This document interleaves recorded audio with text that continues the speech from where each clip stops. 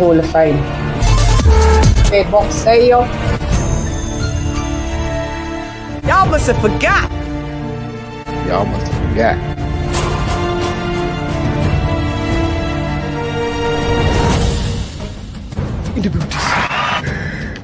Attention.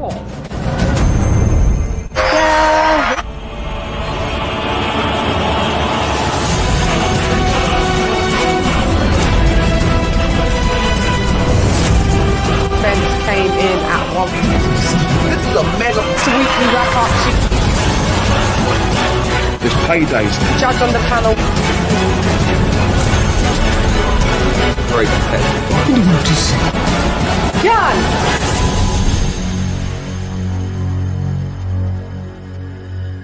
T-minus 30 seconds.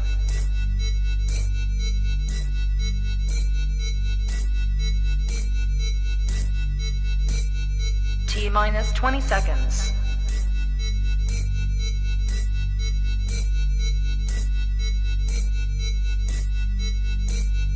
Ten, 9, 8, 7, 6, 5, 4, 3, 2, 1, 0.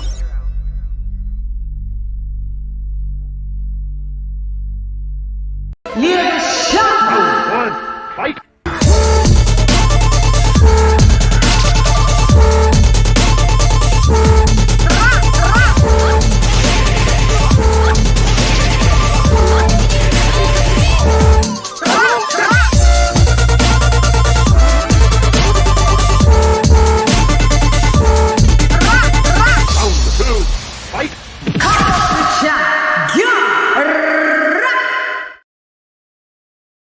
Yo, hey girl, it's Lady Chann, none less, and welcome to We Are Here for Parker Wardley. We are in the beauty scene. Ding, ding, ding, ding, ding. What up, though? Kaboom. I'll be on cam for a weekly wrap-up show Monday. Yeah, because I know everyone, where's she coming on the cam? I was on cam today. Go look at the news reports. But my predictions. We're actually going to give you a couple of predictions on here in a minute.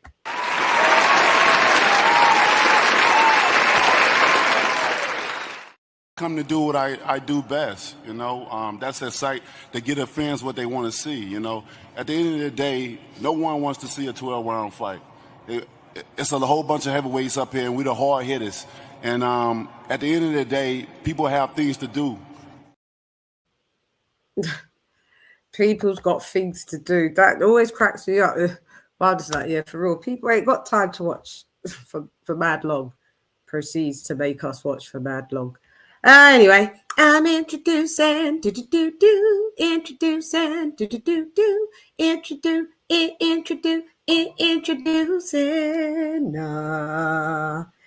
It's introducing the white baby, AJLJ, AKL, what up, Joe?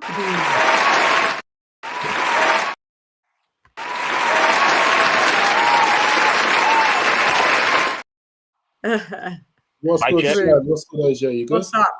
Yeah, I am good. What up, AJ all day? What up, Fight Fan Figures? We are in the building. Fight Fan Figures, you are literally. Can you hear me? Yeah, he's literally in the building. In the building. In the building. Hey, Nice. Yeah, there we go. Looks sick. Thank you for leveling up to. He got to level number 21. First out of everyone in the Discord. On the Discord, it's popping. Yeah, the Discord, man. Lisa will be putting all the links up in the chat as we speak. The next person to get to number 21, level 21 in the Discord, what will happen is they will get something too. It's always going to be something different. So Fight Fans got that. The next person that levels up to 21, they'll get something else and something else. Yeah. Different. Can you hear me? Yes. We Yeah. can hear you. You've been good. Yeah, we can hear you. Can I? All right, sweet. Good looking. Yeah, we can hear you live and welly well. Do you remember when Wilder said that? Oh, we got these 12 rounds. You know, we got shit to do. Come to do what I do best, you know. That's that site to get the fans what they want to see, you know. At the end of the day, no one wants to see a 12-round fight. it's a whole bunch of heavyweights up here, and we the hard hitters. And at the end of the day, people have things to do. You got things to do, man. That's funny.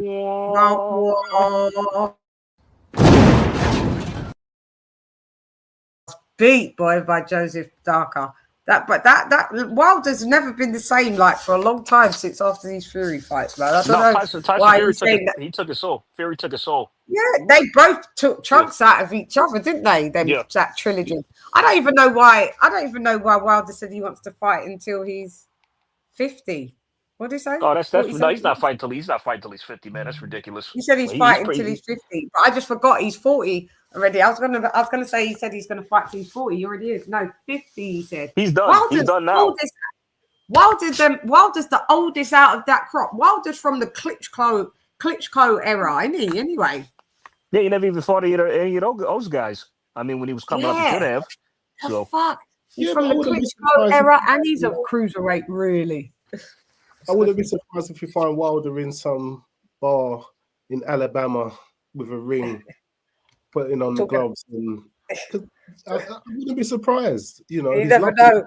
Yeah, he's loved. They appreciate what he probably anyone that comes up to him and says, you know, why did you just was accusing Fury, you know, about this cheating stuff? Like, well, I mean, well, Chad, you know what's funny is like I was actually thinking about that. I was thinking about that myself. Like I think just like I was either yesterday or today. And it's like, why does no one ever call him out on his excuses that he made? That's just so weird.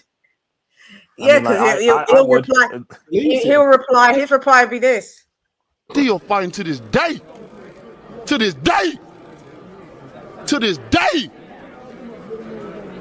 You just sit here. You don't know what I'm. Let's go, baby. Let's go.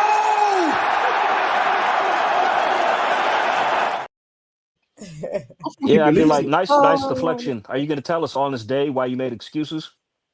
I think he believes it. I think he honestly thinks he was cheated. Wow.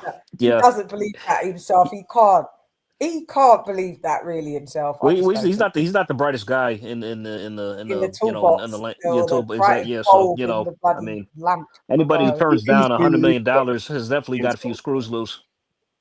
Watched a couple of LDBC videos and thought that's why it's true. Yeah, LDBC. You feel the metal in the gloves. They don't got the the bit. Cuckoo. I mean, what's crazy is JD's was right there. Didn't he also oversee the hand wraps? His trainer. So like, what's going on? You know, like this, it makes no sense. Yeah, it just doesn't add up. It just doesn't add up.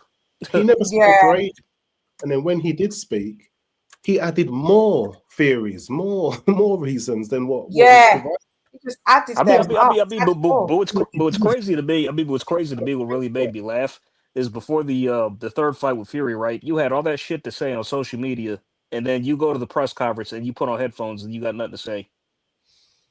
Even when he bumped into him in Riyadh, that was wild. Did he shake his hand? Yeah, Leon, you're right. Yeah, we saw face to face. Even hugged him. AJ's hand. Do you remember? He give AJ's hand. Yeah. And AJ was like, AJ looked at him like, "Are you serious? All right, here you go." Yeah. The day reckoning card. I want to shook. AJ better than me. I want to shook his damn hand. Like, are you fucking kidding me? Yeah, because when Wilder was speaking at the press conference, Joshua just had this look of disdain on his face. Like, like is this guy for real? Like, I could tell the animosity was there. That's why you picked that bit of our interview, AJ. Yep. Where we talked about exactly. He tried to keep it PC. Yeah, that was hilarious. We were like, I mean, but that's who Wilder is. It's like he'll talk all this shit behind closed doors, but then like when he's up close and personal, he'll make buddy with you. That's just what he's about. That's what he's about. I don't respect that. AJ seen that, like knows he's a snake like that. He just was like, yeah. You know what? Let me just say, everyone knows you're a snake. Anthony Joshua's just, he's just calm with it. Like, God, yeah. Because when the time comes, I have to just send you into, another stratosphere. I will. I know all this shit. Yeah. Joshua was like, he probably thought because he probably thought that like he was gonna beat Parker like we all did, and he goes, "That's okay. I'm gonna knock That's you the what fuck he out really was. in this next fight. Yeah. Yes, that's all right. I'm I gonna get you." predicted Wilder to beat Parker, man. Yeah, but Parker upset him. To his credit, man. You know, He was on so that Wilder's, yeah, he's gone, man. Hey, Dr. P, what up, Dow? What up, Dow? salute You Dr. are P. always Good Mr. P. That's where you are.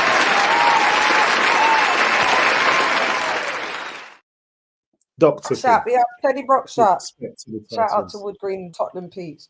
West Green at West Green Road. Yeah, man, that And long you road. guys- There's W. But Dubois, Chan, he's at the but fight. Chan, I'm Look, sorry, you like see you Dubois know. at the fight.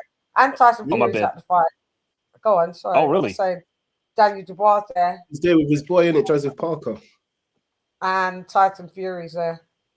Yeah, Chan and Leon, I'm flying blind. I'm not watching the broadcast or anything. I'm not watching, so you guys got to fill I me in don't on what's blame going on. you. Oh, because- okay. Got you. Yeah. Saying nothing. Yeah, we've It's got a minute Taylor to and discuss Woodward, the someone zone getting there. pay-per-view in the US. Huh? It is, but I didn't buy it. Yeah, I didn't buy. I'm not it's buying it. $60. I'm not Yeah, buying that. it's I'm not paying for it. $60, That's boy. ridiculous. That's crazy. Yeah. It's a protest. It's You need 60. protest. Yeah. Even I'm for putting us, my this foot down. I'm wasn't a putting my foot down pay-per-view with event. this one. I got to put my foot down with this. I'm not paying for this. Yeah, even for us, this ain't a pay-per-view event, really. Come on. Yeah. Joseph I mean, Parker. like the undercard is that no one knows who these other fighters are in this Fabio, but undercard. no. Yeah, they could have, because then they're squeezing you $60 plus your monthly Take it zone subscription. too far. I pay the annual. I pay the yearly annual. So you know, Yeah, yeah. that's So too there's much that. money, There's that. though. Yeah. It's crazy, man. I bought enough Yeah. pay-per-views this year already. Why did they Like seriously. I don't know. I would- Sometimes they reverse it. We don't pay pay-per-view. You do. You don't. We pay pay-per-view. You don't. Get down. I would love to hear somebody from the zone explaining down. the financial reason for that.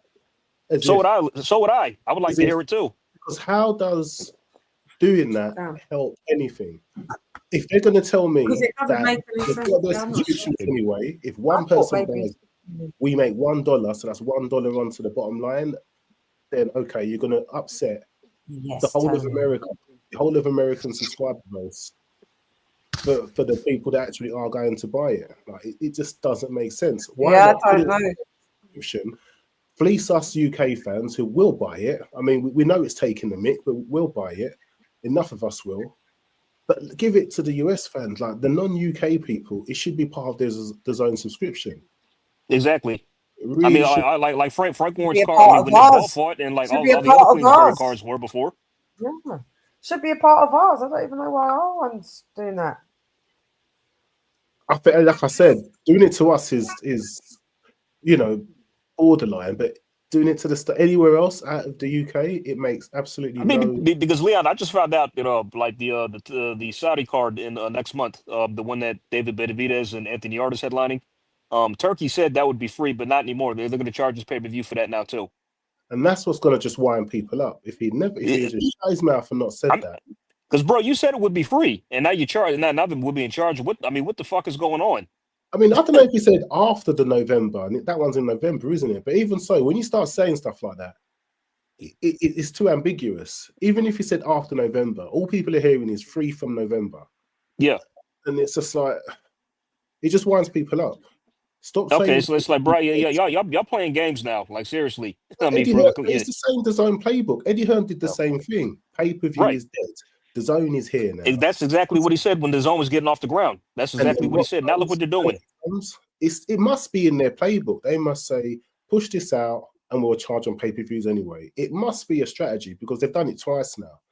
And they don't care what happens when they got the backlash from the first time. Or maybe they're thinking, well, Eddie Hearn did it last time and look at how much our subscribers has grown. So let's do it again. It must be a strategy. It must be. I mean, what strategy that is, I have no idea. I mean, just to squeeze the customers for adding more money. I mean, because if that's the case, more people aren't going to buy shit and just unsubscribe. It is just like, I don't know. I don't understand the whole reasoning behind it. Like, you're going to do the same stuff. You're going to put so many things behind the paywall that are not deserving of being behind the paywall. Like $60 in the UK, in the US for a New Zealander and a Brit and a Brit. Like who's pretty much like a prospect contender, like when nobody knows, when no one knows, when nobody knows. Non-title fight.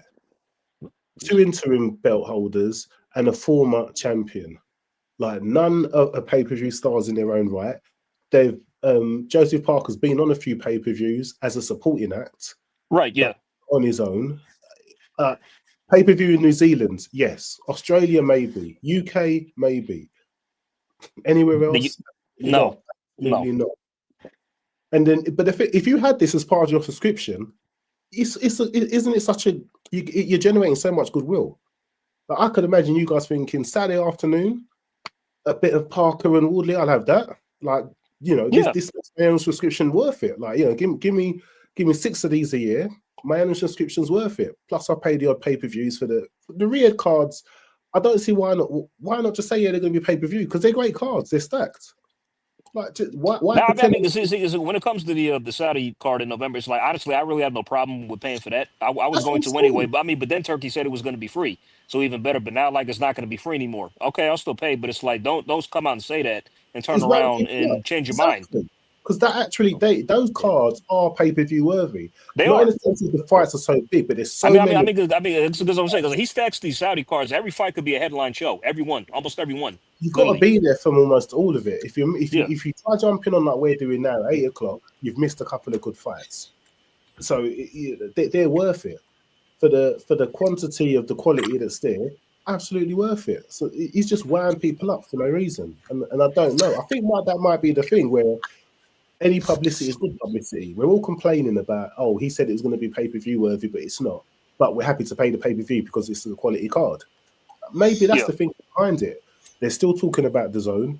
Eventually, all people will hear is DAZN. They'll forget the negative bit. Next thing we'll put on, when they tune in for these mega cards that we put on, when there's buy the pay-per-view, then we can start emailing them, would you like a subscription? Would you like a subscription? And maybe that's how they're doing it. Maybe they're thinking that that's what happens. We get people talking about DAZN, even if it's negatively. We put on great cards, people buy the pay-per-views, and then next thing we know, they're subscribing. And that's what their bottom line is, getting their subscriber base up. I remember what up, years Black ago. Caller in the building. What up, though? Salute. Thanks for coming through. Go ahead. Yeah. Go ahead, guys. And Dr. P, Teddy Bruckshot, Georgie Porgy. Guys, but didn't say it was after. It's not going to be pay-per-view. That's what I remembered it being. Say that again, Jen. Repeat that. You kind of cut out there. I thought, like you said, that pay-per-view was stopping in November after that. That's exactly what we're talking about. Yeah, it's like with the Saudi cards. That's what he said after Shen, because after. After he said after. Yeah, I didn't. Yeah, because wasn't there? Yeah, he said something in November after the yard fight. The yard fight was always going to be pay-per-view. Okay. I do have but then as we were just saying, I need to double check that. I always thought it was. No, I remember it. So I have an inkling he was saying after the yard, but all people hear is no more pay-per-view. It was after yard. Right, and that's what I'm seeing. I thought the Saudi yard card would, but I thought that was going to be free too. I thought that was going to be pay-per-view, but then once he said, it's going to Saudi card to be free. Of course, yeah. Oh, did he say that the card was in the end going to be free? The yard That's card. what I thought. That's what I thought he said. I mean, but then Leon said I always was after that, understanding it was pay-per-view. Because in December we got in December we got the Inoue card that he's headlining the Night of the Samurai card, that Japanese versus Mexican card, and Nakatani's going to be on it too. And I'm wondering if that's going to be free. I wonder if that's going to be free. Yeah. No, it'll be free because of the day that it's on. I know, but it's in Saudi. That's in December, yeah. Listen, if they can put Wardley, Parker, Let's go, baby! Let's go! Sorry, Dr. P's 41 months straight in the membership. Well, damn, 41 months long. Let's go, baby. Let's go. There you go. I just wouldn't put anything past DAZN. If they can be charging $60 for Parker Wardley, they will charge for Inoue and Nakatani on the same bill. They will do. To the left. Yeah. Any halfway Any halfway pay-per-view. I always thought, £25. I don't even know why it's pay-per-view here. Really, it's not a pay-per-view fight. It's going to be a good fight, but it could have been on the free membership. But how much are they paying Joseph Parker and them? Then they must have the most inflated passes. Then, because like the thing about with the whole pay-per-view model, like if the zone, like if the zone wants to do pay-per-views, fine, but it's like give them to members or subscribers at a discount, or don't charge them at all. Because I'm already paying. Localize it. Yeah, you're global. Just localize it, and you generate like us. We shouldn't have to pay for an Akatani one. Make the Japanese, make that area, the Southeast Asia, all the people where his fans are willing to pay, where it makes sense. Let them pay the pay-per-view in that region. Let us pay the pay-per-view for Parker. It should be free. In the UK. Parker should be free for use in the US. Like you can localize things. You don't have to squeeze and squeeze and squeeze until you're trying to get blood. But it must be that they paid them a big purse. They have to be. Pay them the purse then. It's too much. They don't pay them the purse. I don't know how much. I don't know if their purse was reported, but I'm just saying. Let me see if I can find out. I'm curious now. Yeah. And as much as we're saying that, we can't blame the fighters because the zone makes money off of it. So it's their business. I got a purse amount here. Let me see. This is Joseph Parker's apparently set to earn around 33 million, and you're lying! No way. And Wardley's going to get around 500,000. That's even that's a big nice purse for Wardley, but I don't. Yeah, Joseph Parker's no way getting 33 million. That's a lie. No, 3 million. 3 million. Oh, I thought you said 33 million. No, 3. Just 3. No. Okay, so not that much. Yeah, just 3 million. That's it. Yeah, I can see that. Who got dropped? One of the geezers got dropped in the 10th round. Oh shit. Got up now. Okay, 3 million versus 500, then 500,000. It's a nice one for Fabio. Nice little eat. He's just had a baby as well, so I guess it's probably his highest purse. It's probably his highest one. And he's been fighting quite regular and been getting decent sized purses. So I know he's probably cleared $1 million now. So that'd be good. Oh boy. Yeah. I'm getting upset vibes. Why do I think Fabio is gonna do something? Oh yeah. So you saw my thing. Oh yeah. So Leon, you can give your prediction. Give me one. Yeah, I'll go after Leon. Go ahead, Leon. I'll go after him. Yeah, give me 1 minute. Hang on 1 sec. Give me 1 minute, Lee. 1 minute. Yeah, go on. Go ahead. Give your prediction. I was gonna just line. Yeah, even before I heard what Joseph Parker weighed in at, I was predicting an upset. I was predicting Wardley KO round 11. Yeah, I think I was thinking originally that Joseph Parker was going to box and move and try and wear him down or do it or win clean on the cards, and eventually would tire out and get caught, and Wardley would find something because his power does carry through. But now I've heard that Parker's coming in his second heaviest at 262. I originally thought that Parker's been like that. But when I looked on it, I thought one of his great moving performances was against Wilder. But against Wilder, he was in the mid-240s. Yeah, he was like that. He's normal. Wow. But he's been in 262. He's been in the 2-6 brackets before. He has been in that bracket before, but he hasn't moved. Royce won, Zhang. But the Zhang one, he wasn't moving. I think he was that heavy when he fought George Russell, if I'm not mistaken. He can only hit you from inside. He was kind of sticking mid to inside and bopping. With Wardley, you need to be able to move outside and then come to mid range and inside and then pop out. He needed to move like he did against. I thought he needed to move like he did against Wilder.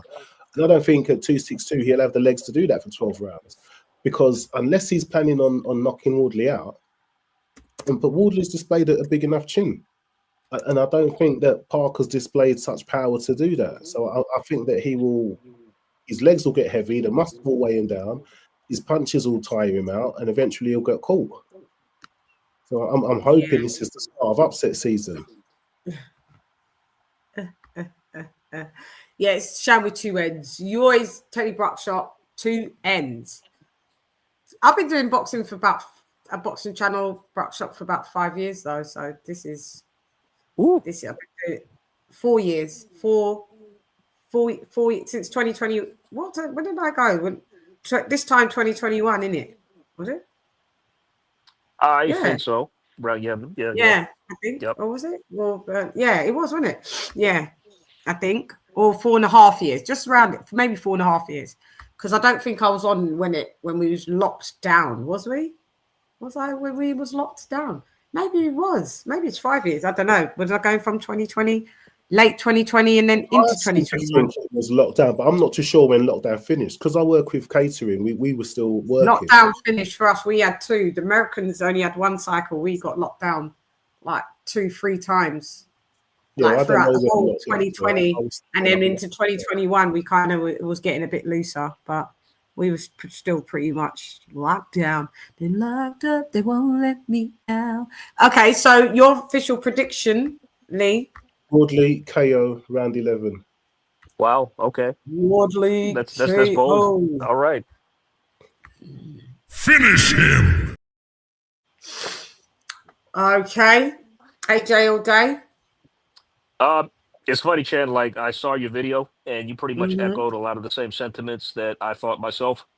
With just one minor difference is that with the Bacoli win for Parker, while it was good, I didn't take too much from that because just Wardley didn't have a camp going in, and he took the fight on a short notice. So I'd say if he did that to Bacoli and he had a full camp, then that would have been impressive. But since he didn't, it's like okay, just he wasn't really in fighting shape, and he probably didn't have the punch resistance to because he didn't train or anything. So but all in all, I just think that this assignment for Fabio is too stiff. Joseph Parker's a veteran to this stage, been in with a lot of game opponents. He's on a nice little tear now himself. Got the experience, he's got the toughness, the trajectory, the skill, the toughness, everything. I just think that this is a step too far for Fabio. I mean, credit to him for taking it, but I just think he's going to come up short here. And I give him a puncher's chance. I mean, I'm not really paying too much attention about the weights, but the fact that Joseph Parker probably came in heavy tells me he's probably going to go for a stoppage. So I suspect that I give Fabio a puncher's chance, and I suspect Parker. I'm picking Parker to stop him late. I'd say probably rounds 10 or 11. Fatality.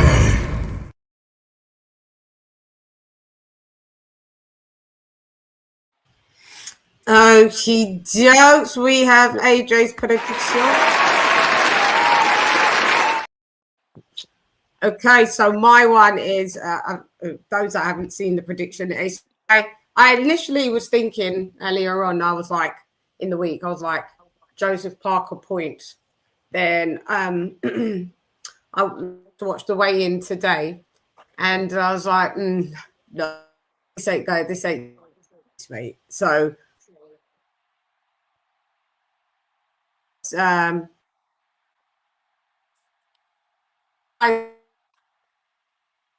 you're kind of cutting out.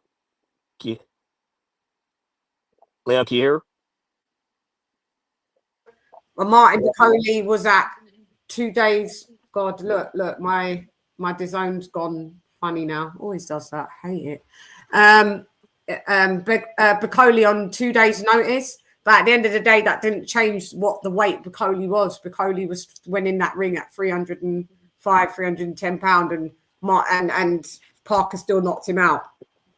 So it's about that he had the brute strength enough to knock out a Martin Bacoli at 310 pounds. So that shows he's sitting down on them punches. So I think that's gonna. Fabio's coming at his normal size, 242s to 240s. And he comes in low 240s as well. So I think, I've got a stoppage. Justice Hooney, we saw they had to rely on a knockout because Hooney would outbox. But I knew I think we all knew Fabio was going to win because when I pulled tape on Hooney, I just saw how he was a great boxer, but he leaves his chin. He cocks out. And then he ain't got no chin, boy. He don't got a chin. So I was like, yeah, he's going. So Joseph Parker's got the wherewithal to outbox Wardley, but Wardley's going to apply the pressure because that's what he does. So that's going to probably cut into Joseph Parker's outboxing, and then Joseph Parker's going to have to toe-to-toe, and that's why I give it to the later rounds that Joseph Parker has to then turn that screw into just, I don't know if he knocks out Fabio cold, if a towel goes in, if Fabio goes on the floor. I think Joseph Parker might get dropped as well. I think they both got the capability. They both can get dropped, but Joseph Parker gets dropped. He gets up and he can win, and he has won. Fabio Wardley, I just don't know. I think the experience of Joseph Parker is going to be the I think it's going to be the difference. Yeah, Joseph Parker's seasoned vet, former WBA heavyweight champ, only 33, but it's been around that block. How many losses has he had? Three. Yeah, not many losses. Yeah, come on. So, I was just looking. That was Canelo at a football match. I'm just looking at now. It's come back on like the DAZN commercials. It rebuffered. It went all grainy and said there's a problem. But so yeah. So I'm giving it to Joseph Parker to stop Fabio Wardley in rounds 9 to 11. Come to do what I do best, you know. That's a site to get the fans what they want to see, you know. At the end of the day, no one wants to see a 12-round fight. It's a whole bunch of heavyweights up here, and we're the hard hitters. And at the end of the day, people have things to do. I feel sorry for you, Prime. Your allegiance, these humans. The trouble with loyalty to a cause is that the cause will always betray you. Right, so we've got that. But now what we're going to do is, obviously, we are going to keep it fair, and we're going to do keys to victory of how each fighter can win.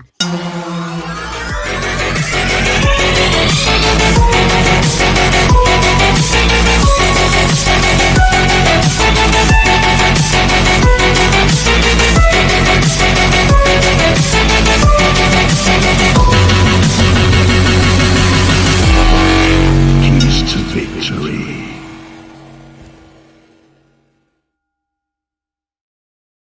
Okay, so we'll keep it fair. We're going to have to break down what are each fighter's keys to victory. So let's start with how Fabio Wardley is going to, what he'd have to do in order to win. Let's go, guys. Who wants to go? Who wants to start? Fabio Wardley is going to need to do his damage when Joseph Parker is on the inside. He's going to need to work the body heavily to slow his legs down. He's going to need to conserve his energy because he's going to need it, because he's not going to get I don't think he's going to get an early stoppage. He's going to need power to carry him through to the end. And he needs to keep his focus and his accuracy on his punches, because he's going to need to land heavy and he's going to need to land hard. I don't think he will be able to drop him once and keep him down like Joe Joyce did. I think he'll have to knock him down a few. I think he'll have to knock him down a few times to keep him down or to get him counted out. Yeah. So, working the body, not baiting when Joseph Parker changes levels, comes in and out, not wasting punches. If he sees Parker's too quick and he's going to move in and move out, just keep your guard up and don't waste the energy with a swing. Conserve your energy, and when you do get a chance to get on the inside, hit him hard, hit him to the body, and when you go into the later rounds, that's when you go for the head to knock him out. Do you think Fabio Wardley can bank like the first 4 rounds clean over Joseph Parker? Bank rounds?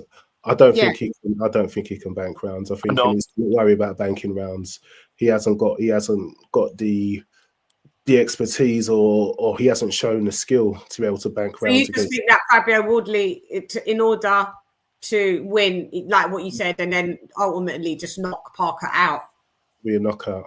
That's. I'll be very surprised if he. So Parker can't. So Parker gets a towel or a technical TKO or a clean count out. Yeah. Okay, that'd be interesting. This is what I'm quite intrigued in this fight. I like this fight a lot, by the way, even though it's a good fight. It's a great fight, but I mean, this is a good fight. This is a good fight. It's intriguing. It is intriguing. Yeah. And they both sit on it. Fight. Yeah.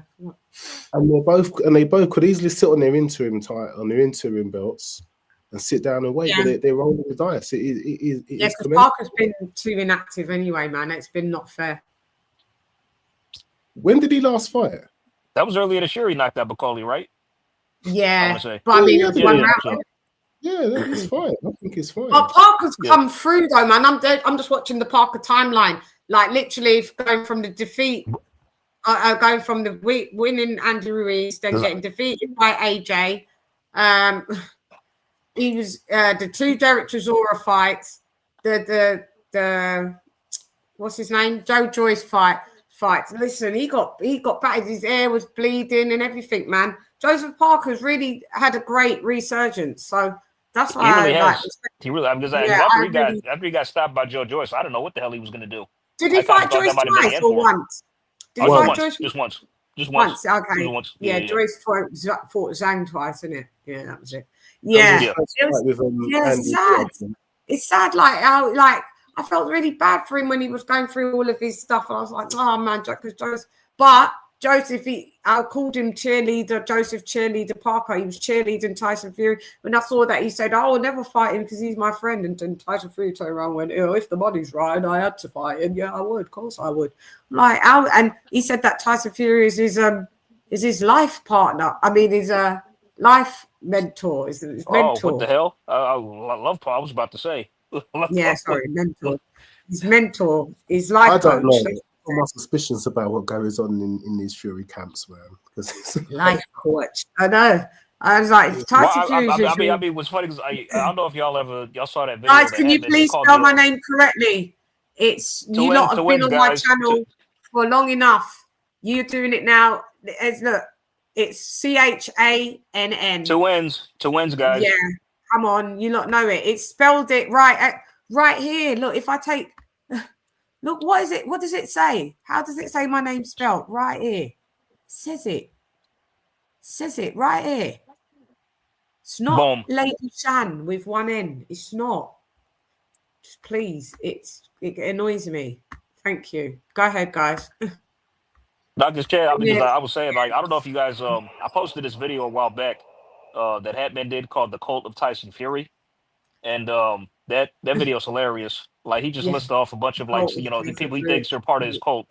And we thought that, and we thought Wilder's was a cult. Yeah, I remember those there. Yeah, he's right though.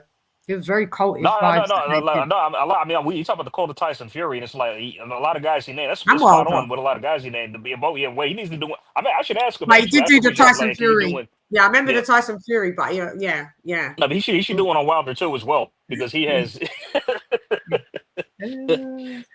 That was bloody hilarious. Hey, Ryan Fraser, boxing talk up north. The Northerners are. Yeah. Shouts out. What's the temperature up north? Tell me.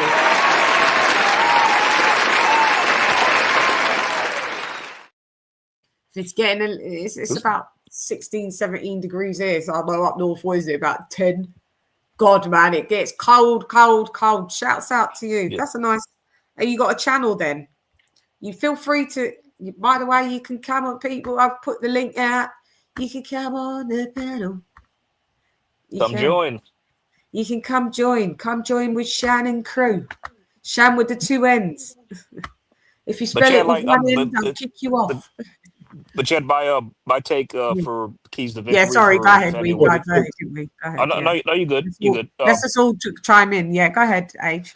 I mean, I'm not. Oh God, I gotta admit, I'm not really good at these, but more or less, I pretty much agree with Leon had to say. The only thing I noticed about Fabio Wardley is that he's actually really good at catching fighters with his opponents with shots they don't see, and that they don't see quick ones, isn't it? Yeah, like blindsiding his opponents, and that's honestly how he's won most of his fights and got a lot of his knockouts, because he knocked out, he stopped, he beat David Adelaide like that. He had him in a clinch, he dropped him, then he stopped him not long after that. He blindsided just as soon he caught him with a shot that he didn't notice, and he was getting silently outboxed. He was on his way to losing that fight, and then So I would just say try to. I mean, but I think Parker is probably going to be too clever for that. And even if he does catch him and drop him, I don't think it's going to be enough to stop him or take him out because Parker's he's got a chin of he's tough, man. He's durable. It took we'll see how hot. Yeah, so that's what he has to do. Like coming. But what would you say? Would you say like the keys to victory? Look, do you remember Fight Camp, boy, when Eddie had it in his back garden? Look, it was Wardley, but versus for Lily. Yeah. Wardley battered everyone, mate. He's battered everyone. Yeah, boy. Battered everyone. That's when did he become English champion? I think he's got all the domestic titles. I think he got them all, if I'm not mistaken. No, at 2020, I think this fight is he won the English championship belt. I think because Joe Joyce had it for a while, didn't he? Lonsdale, and then the Lonsdale belt, the British champ. I don't know. I can't remember what Joe Joyce had. Look how young he looks, Fabio. He looks mad. Wow. Because when he was on my show, he was in his 20s. He said he was 20. He's 30. He's 30 now. I think 30 or 31 now. So okay, so when he was on my show, then he was like 26, mid-20s, late 20s, something like that. Yeah. No, if he's just 30 and he was on my show 4 years ago, he must have been 26. He's 26. Yeah, you're right. Yeah. 26. Yeah. I don't know if he turned 31 yet, 26, 27, something like that. Yeah, so. Maybe 27. Yeah, 27. Yeah, 27. Yeah. Yeah. So he has to start fast. I believe that. That's what I'm saying. He has to start fast and kind of shock Joe. Don't bother with thinking to outbox. But I do think, like the Ben Davison signature kind of. There's the Lonsdale belt. There's the Lonsdale belt. The signature title. The signature title. I'm looking at the telly and talking, so I'm saying signature title. Signature move is that, when they do the jab to the body and then the jab upstairs and then jab to the body again and then they come up top and let off a shot or two, a combination. That's what I've noticed that Ben Davison that's his signature. Because you see Anthony Joshua do it. You see Anthony do it to to Otto Violin. You saw him do it to Francis Ngannou. You saw him do it to what's the geezer's name? Hilarious. So watch that. So and I've seen Fabio Wardley doing the same thing. So you're gonna have to don't try it box the boxer, but a little bit of boxing. Show him that you're not the Deontay Wilder of Ipswich, the Ipswich Wilder, what they're trying to call him, Mr. Liberty. Because he can box better than Wilder, Fabio Wardley. And that's saying a lot because Fabio Wardley has no amateur, background. Yeah. But he sets up shots and he's still decent for where he's come from, in my opinion, Fabio. Oh yeah, they're showing the nose. If that nose busts open, he'll fight for it. He's a warrior. He doesn't let any unless the doctor does some stupidness. He was open for a lot of the Frazier. Hit the like, guys. Please hit the like button or don't just hate watch. I know who's hate watching because YouTube's going to have a new thing to show us the hate watchers. So you better just hit the like. Even if you hate, just hit the like. Because if you don't hit the like, I'm going to see that you're a hate watcher. So it's all good. But that's how I believe it, that he has to just have relentless pressure on Joseph Parker and literally overwhelm him. Like kind of what he did to Fraser Clark, the second fight. Overwhelm him. Yeah. Fast. Don't try he just hit balls to the wall and just took him out, really. So, yeah. Yeah.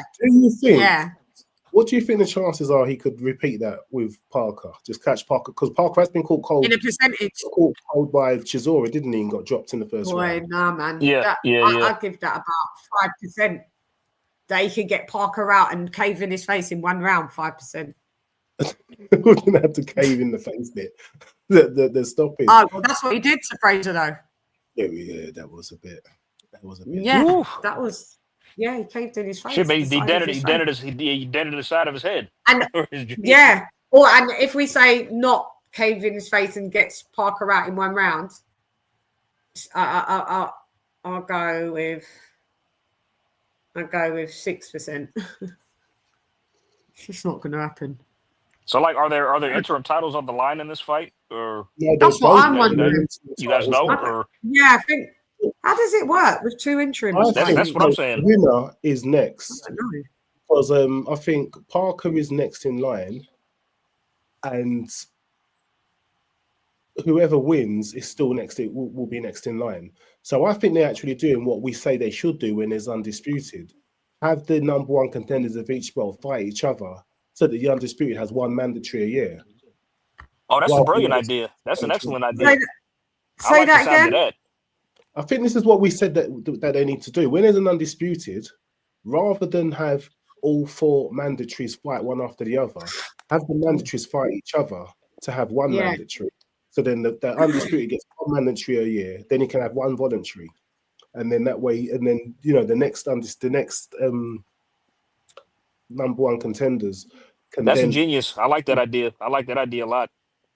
Yeah, I think that's just how it happened to work out this time, because both Wardley and Parker was up for it.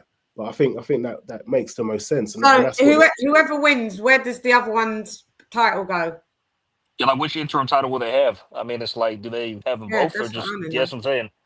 Well, it makes sense to keep the Is it the WBO that's up next? The Joseph Parker's one. It makes sense to keep that because that one's next in line. Usyk's got all of them. No, this is interims. They've both got interim fight belts because that's why they. Yeah, but it doesn't matter which one that they give up because they're all rotating to Usyk. Usyk's got all of the main titles in the rotation, and it's Parker's one that's next in the rotation. So if Wardley wins, it makes sense that he keeps Parker's one. So what does the loser basically lose their interim status? Yes, they have to. Oh yeah, of course. Yeah. Not the way up again. Yeah, they jump down the ranks and that's why we have to commend them for taking the fight. So they both gain two. The winner gets two interim statuses, and they can pick which one they're going to drop. Yeah, I don't know. I just that's what I'm. I mean, if it was like that, I would drop the WBA because I think the WBO is more credible than the WBA. The WBO is more credible. Yeah, it's more credible at this stage. Yeah. AJ. So again, question for you: is Derek Chisora an interim belt holder? No, he's not. He's not. He's highly ranked, but he's not an interim title holder. He is. He is. He's IBF. I mean, he's highly ranked, but I don't think he had an interim title, does he? Or IBF. I think they've got him one. He's got the IBF interim. Hold on. Unless I'm wrong. No. He's the top ranked guy there, but he's not. He doesn't have an interim. He's not interim. So he's number one. He's just number one. He's the highest one ranked. He's the highest one ranked. Yeah. Okay. And who's the one with the WBC? I'm not gonna say IBF though. Did you do? Yeah, WBC is Majid Caballo. He's got it. Easy going. Let's do the super chat. One sec. Let's go.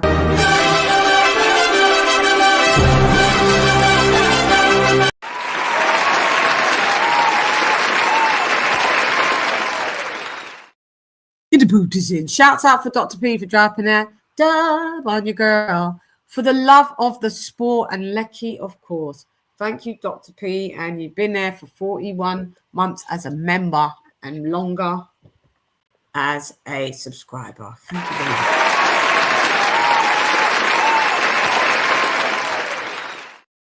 Thanks, P. I appreciate that. Hope everything is well with you and your family and wifey as well. Thanks for the Lecky, a little Lecky. But go ahead. Thanks, P. Yeah. Okay. So Derek Chisora is list number one. So he's not an interim, but he's. I mean, what's funny, like he's actually number two. I mean, the number one slot is vacant. The number one slot is vacant. I don't know why they don't have. Oh, really? Why don't they just boost him up then? That's what I'm saying. So I don't know why the IBF. I've noticed they've done this crap for years. It's like they have vacant slots in their rankings, and it's like just move everybody up. What the hell's wrong with y'all? Yeah. Why don't you just elevate? I think that's so they can just if somebody. No, they do that all the time though. You could have like number one vacant, they're able 2, to 3, and 4 vacant, number 5 vacant. The next be vacant for like a year. Do you not remember who was IBF when it was Ergovich and Dubois, wasn't it?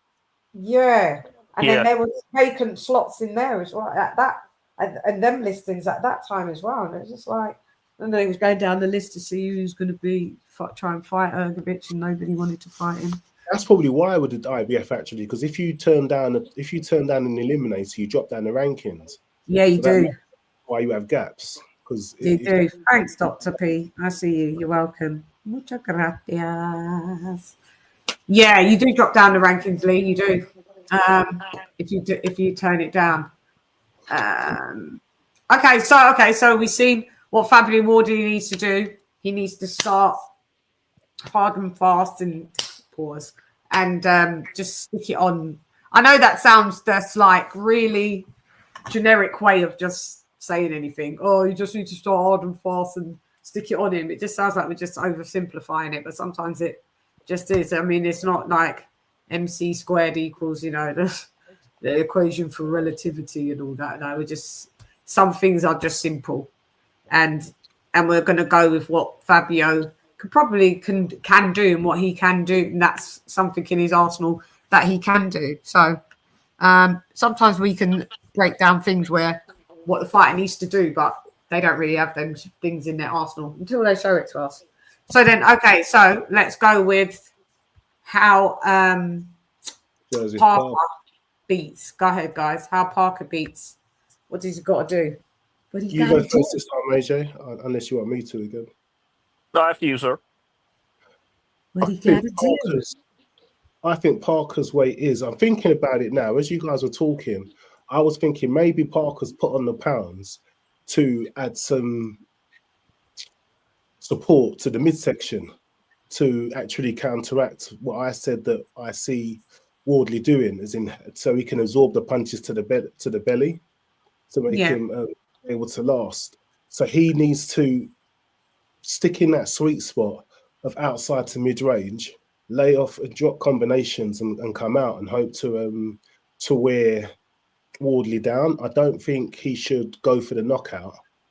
If he does it, eventually there's a chance he can come. I don't think his aim should be going for the knockout, as in I don't think he should be standing there planting his feet trying to drop heavy bombs, unless he rocks him at some point and he sees him wobble, and then you can go for it. But even then you have to be wise and skip the counter.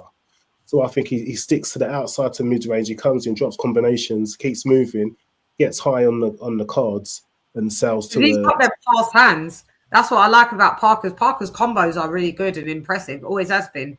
Fast hands, great combos, great shot selection.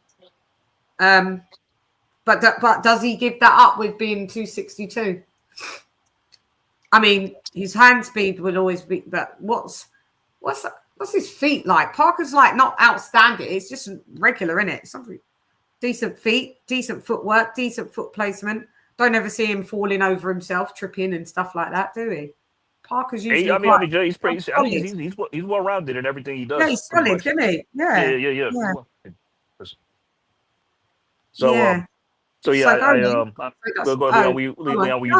was trying. Yeah, I was done. Yeah, okay. So gotcha. Yeah, go ahead. Yeah, that's a good. I mean, well, like I mentioned, I think that Joseph Parker's pretty much well rounded in everything he does. I just think that he should just stick to what he does best. Just keep it in mid, long range. I say preferably mid, since you're a little heavier. Try to kind of maybe just experiment a bit, sit on your punches. Don't let Fabio back you up early if he tries to come out aggressive. Because he will. That's the thing. He will. He needs to establish early that no, this dude, I'm the more experienced guy here. You know what I mean? You're in here with me now. You know this. I'm your toughest test. So don't try to let him. Or if he's going to do that, try to trick him into a counter or just something like he doesn't expect. Because I fully believe that Parker could stop Fabio or drop him if he gets him with a good one. So so don't try to do it. So just try to. Do you think Parker will just box him and also brawl Fabio? I'd say that he'll probably try to do both. Probably he'll stick to boxing though. I think probably early. I say that he should try to. Don't go for it. I agree with Lon. Don't go for the knockout unless it presents itself. But I think he should back rounds. If you're pretty much in the driver's seat, you have the fight under Parker control. Should back rounds. Back rounds for the first 5, 6. Then just turn it up a notch Yeah, I'd say because yeah, I'd say if you're in the driver's seat from like the first 6, maybe 7, 8 rounds, then switch up the gears and see if you can go for a stoppage, maybe like mid to late. Pretty much, that's what I would yeah, do. yeah. Sorry, AJ. I think if he banks rounds and he's he's clearly ahead, I think the smart thing to do is stay safe. I Okay, don't think nothing go for wrong with the that. Nah, Yeah. I've got a feeling that No, wait, yeah, that no, Parker I don't want to take do that that. back because I say Fabio's always dangerous. He's got that one punch power, so Yeah, but you can't let him, you can't take the chance with that. I don't think Joseph Parker wants it to be a point stick victory. I Yeah, think I he mean, wants to I do think you might want to make a emphatically. statement. You might want to make a statement He here as wants to well. make a So, statement. but I've been out for this long. This is why I deserve to fight. Because Usyk has come out and said, like they said yesterday, that Usyk said he'll fight the winner of this fight, definitely. okay, all right, that's what's So up then. if it's Joseph Parker, it's Joseph Parker. If it's Fabio Wardley, it's Fabio Wardley. Wow. Fabio Wardley and Usyk, that would be he'd pitch a shutout. It would be pointless.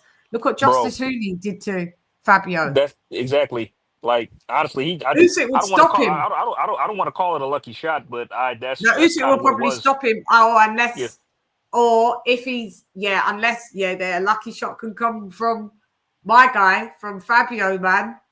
It's been an interesting fight to still watch, but I'd be like, if Usyk just still stays on job and on game, then Fabio's got like a puncher's chance on that whole entire fight for real.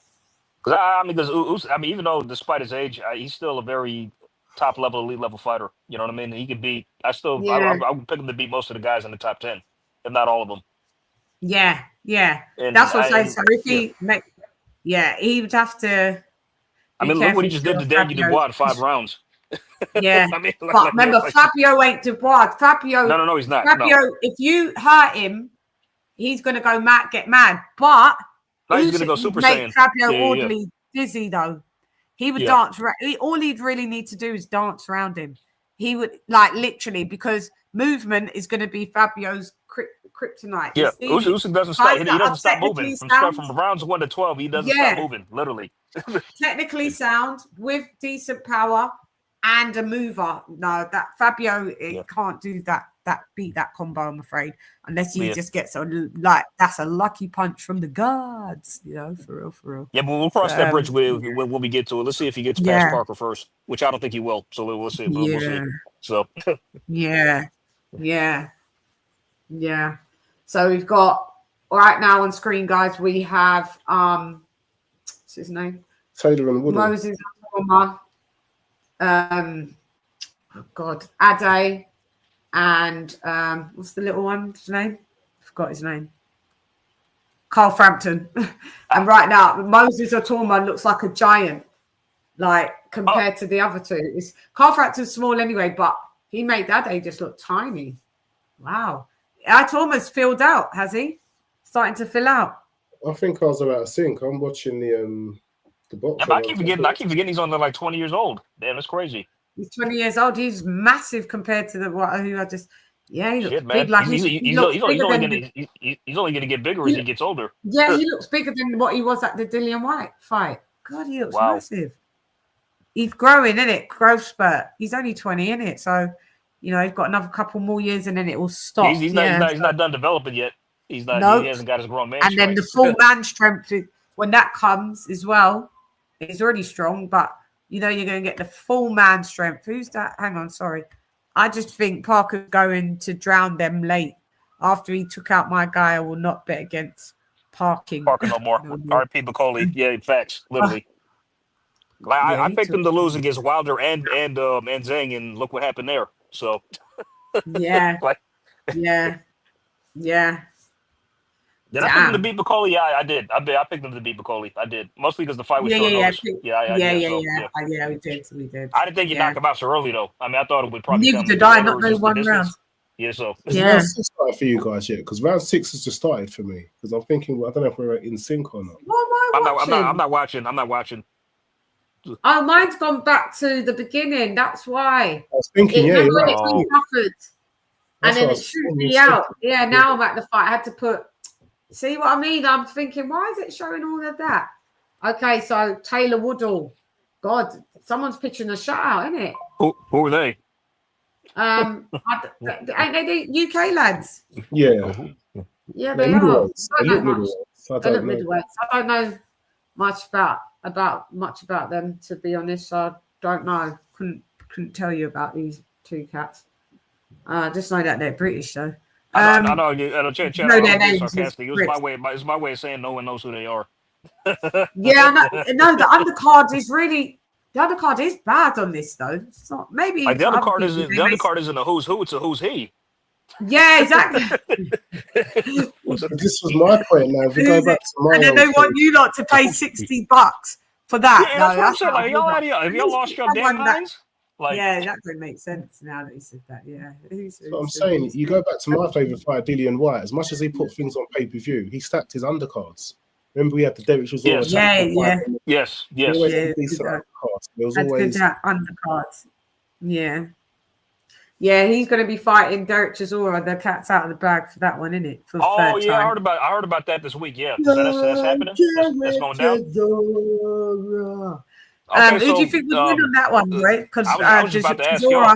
Dillian I was White, about to ask y'all the same thing. Chisora got robbed the first fight.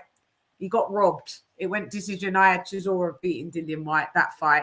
Second fight, Chisora got stopped, knocked the fuck out. And Yeah. the third fight, I don't know. They're both on their last legs. So I don't know, mate.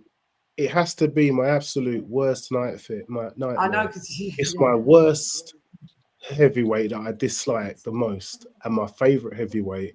But I think that Chisora is going to stop him, and that will be so painful to watch. Yeah, could he? Oh God! It will be You know what? I'm just gonna let this. I'm just gonna enjoy this one and let it ride. I'm not gonna make a pick. I don't even know. Yeah, I'm I stuck. can't call it. I can't call it, man. I can't call it. Yeah.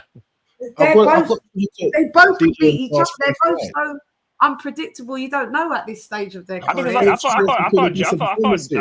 Derek Chisora was absolutely washed, but he won his last two fights. He's been putting in decent performances at that. Like he gets them against the ropes, he hooks to the body, hooks to the head. He's been looking good. I'm like, as much as I, and that's me. And I saying haven't seen enough of Dillian White. Yeah, Dillian White's he's been struggling. Inactive. He's been struggling. And inactive. So I haven't seen enough fight, to see, I've just to see seen if he can really. I don't know, man. But they're both like kind of done. So whoever wins, good luck to him, mate. No. Do you know what I mean? I don't. But that's Derek Chisora's final fight. It's going to be his last one. I don't think Derek Chisora is going to be like Wilder. He's going to be fighting somewhere in his 50s. Wilder ain't fighting nowhere in his 50s. Working men's club. You know what's funny? I think if Derek Chisora wins, he won't retire. He'll probably do another fight, maybe two. Who knows? No, he'll retire, man. You think so? Even he if he wins, got no more left in him. He said it even at the last. He said, "I've literally ain't got nothing more."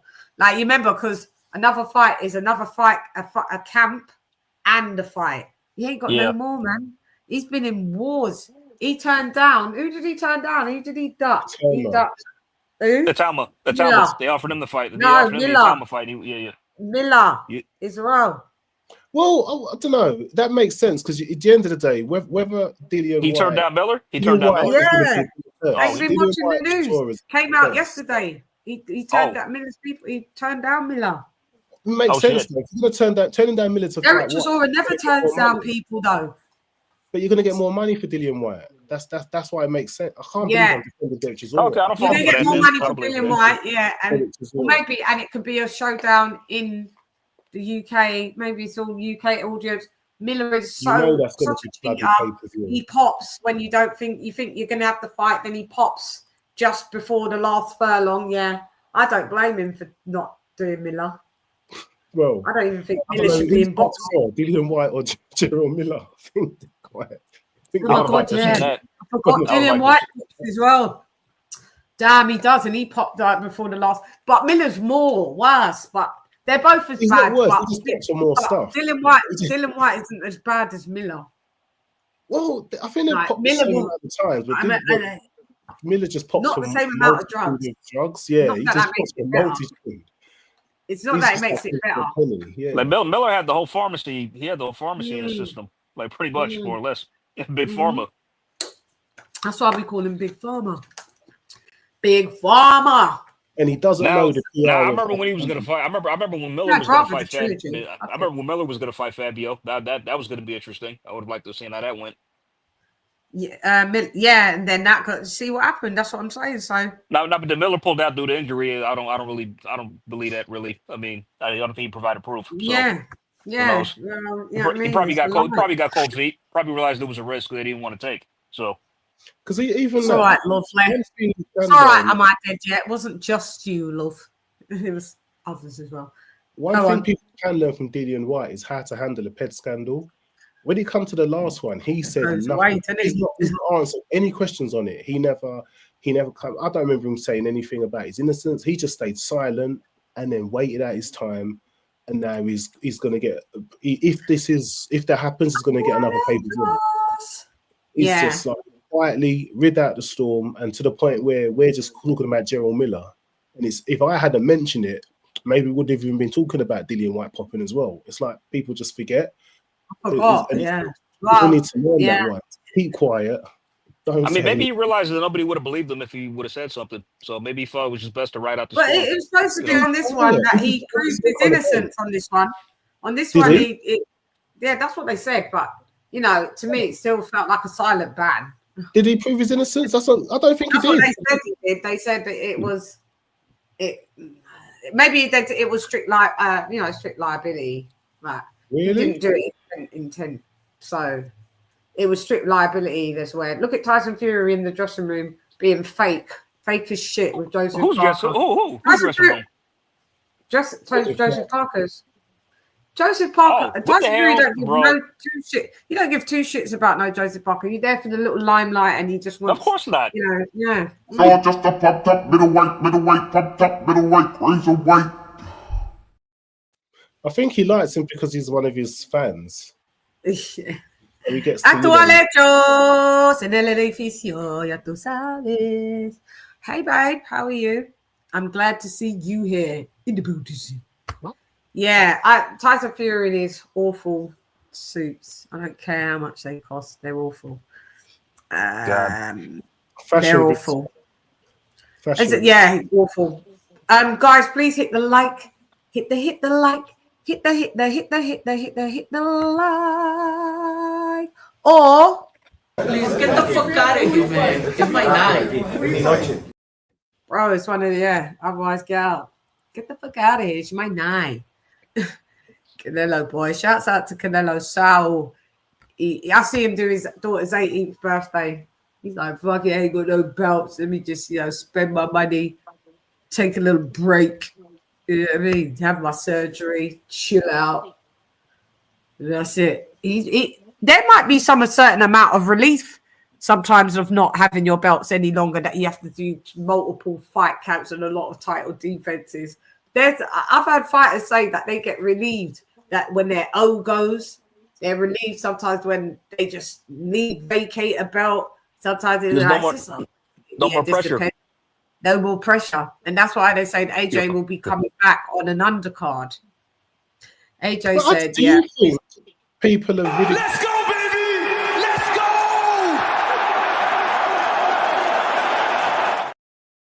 He's going to be on the prelims. They'll put him on the prelims. Is this less pressure? You're on the prelims, not televised. I haven't had the feeling that they've been ridiculing Canelo for losing. Like it's like what I've said. If you take on, not really, they haven't. Well, his own fans have. Do you get what I mean? And you lose. I don't think it's that damaging. No, if you take off fights, but I mean, but his own fans, I think, have turned switch on him, just like Errol Spence's fans switched on Errol Spence afterwards. Just like Tyson Fury. I mean, because these people are real boxing. These people are real boxing. They're real boxing fans, mate. They're fan of man. They're just fly by night, fair weather fans. That's all they are. Like when one guy loses, they'll move on to the next guy. Then when that guy, they'll move on to the next one. It's like these guys aren't. Yeah, they're not. They're fan of man. It was funny. I actually had to defend Canelo. I found myself defending him. It was after he lost to Crawford. My barbers, a lot of people in my barbershop were talking. They asked me, it's like, Alex, what you think, man? I'm like, all right, I'm gonna be honest with you. Like, let's not do that to Canelo. It's not that he wasn't that bad. Crawford was that good. That's just what happened. You know what I mean? He got Yeah, in they there just with want to make it that Canelo was on the slide, super slide. That slide. it makes He it was feel shit. better. Like no, it's like Yeah, Crawford no, was that much sorry, better. wasn't. That's all that No. was. Yeah, just accept it. Bud's way better. The end. He's way better than he's way better than everyone in the sport. Maybe bar him and Usyk was skill for skill, like in certain skill That's levels. crazy. And think about it, he was just at welterweight like 2 years ago. Crazy, huh? Yeah, boy. Insane, man. Bud is the best in this era. Yes, he is. Three division unified, 3 division undisputed. He's the best. He's number 1 pound for pound. That's it. Like, and then it's going to be a little minute until someone, even when Bud retires, who's going to replace that? Yep. I need to see, like, who's got, like, that's going to do some stellar, because he's left some big boots to fill. He has. What up, De Niro? My bandolero, De Niro. Who's the 4th person on that Mount Rushmore? I can see Tupac, Biggie. Is that Jay-Z? Who's the 4th one? With the big chain. I get it. Tupac. Busy. Who's this one with the black glasses with the sons? What y'all looking at? Jay-Z. Who's that? It's Jay-Z on the end. Jay-Z, Tupac, Biggie. I'm not sure who the 4th one is on that.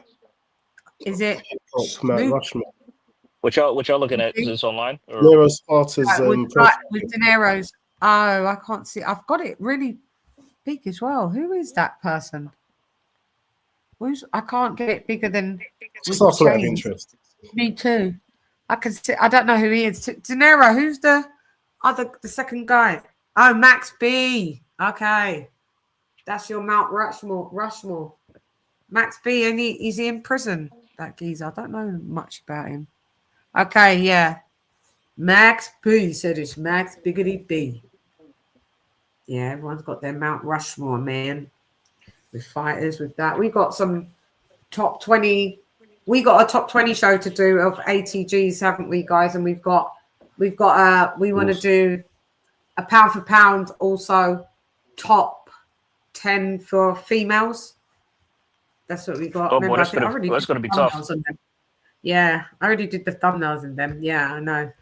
We got to see. Yeah, it's going to be that. Those will be good shows actually to do those. So got to schedule those in. Who won the fight? He did. Stop him. Did it? Through the toweling. Yeah, he was leveling some combos. Ah, damn. Yeah, damn.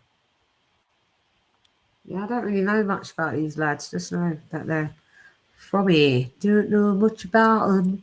But yeah, we're waiting for this main event. It's 9:20. I mean, could have gave us some other fights, man. Damn. Like is some the main event next? I don't think the main event's next, is it, Lee? It's only 9:20 right now. It'd be the co-main, then the main. Oh shit. I know. I know. It's like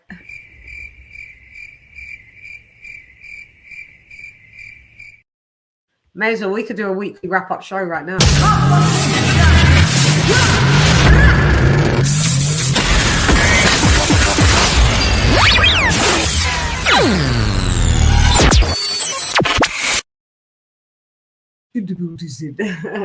Yeah, talk about some other stuff. Go ahead. Yeah, some topics, guys. We will talk about the fight when it gets to the main event, and because right now, go ahead. Yeah, there is another fight in between. It just popped up on my screen. So, let's see, Zach Parker. I'm thinking the O2. Does it look full? Looking in the background. Yeah, it looks pretty full. Maybe not right now, if not. That's what I mean. It will do, though. I don't know. Bloody hell, Malik Scott. Is that Malik Scott? Yeah. Is him? Yeah, I saw him interviewing today with his wife, with Kate Abdo, saying she's just here because Malik's here with one of the fighters or whatever. So I guess it's... I'd never have him in my camp, in my team, ever. I would never have him on my... Never. I don't like that dude at all. I don't like that dude. He's a yes man. He's a liar, and he had the smear campaign against Anthony Joshua big time with all no facts and stuff. He's just lying. I remember the smear campaign that he led. Yes, man. He was horrible. Throw him in the trash. All he does is talk too much. He's a weirdo. It just makes me look like, why would you marry such a guy? That makes me look at you weird now, because he's a weirdo. It won't last. Yeah, but probably not. He hasn't lasted with anybody. He's just a weirdo. What? You'd have to like the weirdoisms to marry someone. You'd have to be weird like that. He's weird. He's a liar as well. Like if you really know about boxing, wouldn't you just? I don't know, it depends. But actually, Kate Abdo is a PBC girl, wasn't she? Yeah, she was. Yeah, so it fit. No, I'd be sitting in that front room with him talking. Well, you see, the thing is, I don't want to do this anymore. No, no, leave me alone. I'm serving some divorce papers, and she wake up like out of her stupor and be like, "Fuck this guy."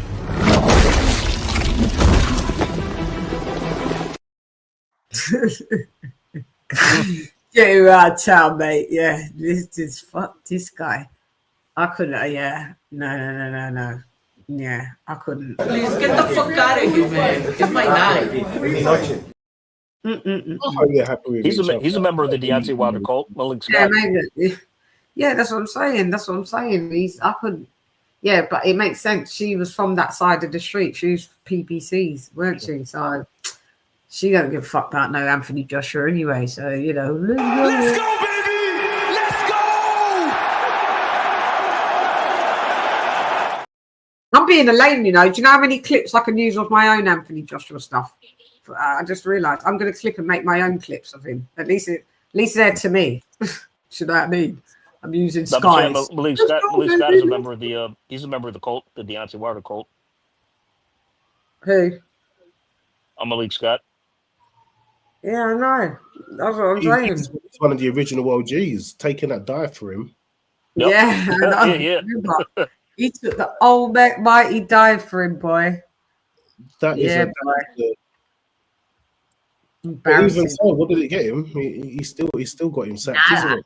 You don't train him anymore. Mate, nothing. Oh, you got him a job with Wilder for a few years, didn't it? Wilder needed a mouthpiece. Wilder says he's got a fight. Who's he fighting in January? AJ, you know, innit? It leaked. Do you know? I have no idea. I have no clue who's his next opponent is. You? I don't. And I was saying to Leonard, we'll know who. I'll know who it is. It's a good fight as well. Who he supposedly. Let me think. Let me use my brain. Well, did he announce it? Was it announced? No, it got leaked. Wilder was on. Yeah, Wilder was on a streamers thing the other day, like a gamer streamer, and he was on there last week, like a big streamer. This white boy, which was odd because I'm like, oh, you've left your LDBCD. No, LDBD. What LCBD? What is it? LCBC. LDBC. Yes. LDBC, yes. I forgot. They're so out of my life. LDBC. You're on a white boy streamer thing, right? Yeah. Okay. What's the thing that you're trying to do here? It's something you're trying to do. But he announced that he said he already signed it. It's already been signed. He said the announcement's coming soon. And then it came, and it's in January, the fight. So maybe he sent the 50 and then it got leaked. I forgot who it was. Who the name was. I'm pissed. I know, dear, it's an hero. It's a good fight though. I thought Joshua should have just fought Wilder as a tune-up and then went into Fury.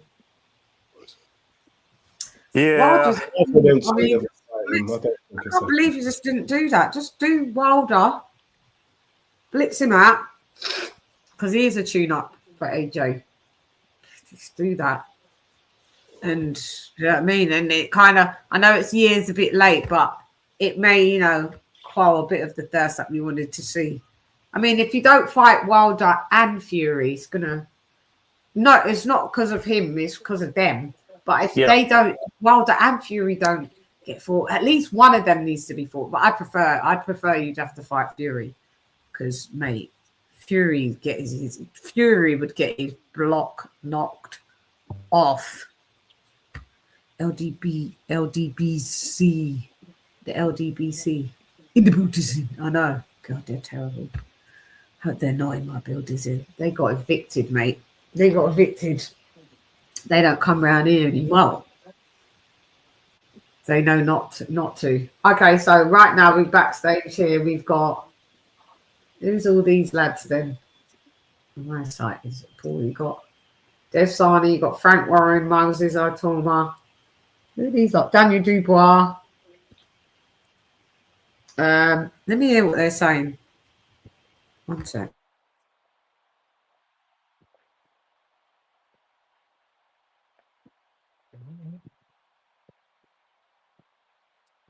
They got Caballero. They're all speaking. I'll give you a blow by blow. One sec. What the hell?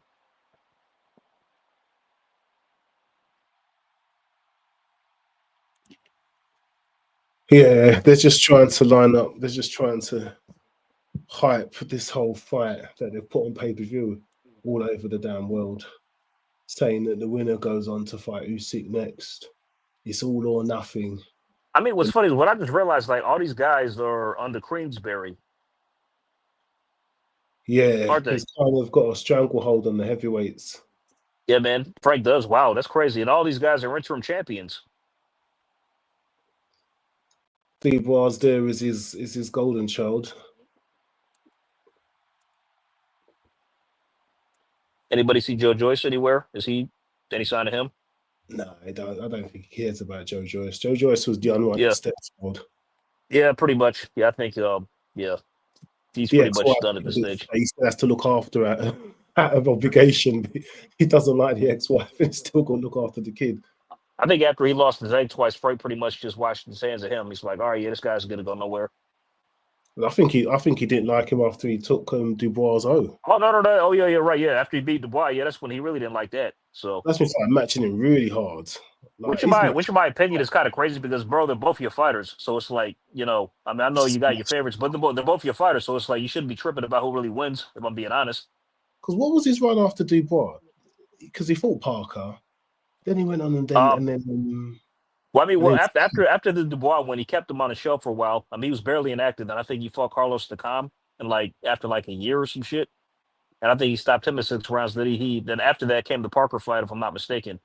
Then after that, Zhang, then pretty much that was it. I want to say. Crazy. And he had an interim belt at the time. He just sacrificed him. He just did not got. When you think of how well he's able to guide people, it was like he was just completely reckless when he came to Joe Joyce. Yeah, he's like, he threw him to the wolves. I mean, like that Zhang. I mean, to be fair, I did pick him to beat Zhang in the first fight. I thought he would, but that didn't happen. But then I picked Zhang to win a rematch, and that happened. So, but then I think he signed Zhang too. Zhang's one of his fighters too as well. Like, damn, he's got hella heavyweights on lock over there. It's a tournament that's quite uncomfortable. He's going to need to have to start displaying a bit more of a personality. Because he's just looking like people who want to be there. It's just like...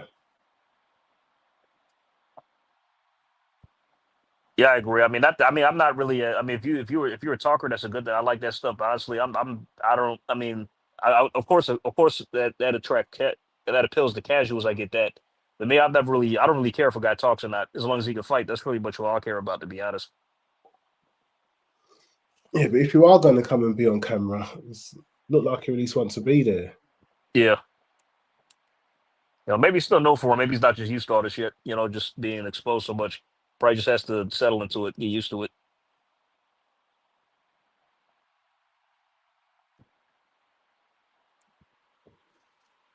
I wonder what the plans are for a collie.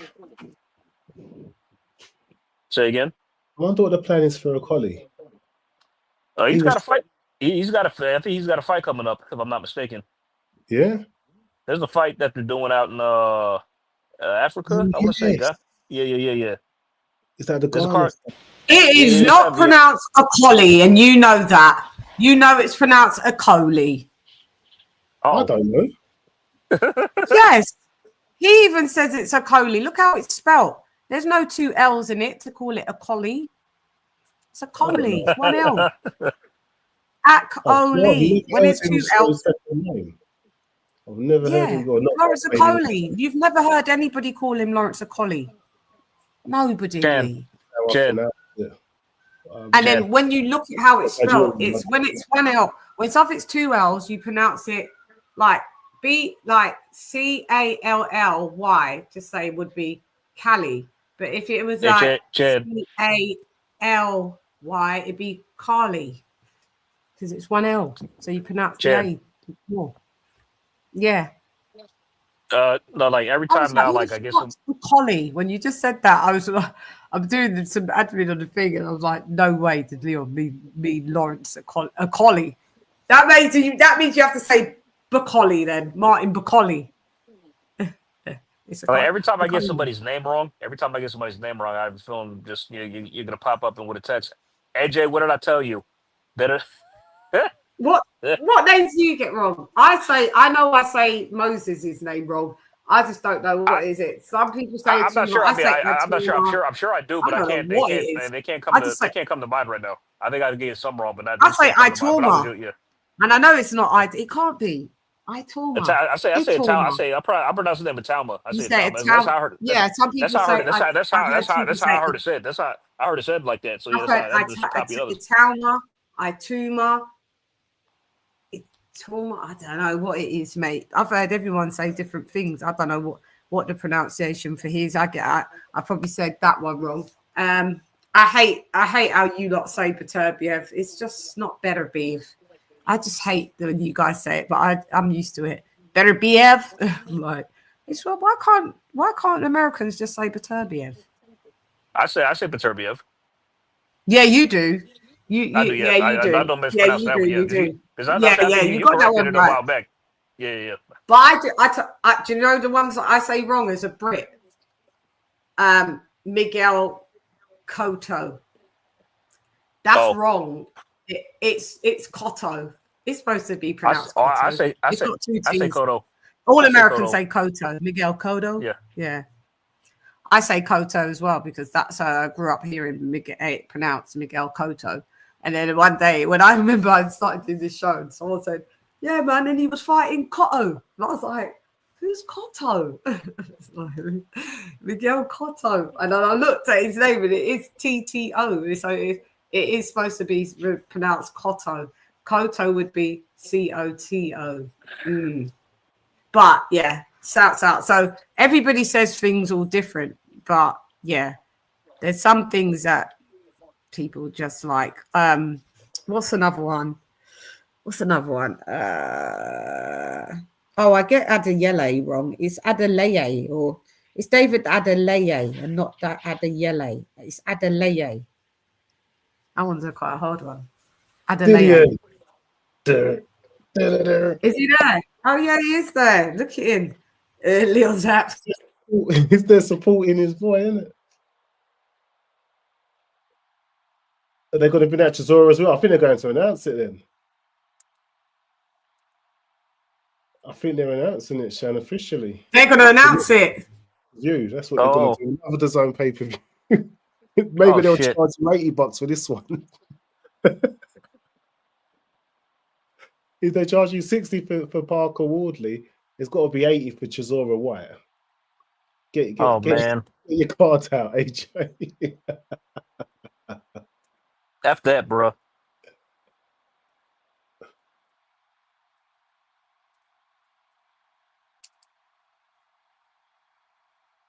They're going to have to dog the undercard for that. Dillian looks disinterested, man. It's just like... Did they announce it? I'm just there for the pack. What's Gerald Miller doing there? Oh, he's there to tell him you ducked me, Gerald Miller.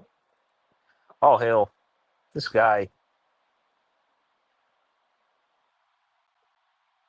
you know what? Any three of them in a conference, I'd like in a press conference, I'd like to see. But then again, Dillian White doesn't do all the smack talk anymore, does he? No, I think he's taking a break off that for real. It's like, yeah. He's just there for the money now. I was just like,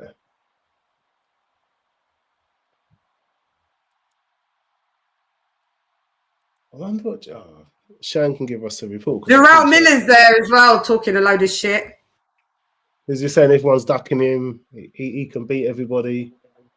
Is he going to insult AJ? Is he going to call out AJ? What's he doing?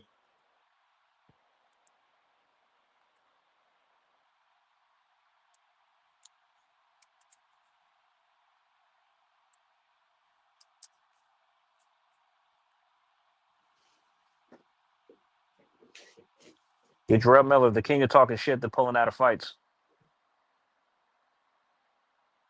And testing positive.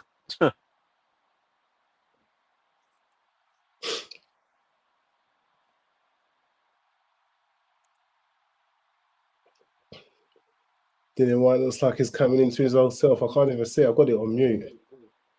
It's like he's saying his old one-liners.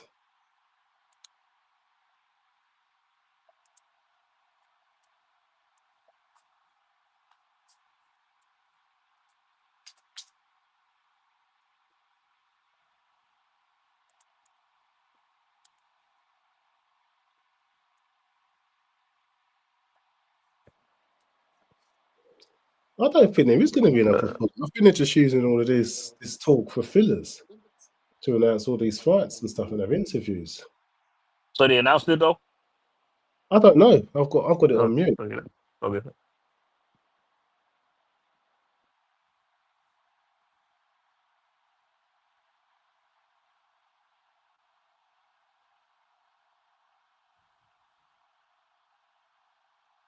It's interesting watching Dillian White on mute. His eyes just look shifty. What he shifts his eyes about.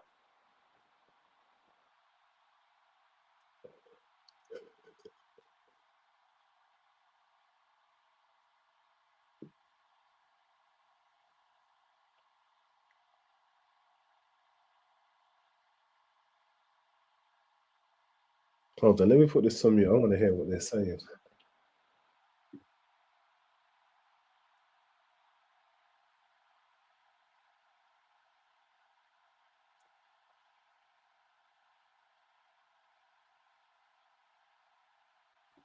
Yeah, so it's not guaranteed. They both want more money.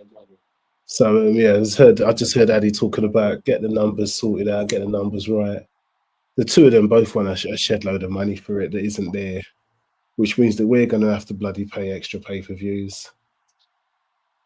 Maybe you guys will get charged like a flipping... No, Derek Chisora said he'll definitely fight him. Just make sure the paperwork's right, which it looks like they're going to fight.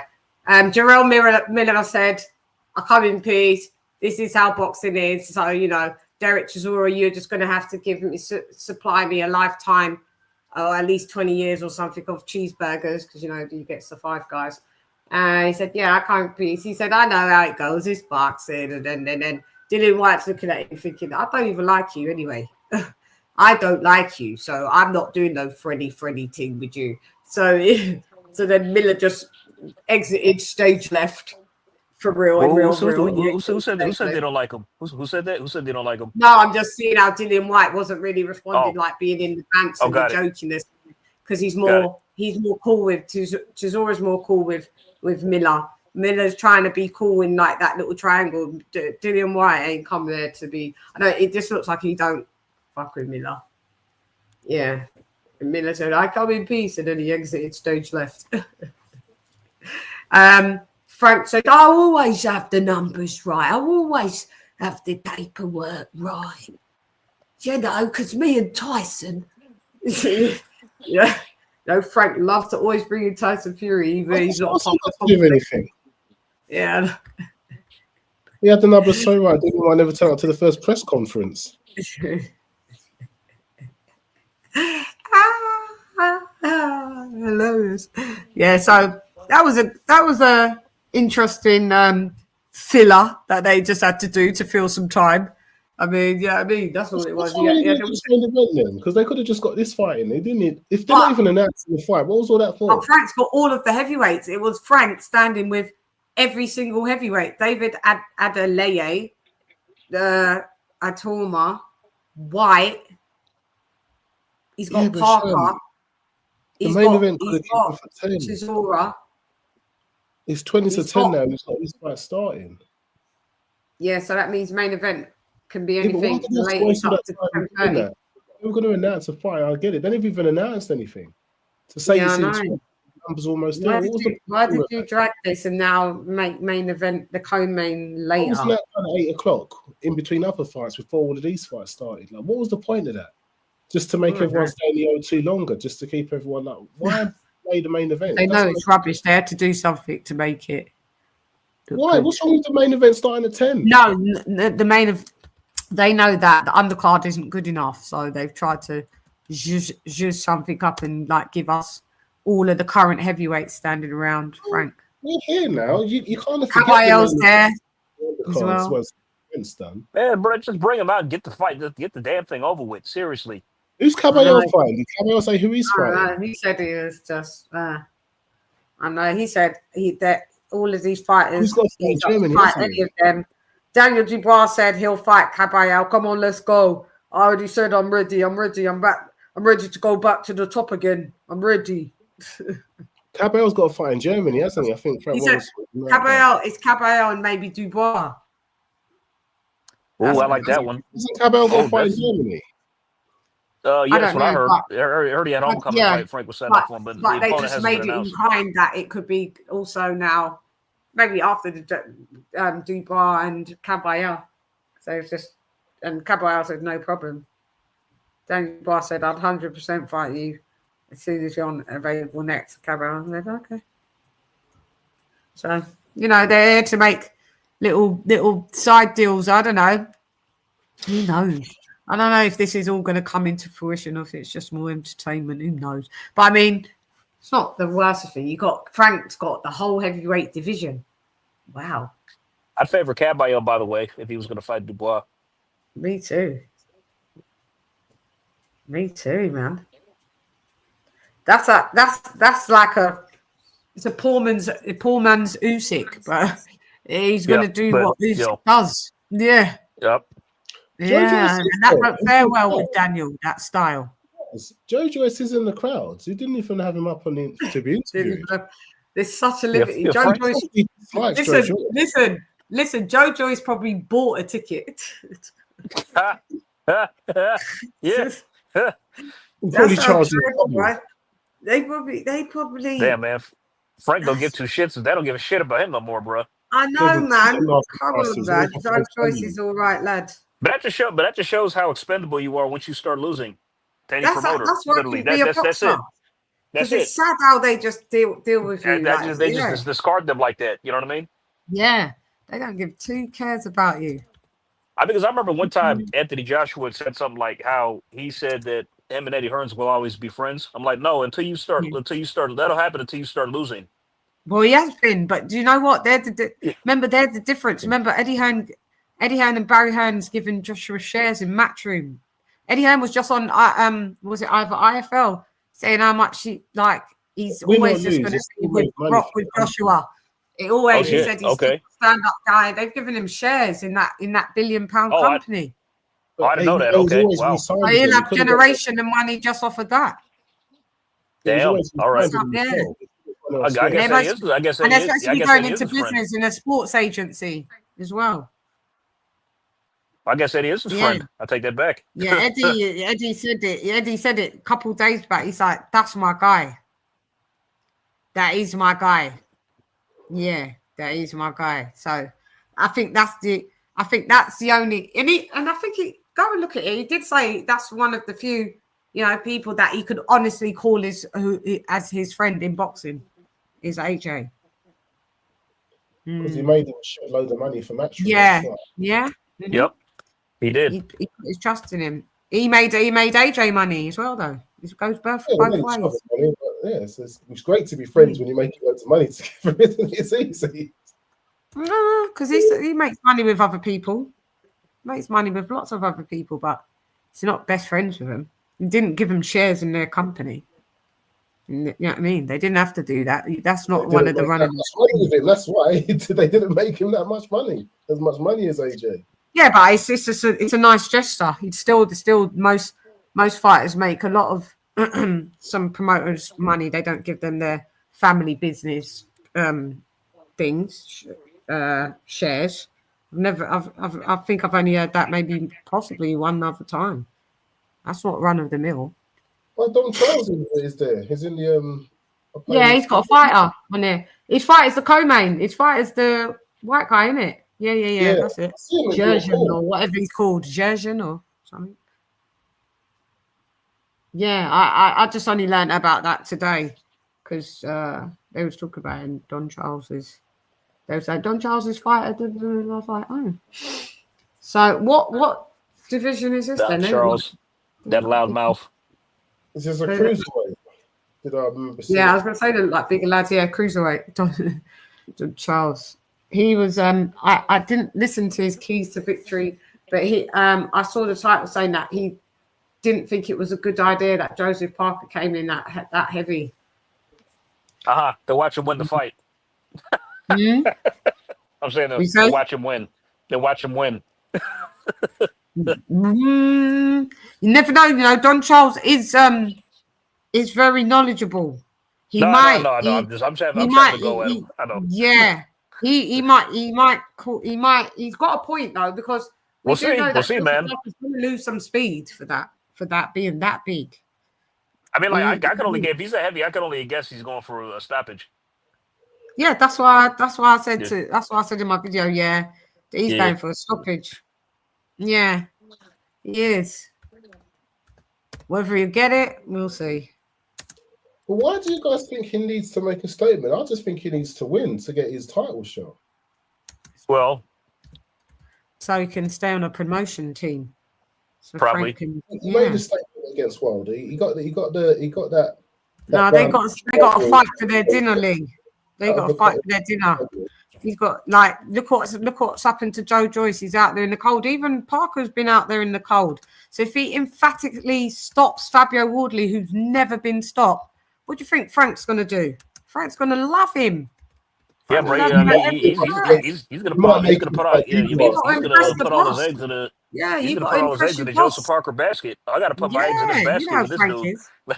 You got to impress your boss, mate. Want to try and put him in against Dubois before Usyk to give Dubois another shot. No, it's going to be for Usyk the next fight. Whoever wins out of this, Usyk's already confirmed it. So Dubois not in that lineup. He'd have to go to Caballero. They could do round robins. There's loads of different things they can do. You know what I mean? Frank's got them all. Get them all fighting. You know what I mean? Don't stagnate. Don't have them all and then don't do round robins. You have them all fighting. In that Ghana card that Coley's in, did they name the opponent yet? No, who? Yeah, no, I don't know who it is. Do you? I don't know who it is. It's him and Adeleye. I don't know who they're fighting. Okay. I don't know either. I just saw them announced yesterday, December what, 13th? Yeah, something like that. Lady Chann. Just doing the typing over. Yeah. Interesting. There you go. Jen, you wearing them glasses? No. It's not. AJ, you know I was laughing because guess what? Them glasses, they're not even real. I was going to ask that. Oh, God. Yeah, they're not real, but they do with it. Even the towel on the head, it was a filter. It looked sick, didn't it? Yeah, wait a minute. Are you saying those glasses were a filter? Yeah, it was fake. And the towel on the head. Oh, God. I said it in the beginning. I went, look. I said, oh, these really do some really good fucking looks. I said it in the video. So when you left it, wow. But they do look fly though, don't they? I'm gonna have to find them in real life. They look so freaking real, man. That's crazy. They've even got a reflection in them. Did you see it? Nothing. Oh, that's insane. Yeah, like, oh wow, man. Yeah. So when you said that, I was like, do I tell him on the comments or do I just? I said I'll wait to the show. Actually, none of you boy.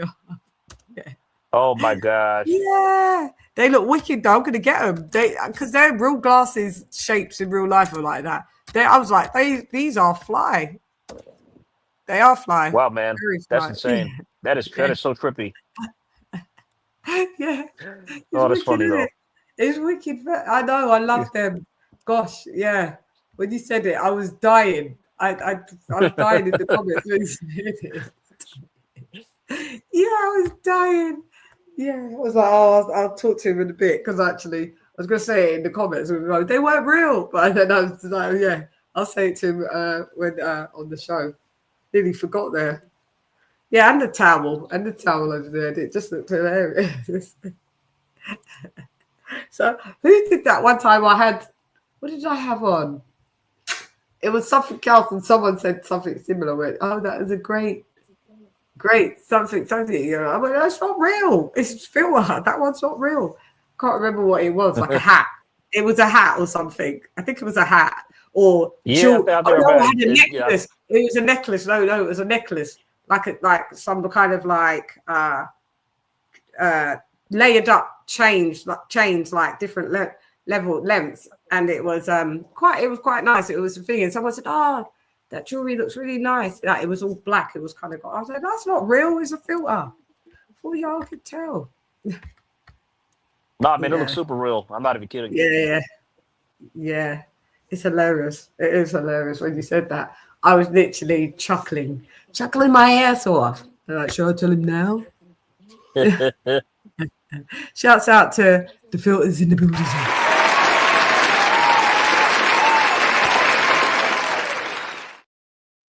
Where is it? Hang on. But guys, if Fabio wins this fight, is that upset of the year?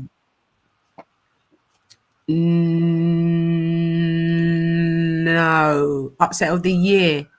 I say it's a candidate. It could be a candidate. Would it be? Yeah.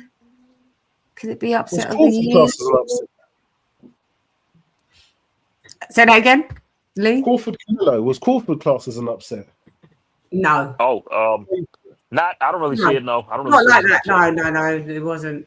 It's compared. It's with a lot of people thought that Crawford could win. I want to show you it. Hold on, just real quickly, so you can see the glasses. They are fucking dope. I'm thinking, what's been a bigger upset if he does pull it off? You might be right, and we're in October. Look at these guys. These glasses. Because I'd say the Crawford win over Canelo was an upset because a lot of people had him winning anyway. Like, it was kind of like split down the middle if you ask most people. Yeah, it's true. Yeah, because he was a betting favorite, but yeah, and plus the odds were actually really close. It's like the odds weren't that big by the so.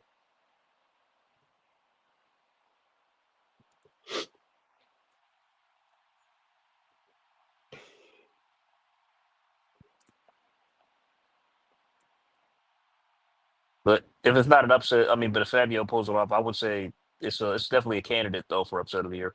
If it's not upset, I think it is. I can't think of a bigger upset this year. I think it is.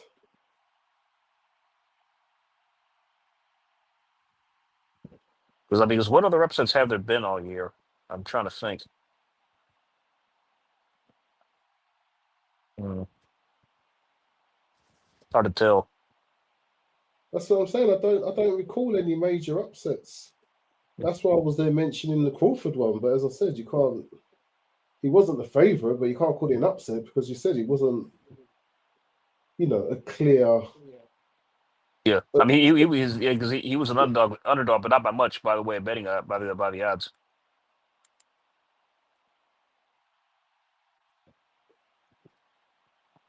Tay Wilder. Say again. No, I would have to go with a no on that one.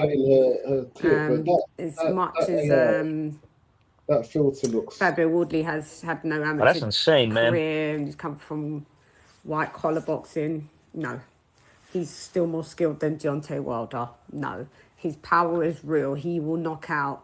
Listen, Fabio Wardley will knock out big, proper, sound lads. I'm really trying to keep an eye on it to see whether there's any glitches as it moves, and Bro, they look real, man. No, this was mad, isn't it? That's insane, man.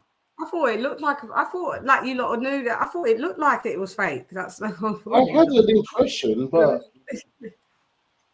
just staring at it there, I was looking for the. But then now looking at it just there myself, I'm like, yeah, no, it does actually look very real. It does. It does. It does.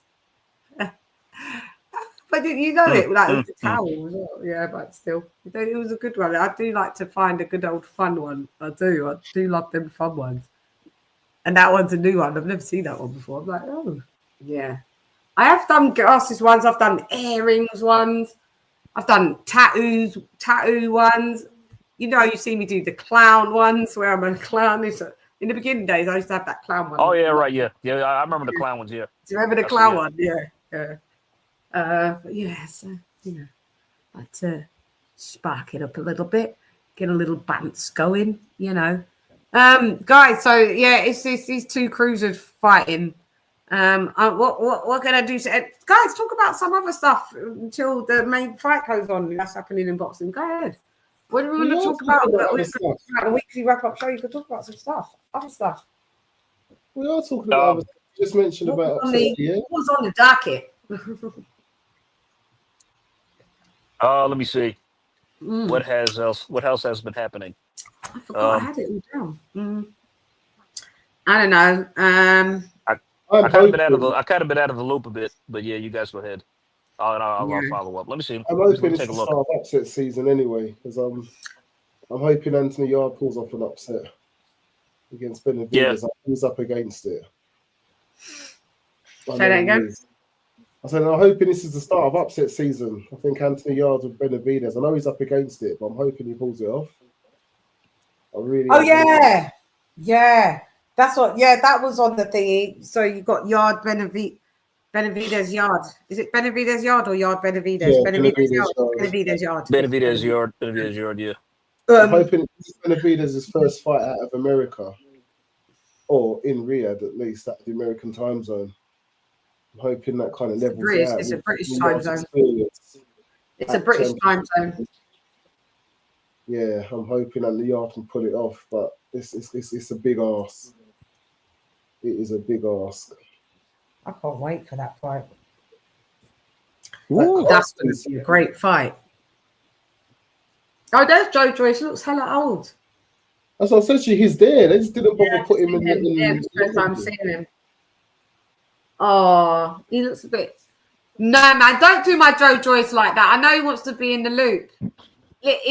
He's but is he VIP in there? Don't do that. He's right next to Atoma. That was the Atoma just in front of him. What happened? What did they do? Yeah, but why don't they have him in the loop, Joe Joyce? That's what I said. Why wasn't he up on the lineup? Riyadh seasons. Do you know what? I want to try and get him on the show. Will I? Yeah. Yeah, I'll try and get Joe Joyce on the show. Yeah, I will do. Why not? Yeah, speak to him because I think he's still. I still don't think he lost. Who was his last fight that I feel that he really won? Joe Joyce? Yeah. I don't. No. Sorry. Oh no, he got dropped in it. Didn't he get dropped? He got dropped by Chisora, and and I pointed. He lost by decision. Yeah, he lost by decision. Interesting. Then he lost to Ergovic right after that as well. Yeah, the Ergovic one. One, he boxed very well. I think Joe Joyce boxed very well in the Ergovic fight.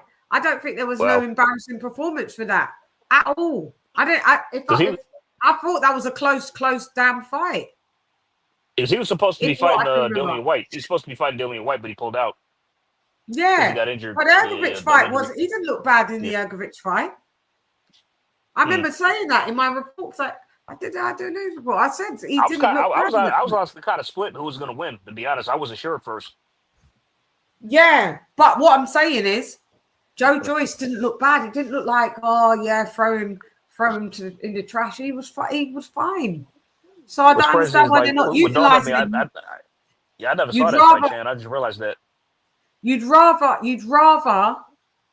bloody well rather use drug cheat Miller and give him all paydays, not fucking Joe Joyce. Nah, mate. That's a fucking joke. Joe Joyce. I agree. I mean, I just, it just dawned on me. I never watched the fight. I never saw the Hogan Joyce fight. Yeah, didn't we call it? I did, and he did amazingly well. Yeah, and you've got this one winning his payday. Payday. You want payday? I know that. Do you know what I mean? And Joe Joyce is if nothing. that's the case, he's still serviceable. Then, to be honest, he can still take Yeah, other but tough why would fights. he use? Use him, man. Yeah. I think who's more interesting to interview rather than Joe Joyce is his mum. Say that Joe Joyce is what? His mum is better to interview than Joe Joyce. She's more interesting. She's a spark. She's spicy. Yeah, but still, it's not even. None of them. Half of these heavyweights ain't got greatest personalities. Like some of them are dry, man. Like, you know what I mean? Some of them are dry, man. But I don't care if you're dry. Like, I just feel that Joe Joyce is still a nice lad. They gassed him up too much, thinking that he was the third top best heavyweight. He thought he was better than Anthony Joshua. He had to get, deep pegs, and that's what he has. But he's always been a nice lad, hasn't he? You know what I mean? Don't mean you just oust him and like use him, Frank, and then oust him, knowing that he's 40 years old and he come in late. He's a silver Olympian. He's a very established amateur career, mate. And he played. What else did he do? He did capoeira, and I think he played rugby as well. Joe Joyce. Yeah, I heard about it. Yeah, I think come so. on, man. Because don't deal with him like that. He got the boxing later than like AJ did, like 23, I want to say 22, 23.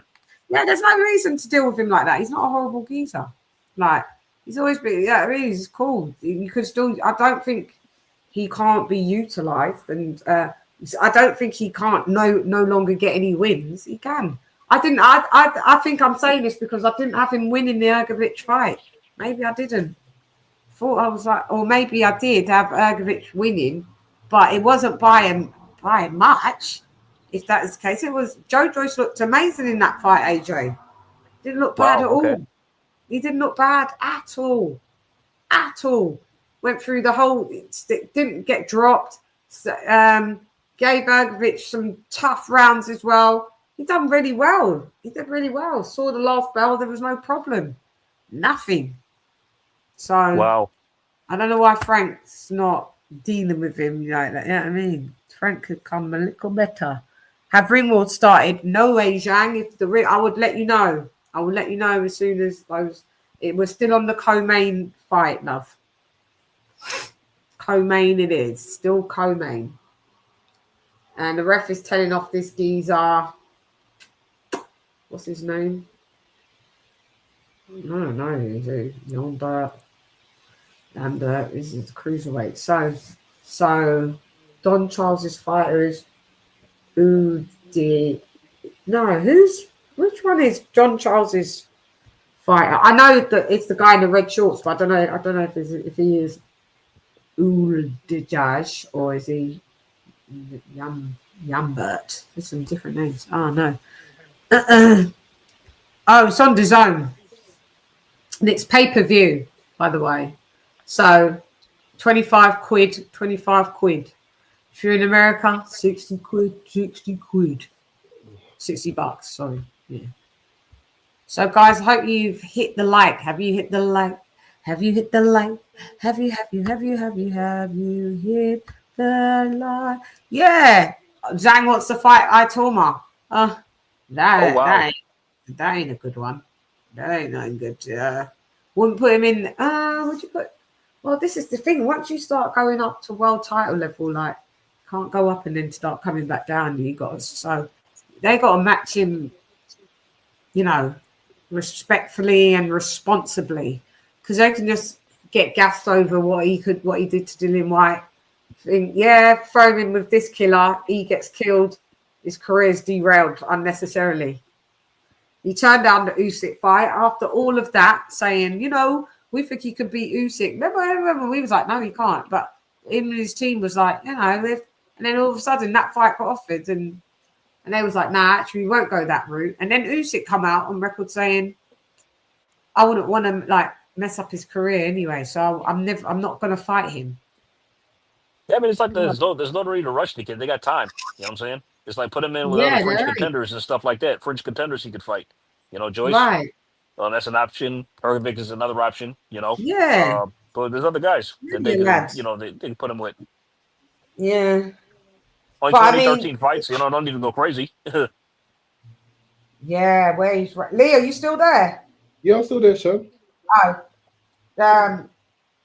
Yeah, where he's ranked is pretty high.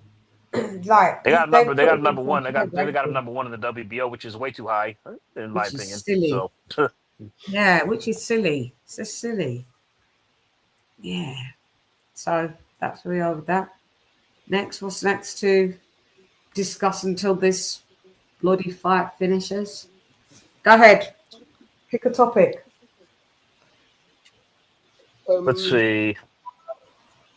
Who else was we speaking about? What's been going on? Oh, Jerome Bootsen is still on his fuck shit. Now he's realised he had to come back to planet Earth and talk about that. Basically, that Crawford is an ATG. He's the number one pound for pound, and it'd be an honour.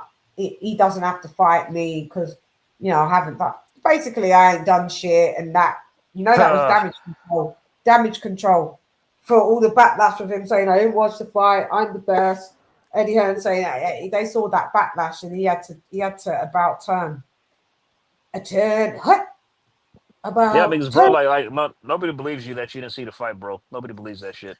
Nobody believes it. When your dad saw the fight and you don't know nothing. So, he had to do there was a lot of damage control that was just done, like, because the capping was just totally. I just don't understand why you would do it. Colonel Jessup, did you order the code red? You don't have to answer that question. I'll answer the question.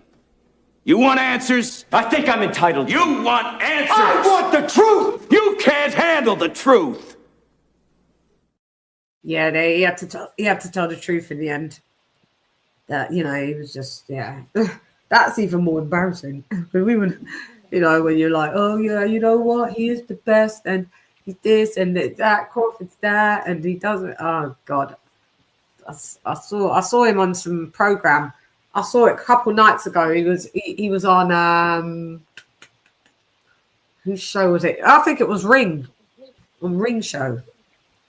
I don't like that show. No, the Ring Show. Ring Magazine. Sorry, my bad. Yeah, I don't like. I unsubscribe to them. They're on some bollocks. I don't like that guy that you've got as an American footballer, and he's just talking on. Wait, is this a black guy? Yeah, just an arsehole. I saw some shit. Yeah, I don't like that dude. Said AJ's not Hall of Fame. AJ's it's that guy. That's the guy. Yeah. Yeah, he's just an idiot. He don't know any boxing. Yeah, he don't know no boxing. He's talking. Like, how you gonna call a guy who doesn't know shit about to call boxing? That makes no damn sense. I know. I mean, somebody who knows what they're talking about. Like, what are y'all doing? Like, who is this guy? Like, I see this guy. Like, who the fuck is this guy? Yeah, that's why I was like, this show ain't for me. And then you had Ryan Garcia co-hosting as well for a bit. I was like, this show ain't for me. And Max Kellerman. Sorry, like, bro, you don't. I mean, a guy who got outboxed by Rolly Romero doesn't get a say. Yeah, he ain't done all in boxing. He ain't done nothing in boxing, but you've got him on the show, and you lot are talking and berating a golden Olympian, former two-time unified heavyweight champion of the world. Make that make sense. And then Max Kellerman talk about, he said Usyk's heavyweight career ain't of ATG status or something or whatever. Yeah, Max Kellerman was hating too. I just can't take his boxing takes. I hate him. I hated him before and I hate him now. Yeah. I do. Yeah. Sorry. I don't like him. He's a cool guy. I don't like his boxing takes at all. If I met him, I'd tell him. I know you would, Shay. Oh, I would, wouldn't I? I would. Yeah. You don't have to tell everyone what you think of them, Shay. Listen, mate. Legendary in the game. But, I don't know, your boxing takes ain't it. For you to say Usyk ain't the guy, no, that's where we have to part ways, Kellerman. I'll tell him. when you tell people the truth, it doesn't have to be in anger. You just say it, and they have to respect you that you told the truth. Like, come on, mate, come on. Are you being for real? For real? Can't have that one. I can't let that one slide, Kellerman. I mean, it's like, I mean, the fact that he's made history. He's the first one to become a disputed heavyweight in the 4 above era. No one else has ever done that. So no, he wasn't. The first heavyweight. I'm talking about Usyk. Like, he's the first to become undisputed in the 4 belt era. The 4 belt era Usyk is. So that's an astounding achievement by itself. Yeah. So why didn't everyone else? We're just taking out the resume, so it's like I mean, like no one else has done that before. And he's also the first to do it at cruiserweight as well. I know. Just discounting his whole entire career. Then you got that goofball NFL player just chatting a load of shit on top. I was like, bruh. I was just like, I might get this guy off here, please. They've only just started. They've only been going for about 6 weeks. I'm like, I tapped out by week 3. Yeah. 2. I saw Ryan Garcia. I was like, nah, this ain't for me to subscribe to. And I see it still come up on my feed, and I was just, God, I saw it, and I was like, I'm so glad I unsubbed to this bullshit. Yeah, I'm good, man. I'm good off that. Yeah, Matt Kellerman, you've been gone for so long, and you came back just and picked up right where you left off. Rubbish boxing takes.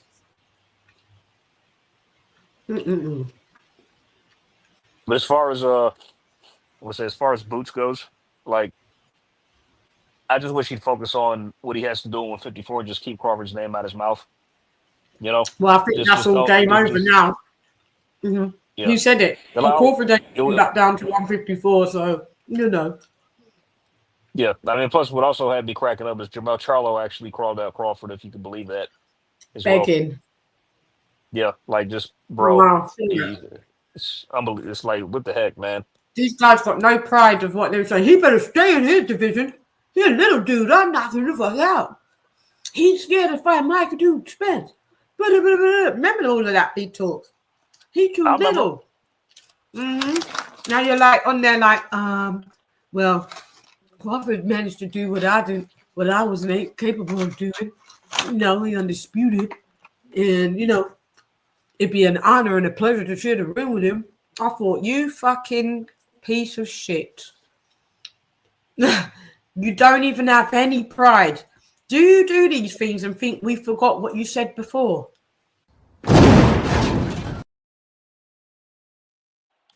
Like, are these guys, do you have no cognitive awareness at all?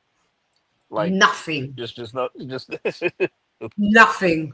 They don't. The Charlos, Jamel, it's Jamel. I don't have to. Jamal's got his own issues, but Jamel's the one that's quite vitriolic and spiteful, and has to talk a lot of shit. He's been more the hothead of the two, I think. Yeah. Jamal has. Now Jamal is like Jamal's got a temper, but it's like it's not. I mean, because whenever he's like, he has a history of being punked in public. It's like whenever somebody confronts him, he won't do anything. Yeah. I can name a few occasions where this happened. Like back in the day, he's actually you probably saw this video, Chan, but back in the day, he was talking shit about Danny Jacobs and James. And Danny Jacobs pulled up on him, and then he just went. Yeah, he turned into a deaf mute, pretty much. Yeah, I remember. Hey, get the fuck out of here, because I'm gonna fuck you out right now, motherfucker. Yeah. Caleb Plant slapped the shit. Caleb Plant slapped the shit out of him, and he didn't do nothing about that. So. Yeah. So I know. Oh God. Yeah. Wow. But yeah, Jamal got told about his bitch ass when Crawford was in the ring piecing up Spence. Oh yeah, that was some gangster shit, man. Turned around to Jamal and said, "You're next." Yeah, that was gangster. Crawford turned around and went, "You're next." It's the almighty beatdown. beat down to the gods. They're like he was talking to a basketball player. I forget his name. The one with the beard. I forget his name. But he talk about like he has y'all like all the same James weight class. Harden. They're like he's like James Harden. thank you, James Harden. Yeah, thank you. Yeah. James Harden. They're like he was saying, no. He tried to go for an undisputed. I already did that. I'm like, yeah, so did he at 140. It's like dumbass. It's like he did it 2 already, and he's about to do it again. It's just, 3 times, mate. Yeah. Did you not get the memo? Clearly not. So these guys are in round 8 of 12, by the way.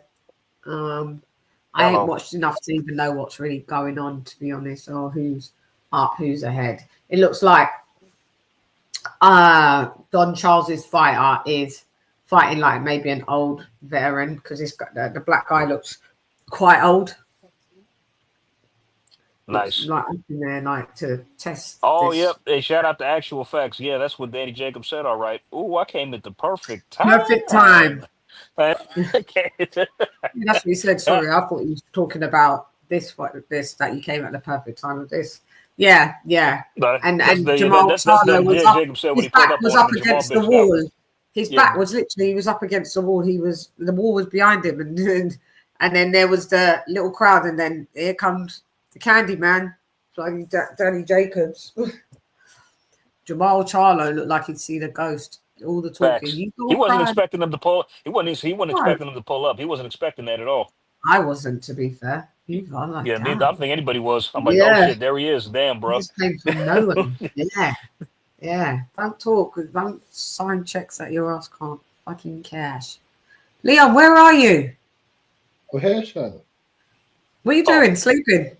No, sleepy, bro. It's just I thought the light in the front was starting to hurt my eyes. No, I'm not hearing you speak. I'm listening to you. You've got no combo. You can't. I've been calling out and stuff. I've been chiming in. I've been chiming in sometimes. But, you spoke for 20 minutes. I've been speaking, Shane. You're right. I asked you again. That's why I was like, Leon, not about your camera. You don't have to have the camera on. I'm just saying.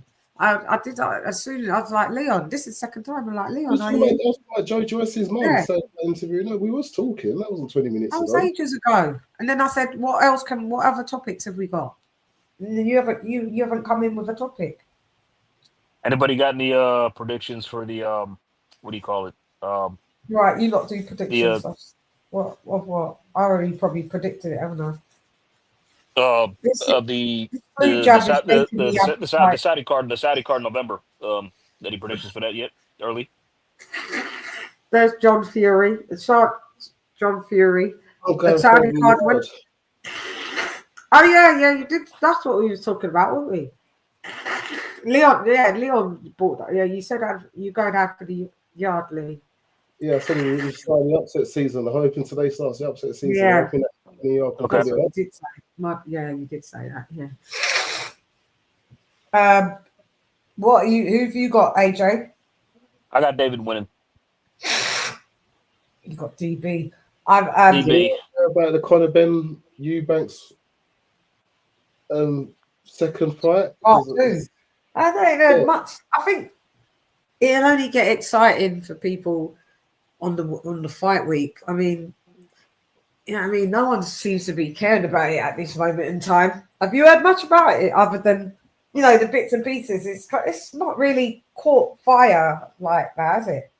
The second one. Well, they do normally focus on each pay-per-views one at a time, so they won't really focus on it. But, I'm not hearing loads of people just talk about it. Like at fight week, it's gonna come up. Like we're in November in a minute, isn't it? So I imagine, but it's not like you're hearing it. A lot of people kept continuing to talk about it. I just don't hear nothing about it at this minute for the last, I don't know, what?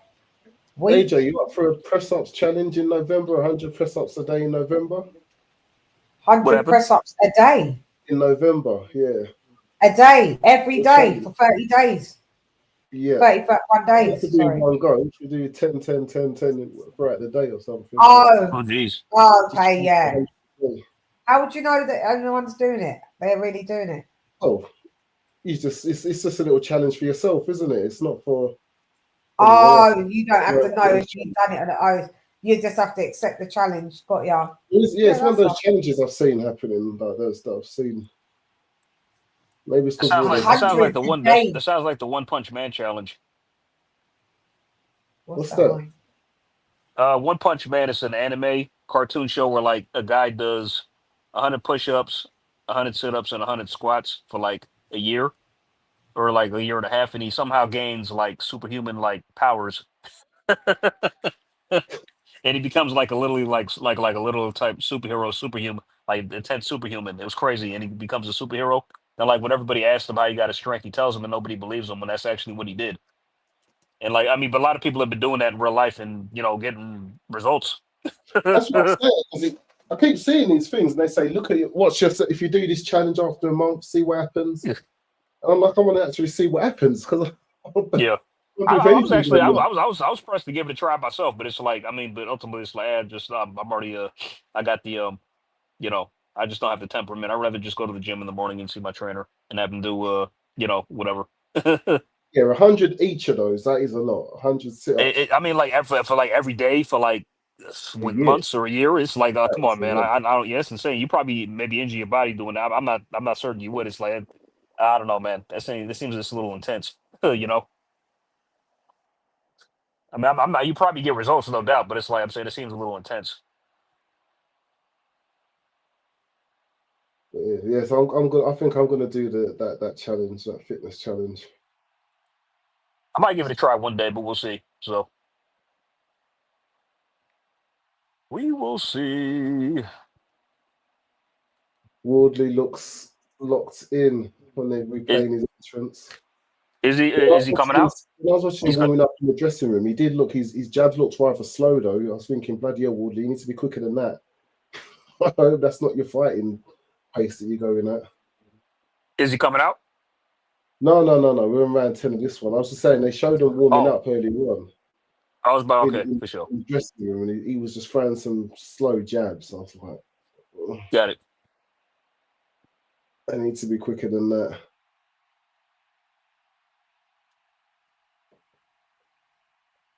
Ooh. Yeah, so when I was asking about the Eubanks Ben 2, it's only because some casuals that I know that was because a lot of the casuals, to be fair, really enjoyed the first one.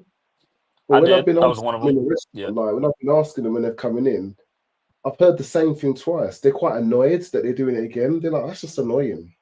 Like, why do you have to do it again? Ooh. Like, they just don't get why.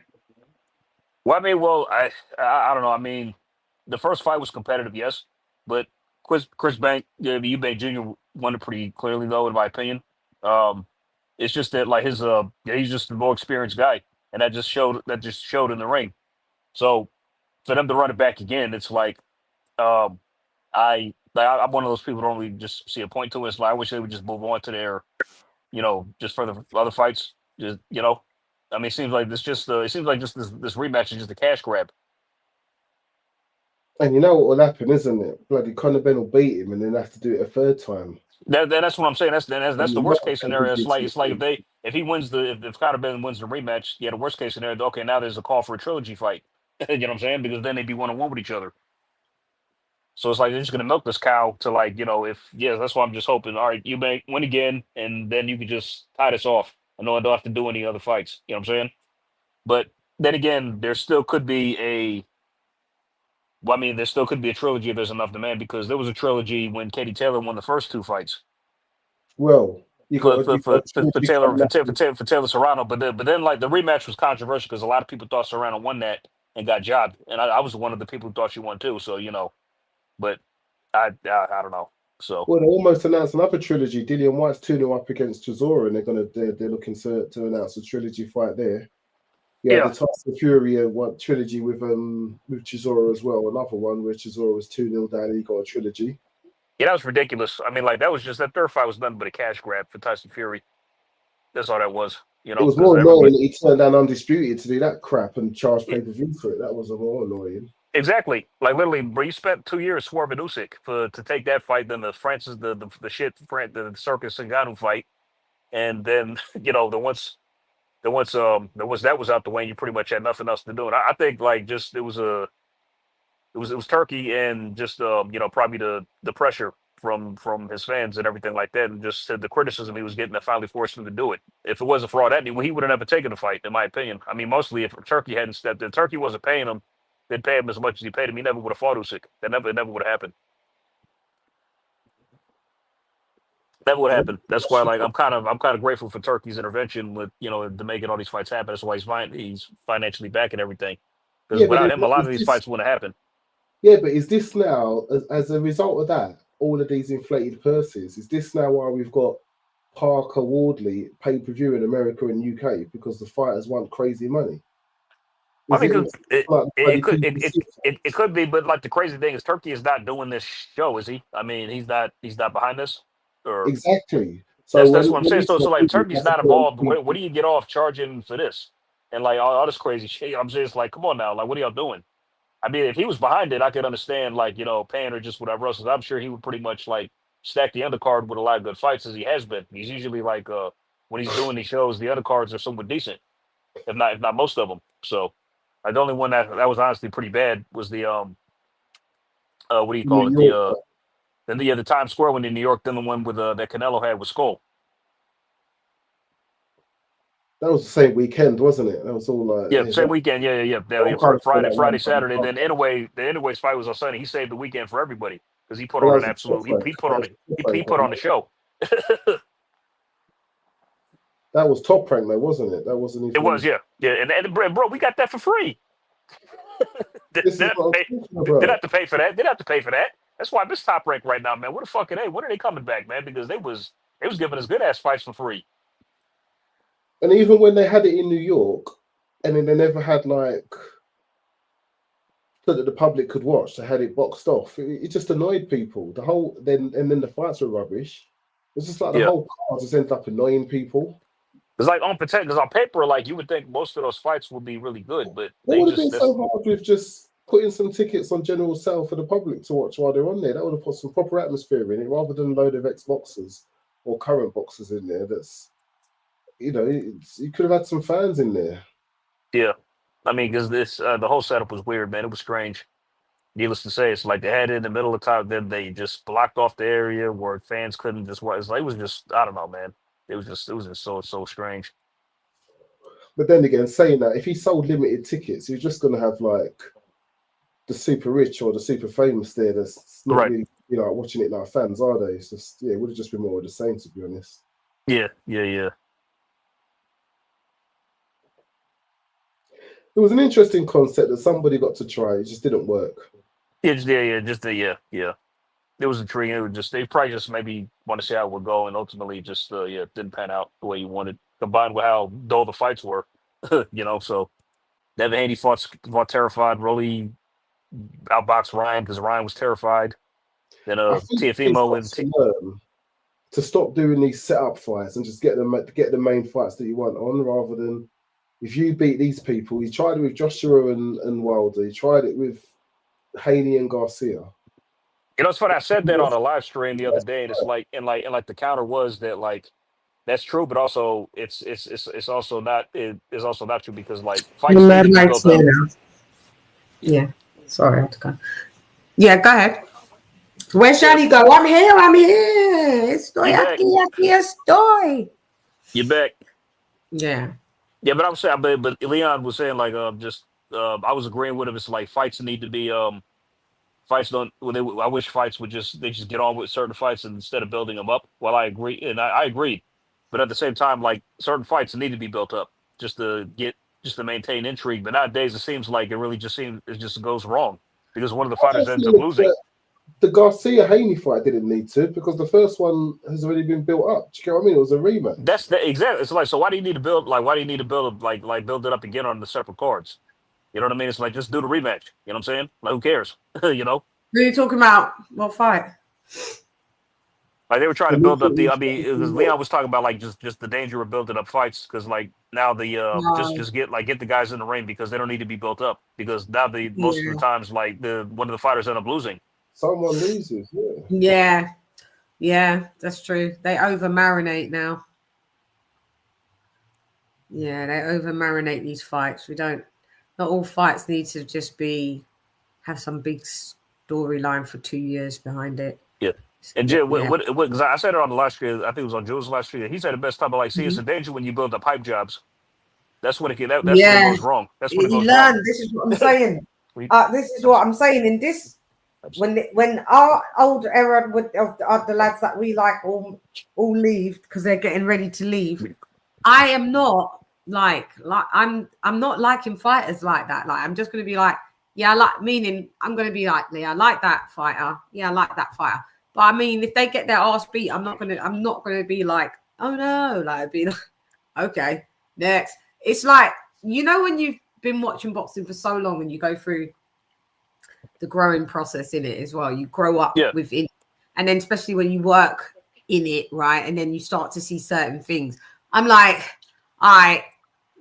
there's going to be no more Canelo. There's going to be no more, not that I care if Canelo stays or goes, whatever.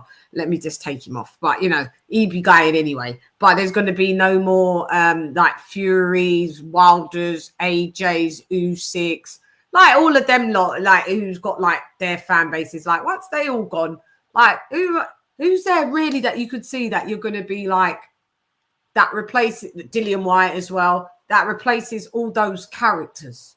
There ain't. Whether you like them or not, who's replacing? Who we got that replaces them? Might gonna have some really good fighters, but what I'm saying is, characters. Just you're gonna be left with listening to flipping Teofimo Lopez and his dad screaming about. Not me. I'll just call it. Not me. I can't stand that piece of POS. That's what, bro. I can't. I really hope that fight with Shakur go. I can't wait for Shakur to get his hands on him. That's gonna be great to watch. Yeah, I mean, when the man there get beat, I won't care. Like, what I'm saying is, I'm not going to be like, oh no, like I'm just going to do it, predict who wins, who loses, whatever, and I'm not going to be invested into the fighters because I think these new fighters are full of shit. So I'm not going to invest in them like they're not investing in the sport. They're just here for some quick time. You know what I mean? It's like they want quick, easy, big time money. Yeah. For no work at all. Yeah. That's all they want. Yeah. So why am I going to be like, you know, rooting? I'm going to have a couple of lads that I probably like, but after our lads go, we're just going to keep it stoic out here. You get your ass beat, you get your ass beat. That's it. You win, you win. I will report it. I'll talk about it, and that's it. I don't give a fuck though. Yeah, because this new era ain't about nothing. I need to see that. I think maybe it's going to be the era underneath. the era under this era is probably going to be more better than this one. This one that we're current with these little lads, the Teofimos and the Ryan Garcias. That era is trash. It's trash. I can't root for. Who's there to root for in there? I don't like hardly any of them cats.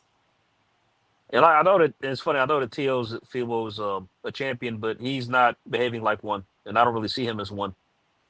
Yeah, forget he's a champion. I forgot. I think it's like, you know, you're trying to. He's at. I don't know if you saw that video, but he was at Aiden Ross's. He showed up at one of Aiden Ross's events. That streamer. Yeah, begging. And you're begging for a fight, and it's like, bro, you're an active champion. It's like, dude, you have no shortage of contenders and opponents. I mean, dude, Shakur wants to fight you. What's going on with that? Yeah, but Shakur's this is like, stop hop. Yeah, but Shakur, why are you paying these types of idiots them man there was sending bananas and watermelon and chicken to Keyshawn Davis's room. Like, why do you even why do you think that these guys are really gonna fight you? Like, you're just dumb. All they do is clout chase. Teofimo's the original clout chaser guy that does that and doesn't fight you. Yeah. Doing it with Tank, you're calling out Tank. It's like you're beating a dead horse. You know that Tank's not going to fight you. No. So he gave up on that like a while back. He put out a tweet. Not really. And then he's gone on to another dead horse. Then he went on to he's done off the Tank thing. He said, like, and nobody asked me about Tank anymore. I'm done off that subject. He even did an interview saying, like, I'm not answering no questions about Tank. I'm done with that. Pretty much. Yeah, now you've got Teofimo Lopez. Yeah, nice pivot into Teofimo Lopez. Teofimo Lopez is pretty much stalling because because he knows that Shakur is going to school his ass once they get in the ring. So Shakur knew that Tio wasn't going to fight him. Shakur knew it. Where was the contract? He's gone quiet. I don't got no time for that shit either. I'm saying I'm not in it. He does the same thing, harping on beating me. Shakur's just as bad. You know, yeah, go fight. So go pick someone else. I don't even know why you're harping on no Teofimo loser Lopez for. He's a loser. Well, who's the other champions at who's the other champions at You're not at lightweight? 140 anyway. You're not at 140 anyway, my guy. So just do your division. Either make the move to 140 and that's where you're going. Stay in your division, or just like pick someone. Like, you're gonna fight another bum anyway, Shakur. You are. You are. Some of it's not your fault, but some of it is. Some of it is. Some of it is. I don't know why you thought Teofimo Lopez was going to fight you. And then you look stupid. You're always the one groveling on the Twitter and all of that, talking about, oh, and then it goes radio silent when Teofimo comes out and says he's fighting, he may want to fight Manny Pacquiao. Teofimo just does that. He pretends he's going to fight you and does the old switcheroo. Like, Shakur, haven't we been there before with this? Like, why do these things keep happening to you? You're an idiot. So this is why. See, that's exactly why. Like, when Pacquiao was around back when he was active, like I was just actually hoping. I was hoping he retired because everybody keeps using him as an excuse. Now everyone's This is what I'm saying. And if I remember this clearly because back when it was like I think it was when before Bud and Spence fought each other. And like they fought in close proximity. I think Spencer just beat Danny, and Bud had just beat Kell Brook, and they both called out Pacquiao afterwards instead of each other. You know what I'm saying? This is what I'm saying, because that's where the money. Now that Pacquiao has come back. Now look what Teo's doing. He's calling him out. Everybody else. Even if Manny weren't there, Teo was never gonna fight Shakur. And Shakur knows this. I know that. I know that. Yeah. Shakur's seen him call out, there's Fabio Wardley. Go, Fabio Wardley. Yeah. He's coming out. And there's Joseph Parker. Go, Joseph. And so there's Joseph Parker there. He looks quite good in the 260. Because when I was watching him in the weigh-in, he looked like he was a bit, like I thought, he looks a bit not that in greatest of shape, but just seeing Joseph Parker, he looks like he looks quite tight in it. Like, what makes him not do the 240s anymore? Is it natural? Ooh. Is it just bothered? I keep saying, I've been saying it for years. Heavyweights have an optimum weight that they should stick to. A weight within their division that makes them feel better and performs the best. I've sussed it. I remember first I posed this question to Uncle Ronnie when I think the first time he come on my show, and he said, "Yeah, that is true. There should be optimum weights for heavyweights. They should know their optimum weight that they fight, because they don't have to make weight. Doesn't mean that they shouldn't fight within an optimum weight. Oh, I feel better at 241. Oh, I feel better at 252. Oh, I feel better at 268. Oh, I feel better at 220." You know what I mean? Like, you got to find your optimum. I've clocked it. I've seen fighters when, you're going to watch Joseph Parker. We're going to see enough to know if the 260s is optimum or not, or if it's no bueno para él. But yeah, that's what you're going to see. What do you think? Do you think he should coming in at 262 is too heavy? If he can carry it well and move well, then might as well stick with that weight. So say if he was fighting Gabriel, would you guys think the 262 would be a good idea? Yeah. Hate it. No. I mean, how much does Gabriel weigh at? I'm not sure. You got to move. You don't. Just because you're. It's not always that your fighter, because your opponent's big, you have to get a big back to fight him. Like, look what Usyk does. Usyk's always outweighed. He doesn't have to go. He doesn't go, well, let me put on 40 pounds now because I'm going to fight someone that's fucking 260 pounds or 270. He doesn't do that. He just stays in. He knows his optimum weight. Is my point. He doesn't go above. I agree. Yeah. Hey, Chad, I agree. I mean, He I knows his say if he can move well with the weight and carry it well, then yeah. But if not, then he should go down. Yeah. He should slim down. So I yeah, don't think Lee, I don't think the 260s is Joseph Parker's optimum. I think that's too heavy. I think it's too heavy. Yeah, for this fight, you might can get away with it. But I would get away with that for this one, yeah. But if he's gonna fight, Usyk, forward, if he's gonna fight Usyk or if he's gonna come in, if he's gonna fight Caballero or Usyk, then come in lighter. Come in lighter. Don't be that heavy. Just to be a bit lighter for Usyk, yeah. I'm not saying that you have to be mad light, but whatever. Still gonna lose. He's still gonna lose though. He's still gonna lose. But yeah, you just got to maybe have a better chance. If you're at your optimum, you'll be at a weight where you'll give yourself the best start in the fight, the best chances, because you feel good, or you're firing on all cylinders. Yeah, heavyweights need to do that. I've been clocking. I've noticed certain heavyweights. I look at all the numbers of the fights. I look at what they've been weighed in on, and I match it up to their performances. And then I see that some of the fighters have got like they win more under this specific weight. So I realize what their average is of their winning weight is. Like I do with how their winning rounds are usually. It's all numbers. And when you look at them, you should know, you start to know what heavyweights fight at a better weight than the weights that they're coming in on. I don't know why they don't know it. You know what I mean? You know. Yeah. Come to do what I do best, That's a sight to get the fans what they want to see, At the end of the day, no one wants to see a 12-round fight. It's a whole bunch of heavyweights up here, and we're the hard hitters. And at the end of the day, people have things to do. Yeah, sure do. Look, talking about it, Lee, Chris Ben, Yana Banks, Chris Eubank and Conor Ben. They're just showing when that's next on their little schedule. Clarissa Shields, fully in her rap career at the minute on BET rapping. Wait, what? Yeah, she's rapping, doing a freestyle. Oh God.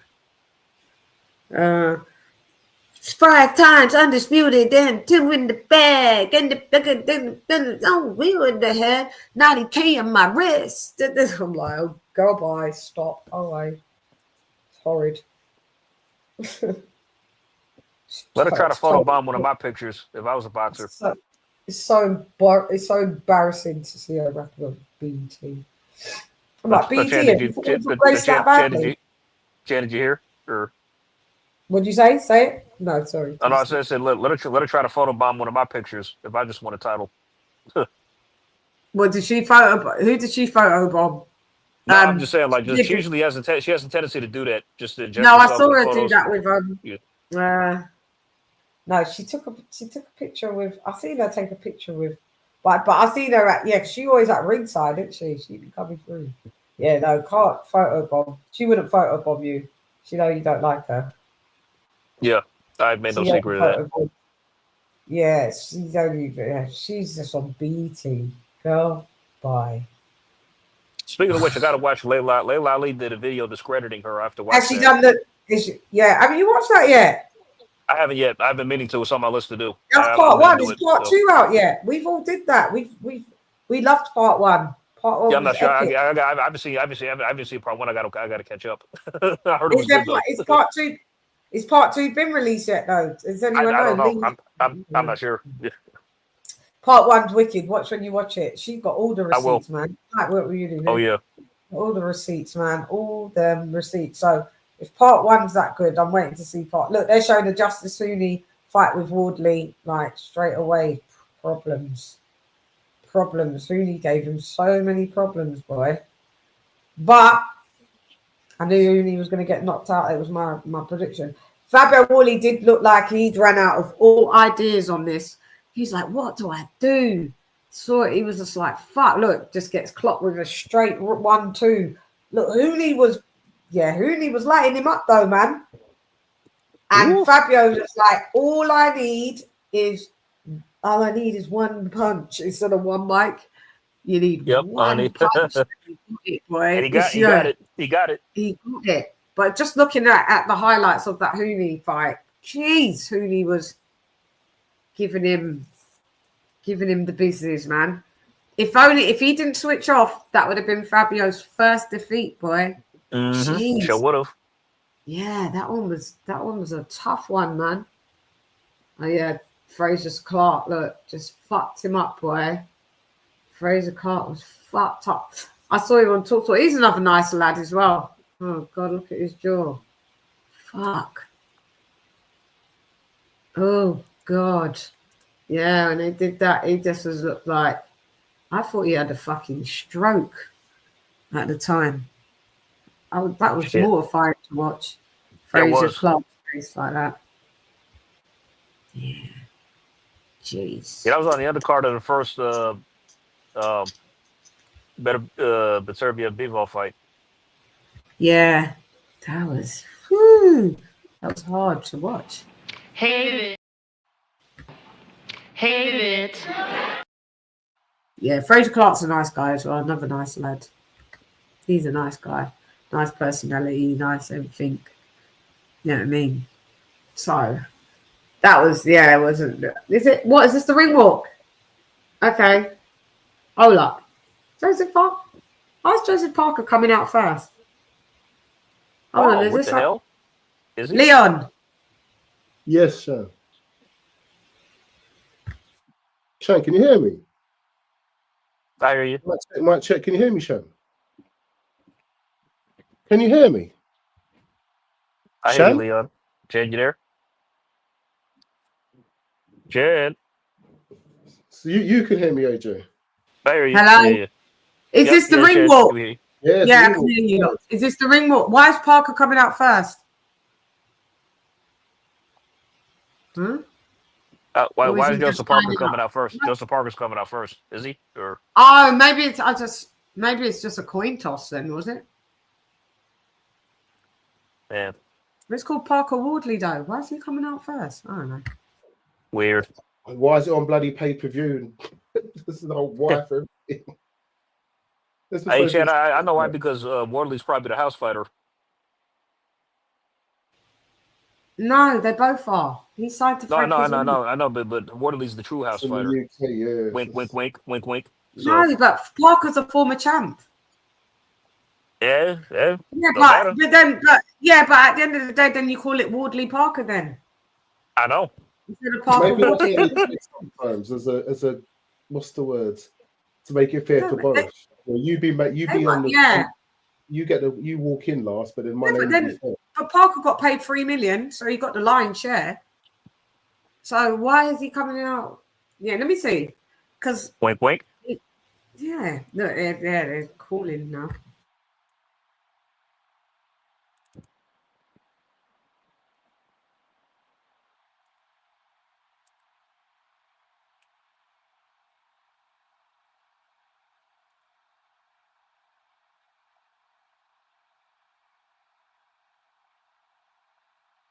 Here he is, Parker coming out first.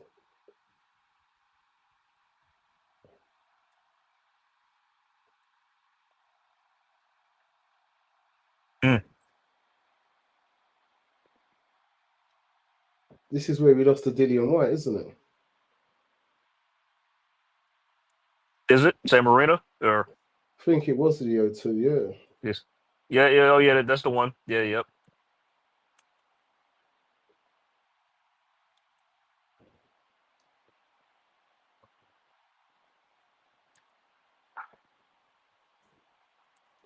Who did Katie Taylor fight? Because Katie Taylor was on this undercard for the Dillian White, Joseph Parker.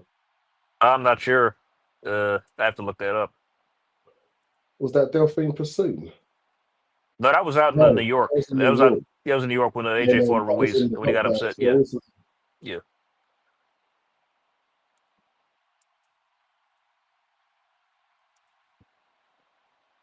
Let's go, baby! Let's go!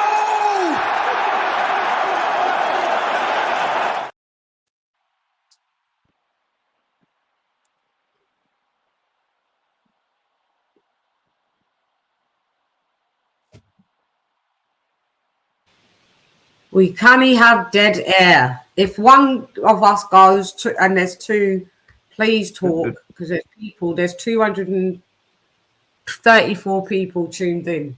So I'm if actually I looking go for a way. quiet, I'm actually looking for a way to tune in. My bad, Jen. quiet. If Leon I'm looking goes for a way- quiet and yeah. I'm communicate, do you know what I mean? It's just I'm looking nobody for a way saying to. nothing. I'm looking for a way to tune in. I'm having a hard I know time. you can't but- see it. Yeah, so you get it. Yeah. Okay, Joseph Huh? Parker. I forgot that AJ couldn't see it.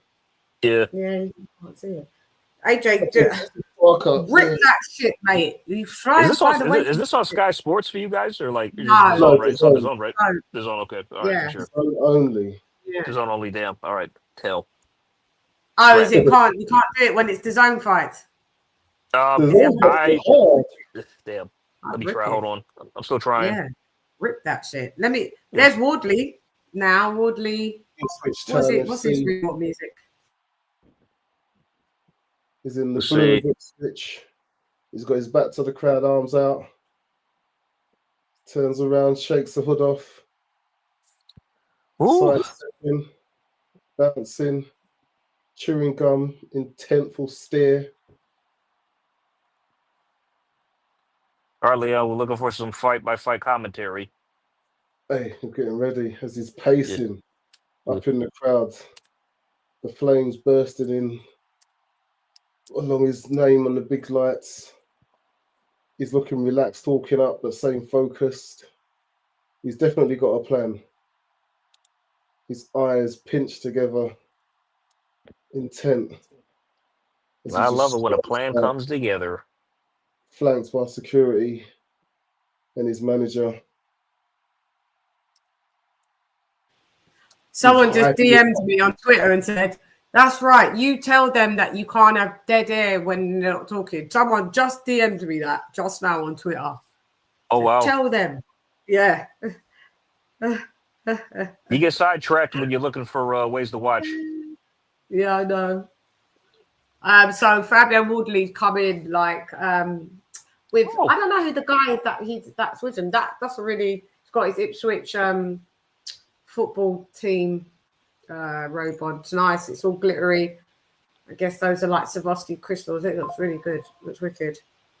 Yay! Yeah, you Oh, got it. Yes. Yes. See like that? God damn. That was easy. I'm resourceful, so yes. How do you do that? Yeah, don't tell us. Yeah. Yeah. You just know how to do it. Questions, Like, Chad, don't ask questions you don't want to know the answers to. I want the answers to. I cancel my DAZN shit in one foul swoop and be ripping every. Well, speaking of which, let me use the restroom right quick. I'll be right back. Yeah, look at them. Can you see that his coat, his robe bleeds? You see the Swarovskis? They're definitely that is blinging. That looks amazing. Those are the types of memorabilia that you after the fight when you get it. You might not even have to get it clean. You just frame it in it and hang it up in your abode. This is when I wore this when I fought Joseph Parker, like to your grandkids and stuff. It's all got a story. All of it, all of your shorts, your ring robes.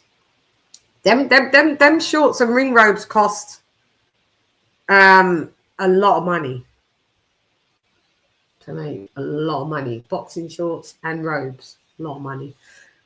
Now let's see, who do we have in the chickadee? Did you guys hit the like? Did you hit the like? Did you hit the like?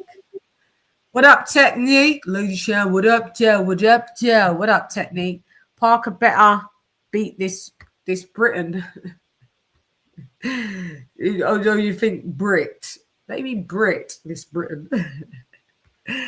What up, though? Chicano. Lisa Bales, she never fails on the Discord. Yeah, join the Discord, guys. It's free.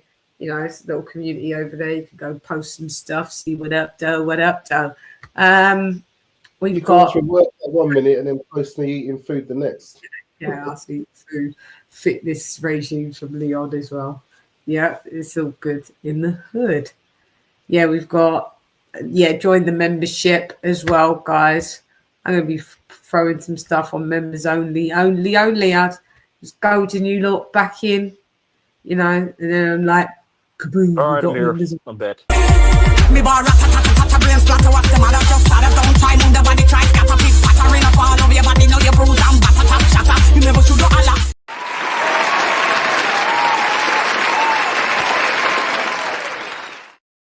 Members are always in the booty. You know what I mean? Now you're back, AJ all day. Okay. Ooh. Leon's going to be doing his legendary commentary. Leon's the legend of that department. This is what I think we're better than the DAZN commentary team at this minute. Don't let DAZN hear and I'll say that. But well, they're biased. They're biased, so it's obvious. Yeah. They're going to be saying a whole load of other stuff. Like we just keep it a trill. Like, oh, don't look too good there. Oh my God, he's going to get stopped. Oh. Yeah. Them not alike. Well, FABIO WARDLEY, in fact, he's taller than Joseph Parker, isn't he? By an inch, 6'5". Yeah, you're right. 6'5". Okay. Yeah. So near enough the same height. They're all 6'4", 6'5", and 6'6". Then you got Deontay Wilder 6'7", Fury 6'8", 6'9". You know. Yeah, so that's where we are. Bouncing. He looks focused now. Flag of New Zealand behind him. Fist pumps in the air. Crowd are giving him lots of love. Hoorahs, hoorahs, hoorahs, guys. Guys, against Dillian White, boxing. That was a good fight. The Dillian White. Joseph looked ready for this, man. He looked like he'd be ready to fight, man. Yeah. Adrian, I can't believe how quick that you just had to fight. Like I was just like, yo, get that. You would have just, if Adrian, like I said, I'm very resourceful. Intense. Stay down. Why didn't you do it from day one and just rip it from day one with us? I was being lazy. Oh God. Okay. God. I don't care much for the undercard fights. I just want to see the name. So. Yeah, I know. Yes. I'm coming in for round one's coming in, guys. Oh, crap, I'm behind. Damn, I'm behind. Shit, man. Yeah. His eyes, but he's turned his back. Now he turns the front. Round one, fight. Both in the center. Jab from Wardley. Jab from Wardley. Just jab. Wardley's got a quick jab there. I think Parker's surprised by that. Wardley's coming in with, I've never seen Wardley have a jab so quick. He goes in again with a quick jab. Now they're just circling. No one's moving. They're staying in the center. I think Parker's here to fight. Is he going to brawl FABIO WARDLEY? This is madness. Okay, Parker's holding the center. Wardley's backing off. Now they're trying to go jab for jab. Now Parker's jabs are landing. Parker's made a few adjustments, but they're just circling and jabbing at the moment as they're going to go low. No, they're both trying to jab the chin. No, they need to switch up, go to the body. Wardley goes to the body for Parker. Parker's got both arms up. He's changing range up and down as they're both just circling, fencing. Jab fenced in by Wardley. 1-2 from Wardley. Nothing there though. But Wardley jabs as the Parker moves in. I like Wardley's speed of his jabs this time. I think it's caught Parker unawares with this. But Parker's not planning to be dancing on the outside. I think he's planning to go pound for pound, blow for blow. 1-2 from Wardley as he goes up to the body, that he tries to the hook to the body. Nice hooks from Parker as Wardley backs off. But they're both holding the center. Nice jab from Parker, lands clean on Wardley's chin. Wardley hits a nice jab to the body, scoring blow. Parker's there, dipping. Double jab to the body, jab up top from Parker. Now Parker steps forward. And now 1-2 from Wardley, nothing. Then Wardley goes to the body. Wardley, high hook to the body. That's what I'm talking about. You're going to slow him down with those. Now they got a clinch. Parker plays fair. He doesn't punch the back of the head when he had a chance to. As they release. 1-2 from Wardley. Nice jab from Parker. Jab to the body from Wardley. Jab up top from Wardley. Parker's holding the center though. I think Wardley's looking to counter. 1-2, heavy swing and a miss from Wardley. He can't be wasting energy doing those. Wardley's nose is bleeding already. God, oh, shit. Yeah. Go ahead, sorry. That's okay, but Wardley he's circling a bit now. Now Wardley goes in for a heavy. Was that started by a head clash? When they went in for that clinch. 1-2 from Parker. He tried a quick one. Heavy 1-2 from Parker. Now they both go after the 1-2s. Oh, this fight's good. Oh, that one landed. Now Parker's going for the 1-2. He's caught. What? He nearly got dropped. What? The bell saved his ass. Oh my god. Oh shit. Hold on. Wait a minute. Oh shit.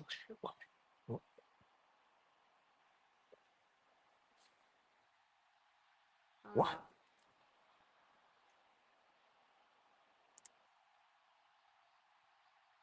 Are you on a commercial, Lee? Yes. Oh, that was fun. Me. That was a fun first round. That first round, guys, was almost... Finish him! But Parker is not looking to dance. I told you, Parker is not playing. With him. Whoa! What up, Ricky? Oh, whoa. Damn. I thought you said somebody got dropped. Okay, I was about to say. Ooh. I don't think he was. He rocked him. I don't think he almost stopped him. No, he rocked him. Yeah.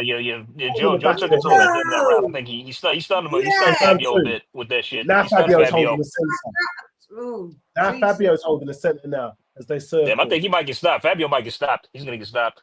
Is Parker gonna back him up again? Fabio standing there. It's a bit slower this round. It hasn't started as quick as the first one. Jab to the body from Parker, but Wardley jumps. Parker goes a hook. He goes feign the jab, turn it into a hook. They go for a clinch, and the referee holds them. They're very gentle. Wardley's had to clinch in problems. Silent agreement, though. Parker's being nice in there. He could be punching the back of the head while they're doing that. You don't have to agree to these. Double jab from Parker, both landing. Wardley needs to move his head from these jabs. Jab, jab, and then Parker comes with a counter. Parker working on the counter. Jab to the body from Wardley. Both holding the center. Parker moving, fencing. Jab to the body from Wardley. Parker didn't care. He doesn't mind those. Jab to the head from Parker. Return. Jab to the body from Wardley. Jab, jab from Parker. Wardley takes a defensive stance to try and avoid the jabs. Both holding the center. That's caught him. A hook to the head. Caught Wardley. Trouble yet again. Out Howard in the middle. Listen, he's going down. He's getting stopped like way before late rounds. Way. Sorry, guys. Way. Wardley's coming. There we go. Oh, no, he's coming. Wardley's going for the hook. Hook to the head. No. You're not doing that. Oh my God. We got a barn burner here, guys. We've got a great fight. Wardley busted up nose, man. Jesus Christ. Is he bleeding on the bridge or is it underneath the nose? The bridge. The bridge, okay. The bridge. Nose. 1-2 from Wardley. Hook for Wardley. Parker, lean back. For another hook. Now Parker's backed up against the ropes. Wardley's waiting. Uppercut from Wardley. Parker might go down. No, Parker dodges. He's okay. But Wardley hits him again with a 1-2. Uppercut from Wardley. Uppercut Wardley. Hook again. Hook from Wardley. Parker, you get out. 1-2 hook. You better hold. The ropes. Referee separates them. Whose blood is that? Saved by the Bell. Oh my God. No, someone's. This is. Listen, Linda. Parker's in trouble. Parker is in trouble.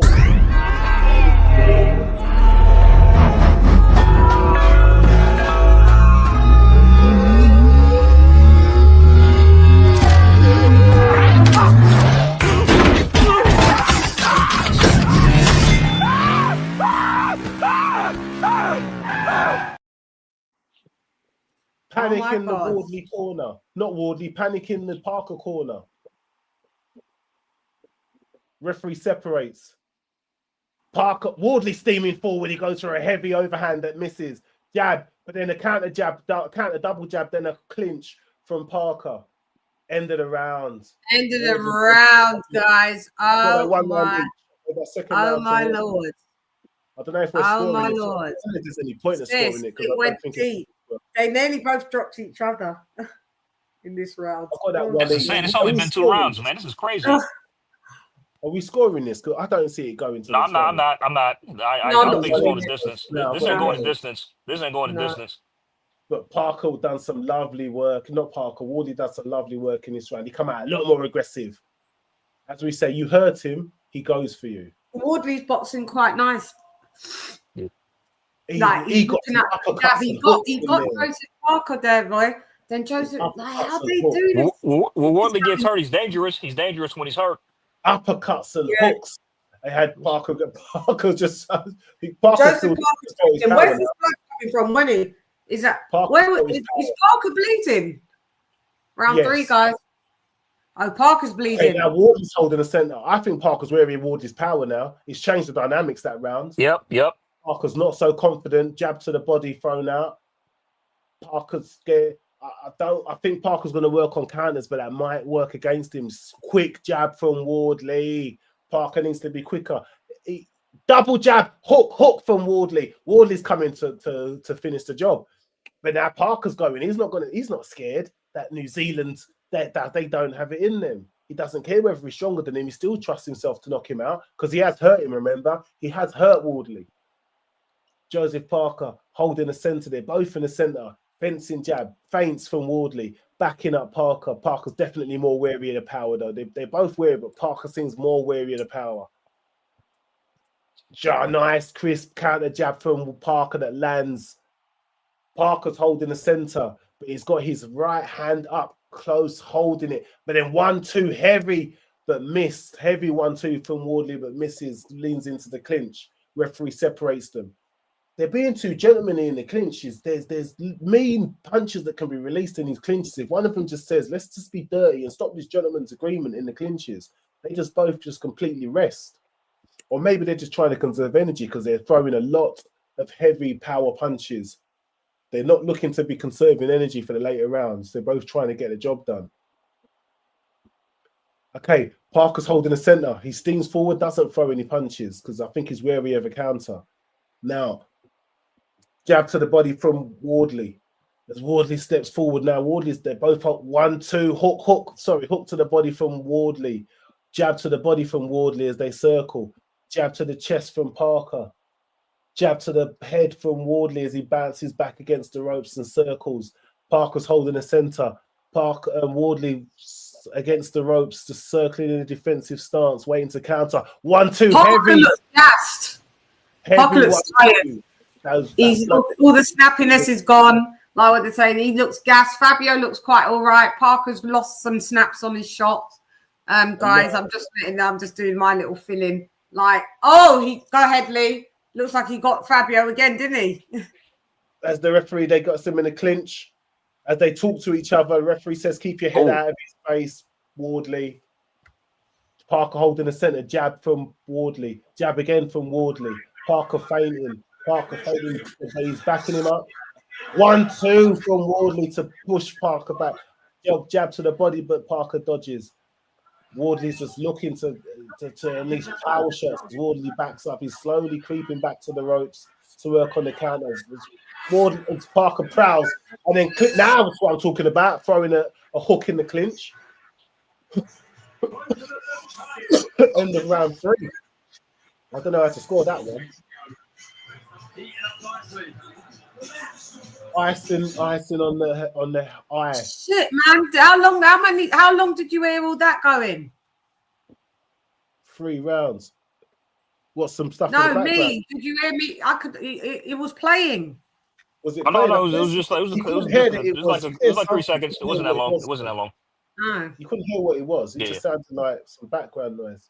Yeah, but it wasn't that long. No, just maybe like 3 or 4 seconds. That was it. So yeah, they love do that though on this fucking shit.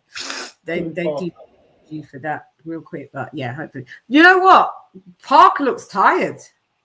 He is. Yeah, he shouldn't be looking that tired. Of his power. I think he's just scared of Wardley's power. He's felt it. He knows he has to. You want to say scared? Wary? Well, wary, yeah. Yeah, not scared. I don't know. I'll say wary. I wouldn't say like scared. Like, because they're coming in the ring. I wouldn't say he's scared. He's wary of the power now that he's been hit with it. He's been hurt more than Morgan's been hurt. Yeah, but I wouldn't say. Okay, so they're trading jabs. Can't really say heavyweights. Parker's moving a lot more now. His head's moving. I think Andali's told him, don't keep your head there as an active target. Keep it moving. Keep your head okay, off Dr. the Key. They're both holding the centre, circling each other, prowling. Jab, jab from Wardley as he steps in. Jab, jab from Parker. Goes for the jab, jab hook, all with a lead hand. Nice little movement, but Wardley just steps and backs his way out of it. He's happy to back himself against the ropes and then work on the counter. Jabs to the head from Wardley. Jab goes to the hook to the body from Wardley. As he throws another jab, goes as if he's aiming to the head, but then goes to the body. Parker steps forward. Jab to the body from Parker. As Parker backs Wardley, Wardley just circles the ropes. He goes left, he goes right. He sets his feet, waiting for the counter. Focus, jab from Parker, but double jab from Parker, but both missed. Wardley, both focused. Now they're looking. Wardley goes for a jab in the clinch. Now Parker throws a hook in the clinch. Referee gets straight in there. He's not. Wardley looks knackered now, doesn't he? What they're throwing heavy punches, and they're taking turns and taking silent agreements and rounds off. Because the pace is definitely slowed. Yeah, well, so many power punches. There's a lot more jabs and less power punches. But let's see. I'm guessing as soon as someone throws a heavy punch and it lands, that was a quick hook from Parker, but missed. But you can see. What's her there? He goes with the combo. Here comes Parker with Wardley against the rope, pushes Parker off as well. Wardley One, two. Now they're going trading hooks and punches. Now they're up against the rope. Hook from Parker, uppercut from Wardley. I mean. Parker leans in. Now hook from Parker. Upper jab, uppercut. Jabs, uppercut. That was about a 7-punch combo there. That was great stuff. Back from FABIO WARDLEY. A nice jab from Parker. 2 uppercuts in that. Jab from Parker. Hook, uppercut, uppercut, hook, uppercut. You're like, what? Right, you're trying to match Parker's output there. Body shot. Parker holds the center. They going for a clinch.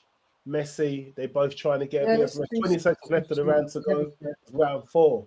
This fight is flying. Nice jab from Wardley. It's too heavy. It's too heavy. He's too heavy, AJ. Nice. Sorry, I know. I think Parker's looks a bit too heavy. Circles the ropes. Then he just steams in for the 1-2, but then Parker comes for the counter, and then they clinch. Referee separates them. End of round 4. This fight is pretty even. I was thinking that Wardley, that Parker would be away with these rounds, but keeping up with him. Yeah. I just noticed something. They're both wearing togas. Did you say? They're both wearing toga shorts. They both want toe insurance. No, they're both wearing toga shorts. The shorts, the boxing shorts. Oh, the togas, they both do that. Yeah, they both wear that. Yeah, Fabio's always worn them since he's came in. Look, Fabio. That was going back and forth. This is a good damn bout. This is a fight, man. Wow. This is fun. Nice. Throwing heavy leather. Yeah. Test your might. Test your luck. There's no sugarfoot dancing around this going on. They're just standing there and trading. As they come out for round 5. Joseph Parker breathing heavily. Wardley breathing heavily. Sluggish, low defense, but they're just looking for power. Jab to the body from Wardley as they both hold the center. Parker's prowling, moving his head up, moving his head down. He's got the guard up. He's got the right hand covering his chin. But jabs from Wardley as they're circling each other in the center. But now we've got it. Parker's holding the center. Nice jab from Parker to Wardley's head as they circle. Hook from Parker, but Wardley comes in with a double jab. Then he comes in with a triple and a 4. Goes to the body, Wardley. 1, 2, 3. Uppercut missed from Wardley. He's looking for the power. He's got his right hand up, protecting his chin. Ready. Goes to the jab to the body. Parker's still there. Nice jab, 1, 2, and then goes for the hook. Goes for all with a lead. Jab, jab, hook, all with a lead hand from Parker. But they clinch as Wardley takes a break and the referee gets in the middle. Parker steps forward. Now Wardley's back against the ropes. Now Parker catches him with a hook and then an uppercut to the body. Now Wardley comes with a hook and an uppercut to the body. Now he circles away. Parker steams forward. Well, I can't say steams forward. He goes a lazy kind of jab, waiting for the referee. They're both tired. Round 5, throwing loads of heavy leather. Jab from Wardley, return counter from Parker. Double jab from Parker, but nothing landed. Wardley just steps back out of the way. Wardley's prowling, looking for the counter, or is he going to attack first? Both throwing out lazy fencing, jab to the body from Wardley. Wardley now changing range and moving his head up and down. Double jab and feint, missed. Jab from Parker to the head of Wardley, nothing misses. Wardley holds out his arm as a rangefinder. Swinging a miss from both as Wardley tries to counter. Both hold it 1-2 from Parker. Then he goes for the hook, but it caught him in the back of the head almost. Fabio's focused. Hook swinging now, double hook from Parker. Leans his head inside to protect himself from cheeky little punches, rabbit punches from the clinch, but none's thrown. Very gentlemanly. Wardley stepping forward. Nice jab from Parker as they meet in the middle. Trying to jab to the body from Wardley.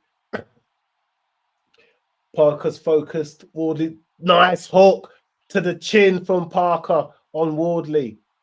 Double jab goes to the head, then body from Parker, but nothing lands. Double jab from Wardley now. And then he goes for the uppercut, but Parker shifts and stands himself ready. They're both standing in the middle now. Wardley's no longer against the ropes. Nice jabs. Both land, but I think Parker's one was heavier. Parker goes for the overhand. Now he goes for the double jab. Wardley's leaning back, but now Wardley comes in with the jab. Parker stands there in the middle. They're going toe to toe, just circling each other. This is they're fighting in the flipping shoebox. Let's go. End of round 5. Good stuff. End of round, man, guys. This is getting juicy. Please hit the like. Have you hit the like? Have you hit the like? Have you hit the like? They've got you guys love the blow-by-blow commentary from Leon Don Paleon. Fight Fan Figures is giving you blow. I hate saying that because it was blow-by-blow. Watching Wardley. Oh, my design is heavily. And Davison doing instructions. I've got the spiral. I've got the circle of death spiraling. They've got they're just saying some me out. Can you believe that? Fabio proving like he belongs, man. I just want to see as it goes down the stretch, though. Yep. I've got this 3-2 for massive, guys. 3-2 for Parker. Parker looks massive. They go in for the center of the ring now, both holding the center. Parker's dancing on his feet. Wardley's just steady on his feet, but he's trying to hold the center now. Tries to jab to the body that Parker jumps to the back from. Jab from Wardley. They both counter jab each other, both land. Just circling each other. Jab from Parker, but nothing head. Jab from Wardley, but nothing lands. Then a return. Jab from Parker that lands. Nice scoring punch. Jab, but then return counter from Wardley as he does the backhand. But then Parker leads him with a backhand that was hits nice. Now Wardley's in the corner. Parker stings forward where clinch and tuck their heads into the nice little cheeky punches. But it's just gentlemanly. Oh, a nice uppercut on the inside from Parker. As referee, let them get away with that one because he never called break. Let them see what they're going to do. Jab to the body from Wardley as Wardley holds the center now. Parker's kind of backed up against the ropes. Wardley prowling. Parker waiting. 1-2 hook from Wardley that nothing is blocked. Jab from Parker pushes Wardley back. Jab from Wardley. Jab from Parker. Double jab from Parker. Now they're switching. Wardley's against the ropes. Wardley circles from the outside, goes into the ring. Parker holds the center. Trading jabs. Now Wardley's in the center as they rotate. Double jab from Parker. Turns his back. Dangerous. And a dirty fight would punch him in the back of the head for doing that. And protect yourself at all times. Now Wardley's holding the center. Now Wardley looks on the path as he throws the jab, but Parker looks ready. Parker's dodging. He's moving his head off the line. Double jab from Parker, then double hooks with a lead hand. 1-2 from Parker. Wardley's against the ropes. Parker, hook. Now Parker's going in. Referee allows them to clinch. Parker shouldn't allow him to do that. He was doing some smothering his work. He smothered his work there. Parker did. Smothered it all up. 1-2. Smothered. Yeah. Trading heavy blows from Wardley. Wardley switches his stance to get back into the center to reset himself quickly. Double jab from Wardley. Heavy jab, but slow. loses his hand as his lead hand as arranged for the backhand to come through. Jab from Wardley goes to the body. A hook with backhand hook. Uppercut from Wardley on the inside. Wardley gets rocked up. Parker comes with his overhand right. Rocks Wardley. Wardley goes in for the clinch.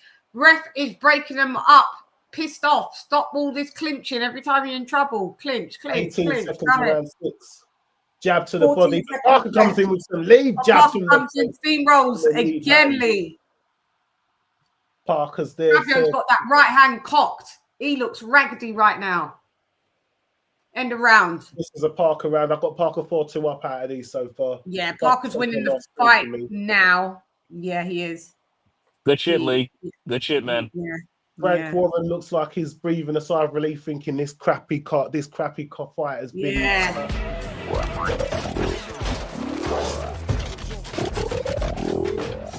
Wu-Tang is in the building, baby. Yeah, we're readying up.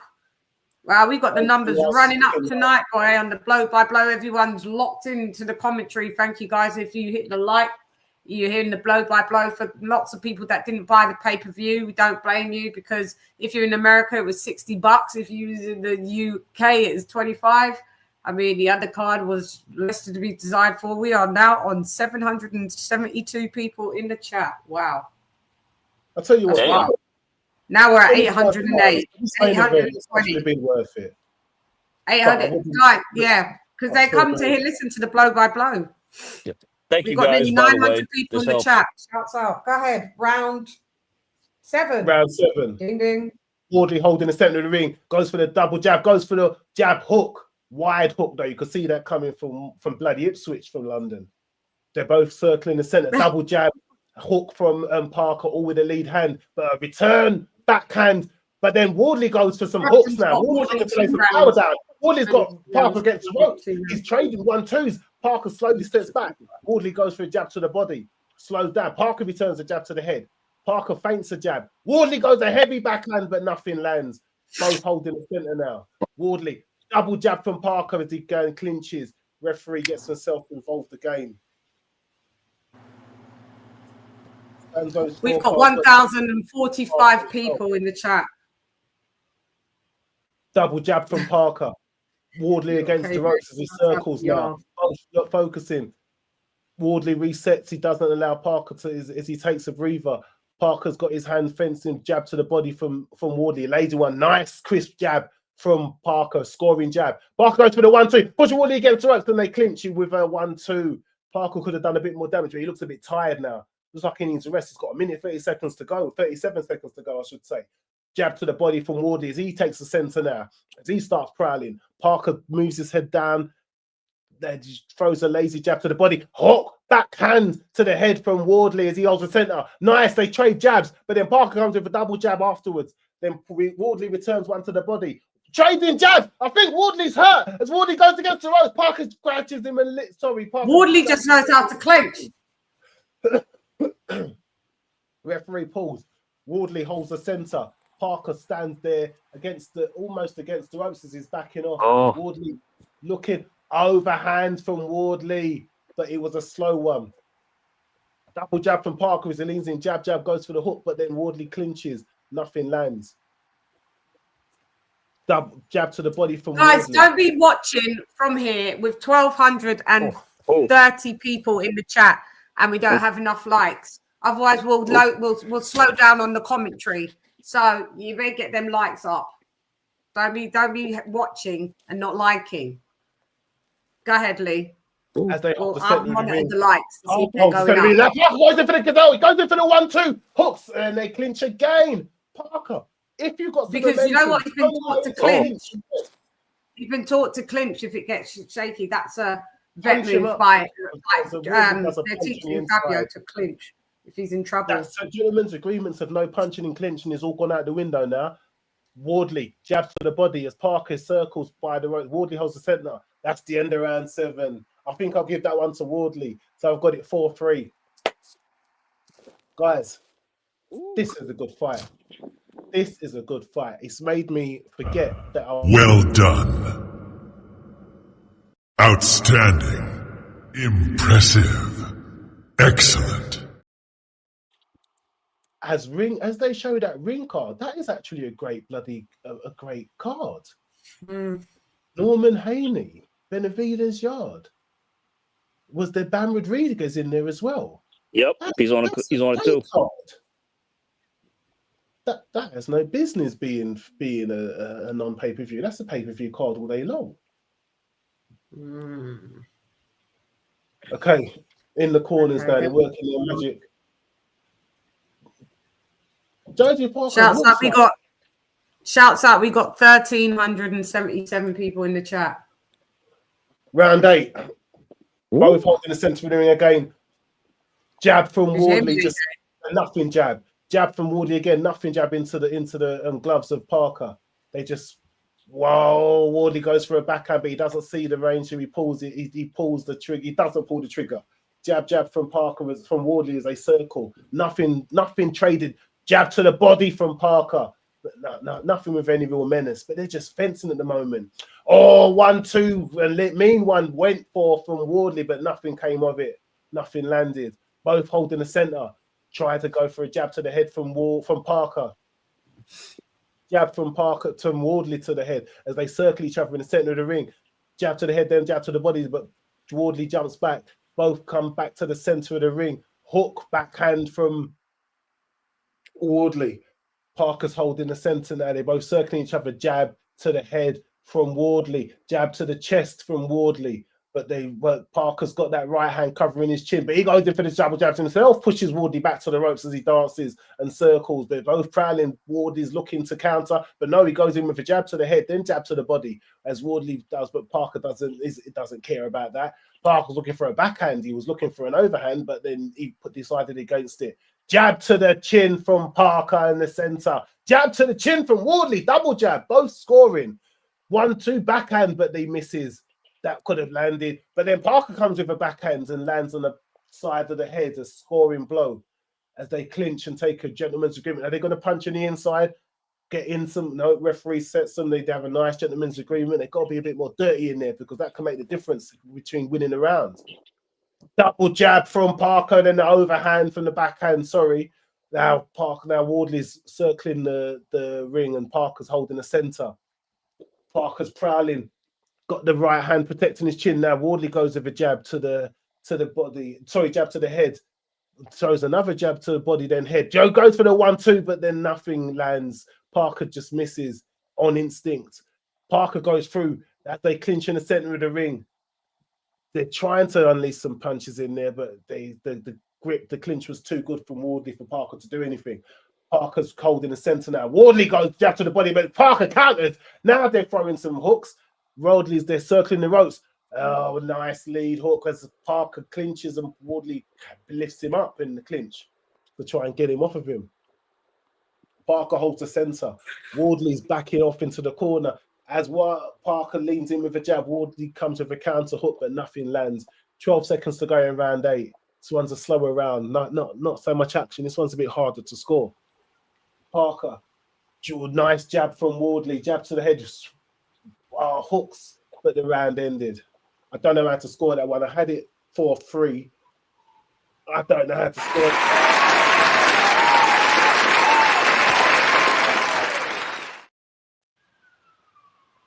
Will this go the distance?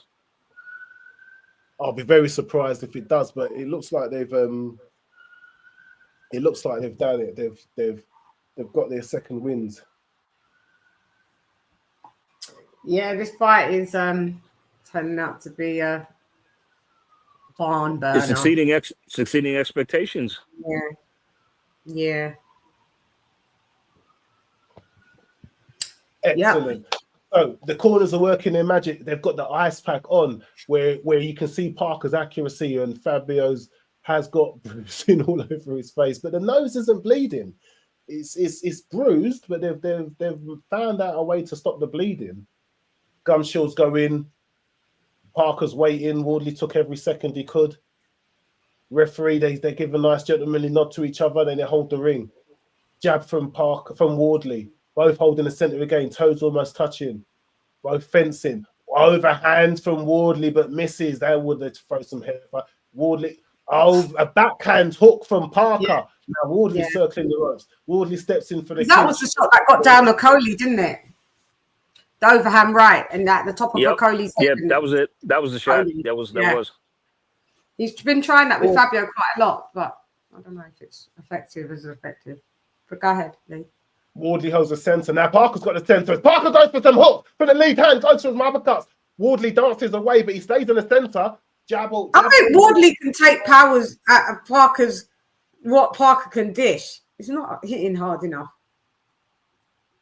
But Parker's holding the centre. Jab from Wardley. Return counter jab from Parker.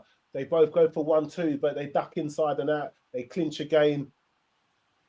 Oh, Wardley had the body open. He could have done some damage to the body there, but he didn't in the clinch. Wardley's boxing really well, though. He is. I agree, he is. Yeah.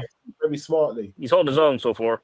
Yeah. Look, he's learning. That beating he took from Hooney, he learned a lot in that. You can see where he's definitely... Yeah. You can see where he definitely improved. Yeah. Their gentleman's agreement clinch on the inside again as they both take a breather. 1 minute 22 left of round 9. Jab to the chest from Wardley as he holds the centre. 1-2 from Wardley, but nothing really lands. Wardley goes for a jab to the body. But Wardley looks hurt from a hook from Parker. Parker gets Wardley against the rope. Hook. Yeah. You know what it is? 1-2 from Parker. Wardley comes back with a hook. Get out, Wardley.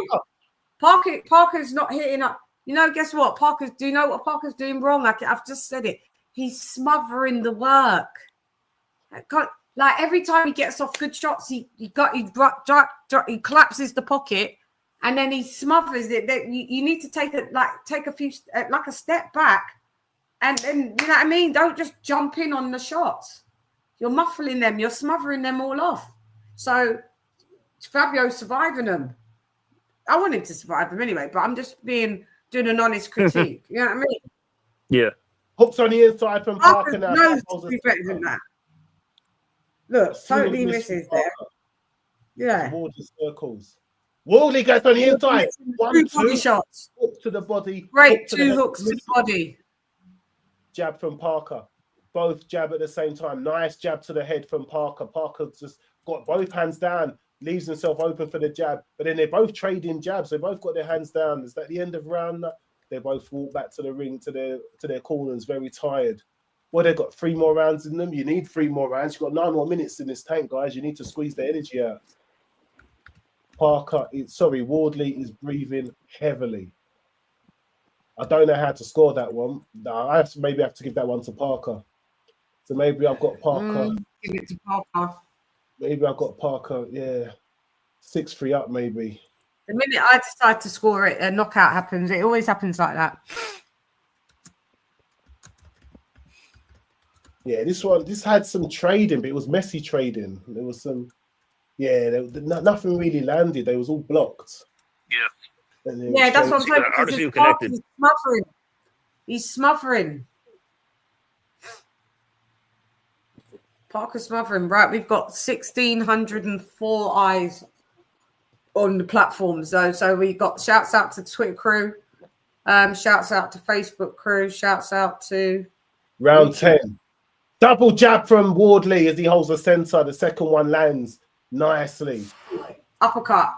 Okay, let's see the 87-84. Frampton's got Parker up by 3. Both holding the centre for the ring. Trading jabs, but Parker's one lands to the head. Parker's deciding to box now. Box at mid or at range. Mid, and then he look at range. That's better, see? You can just beat Fabio with a nice jab. Yep. At range. That's what you should have been doing the first 5 rounds. You wanted to go toe to toe, and you realise your power ain't what it is. Oh, look, Fabio walked onto that shot. I mean, if Joseph was a real hard hitter, that shot that Fabio just walked onto, he would have been out. Uppercuts from hooks on the inside from Parker as he looks to cement these last 3 rounds. I just feel that Fabio just feels flustered by Parker's shots, but he's not at this stage hurt, or am I wrong? Because it looks like that Parker's hurt when Fabio lands, but Fabio's flustered when Parker lands. He's not necessarily hurt like he was in the first 2 rounds. You understand what I'm saying? That's a fair assessment. Yeah, I'd agree with that. Yeah, I don't think Parker he's going to knock him out in this fight. I think Parker's not known to be a heavy hitter, but I mean he can, sit down on the punches. But he got rid of fucking Bacoli. It doesn't matter if Bacoli was on 2 days' notice of it. It was that you knocked down that piece of mass of 310, and you're not denting like a Wardley. Wardley just looks tired. You guys look tired, but no one looks like they're just fucked up. Do you know what I mean? They just look knackered. Parker against the ropes. Parker could do better than this, and he could box. He's not showing box. Countered Parker, hurt Wardley there. Now come in, Fabio. Yeah, Fabio's getting caught with 1-2s. And look, Wardley's in trouble. Parker mad now. Oh, those were not fair. Those were rabbit punches as well. But Fabio, you got to keep your hands up, man. You got to listen to what your corner. What's your corner telling you about these? You not got hands down. It's just like, Fabio, go ahead, tee off. Best shots, Fabs. Go ahead. Waiting for Wardley to hit him. Oh, uppercut, Parker. Wardley goes in. Wardley goes in with a jab. You should have never hit me with those back-to-back rabbit punches. Yeah. AJ, what did I say? That Wardley hits harder. Wardley hits harder. End the round, saved by the motherfucking bell. Listen what I'm saying. Parker is... Yeah, man. Look, when Wardley gets hit by Parker, he just looks annoyed. When Parker gets hit by Wardley, he looks hurt. Yes. Yes, that's on display now. Facts. Agreed. Facts. I don't think Joe's gonna finish him. Joe's not. He's gonna go points. Yeah, it is. Yeah, it's gonna go points. And Joe better mind that he don't get finished.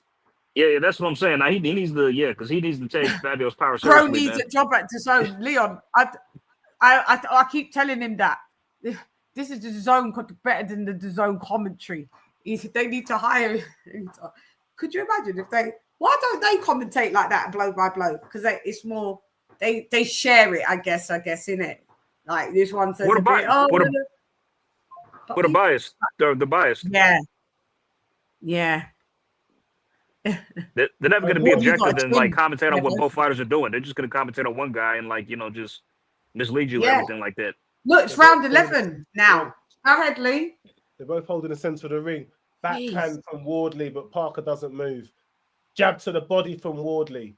Wardley's got better stats. He's moving Wardley's about. Stats is outthrown, outlanded. He's outthrown and outlanded Parker. No, Parker's bleeding. He can't see. Wardley needs to attack now. Wardley can get him out of here. Listen, I just looked at the stats. Wardley's outthrown, outlanded, outjabbed Parker. Wow. He's got a high percentage as well. Nice jab to the head from Parker. Wardley goes in for the jab and an uppercut, but he steps back. He's looking. Parker's bleeding. This is going to be on the rewatch on points score list. I don't think Parker can see it. I'll add it. Yeah. Nice jab from Wardley. The jabs are getting through now. Parker looks like he's got a little bit. Parker's biting on them feet. He's got the blood on the bridge of his nose. He's got that Wardley cut. Who, Parker? Yeah, he can't see. His vision's impaired. He keeps jabbing at it. Look at his nose. Overhand. What it is? Wardley's going against the Parker's going. He ducks. No, you know what? He can't see. He can't see. You can't see. 1, 2, left, right. But jab. You better clinch, Parker. You better clinch, Parker. Parker's. You better clinch, Parker. On the inside. Parker can't see. He can't see. Parker goes to get. You better mind that the referee don't stop it. Overhand to the head. This is going to be a stoppage. Look, this is going to. Oh, Parker comes back. The referee was looking like he was going to stop the fight. Wardley clocks him with a. Oh my God. Look, end the fight. Referee stops it. Wardley drops to the ground. What the hell? Wardley wins. Wardley wins. Oh my.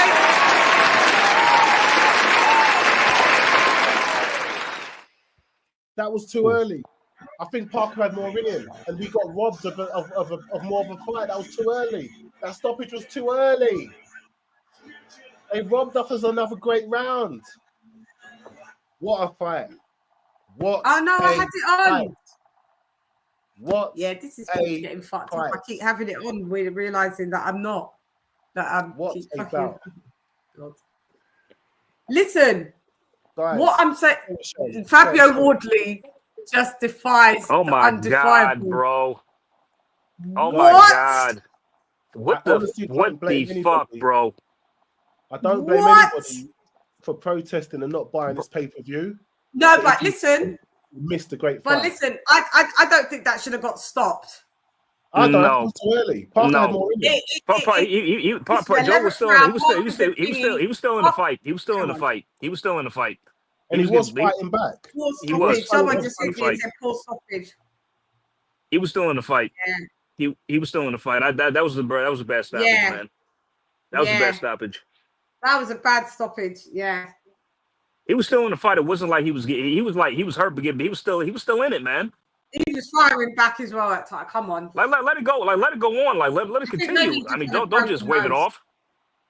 Chad. And we're in the 11th. Why are you gonna wave it off and the man ain't come on. Come on, you could at least let a highlight show reel.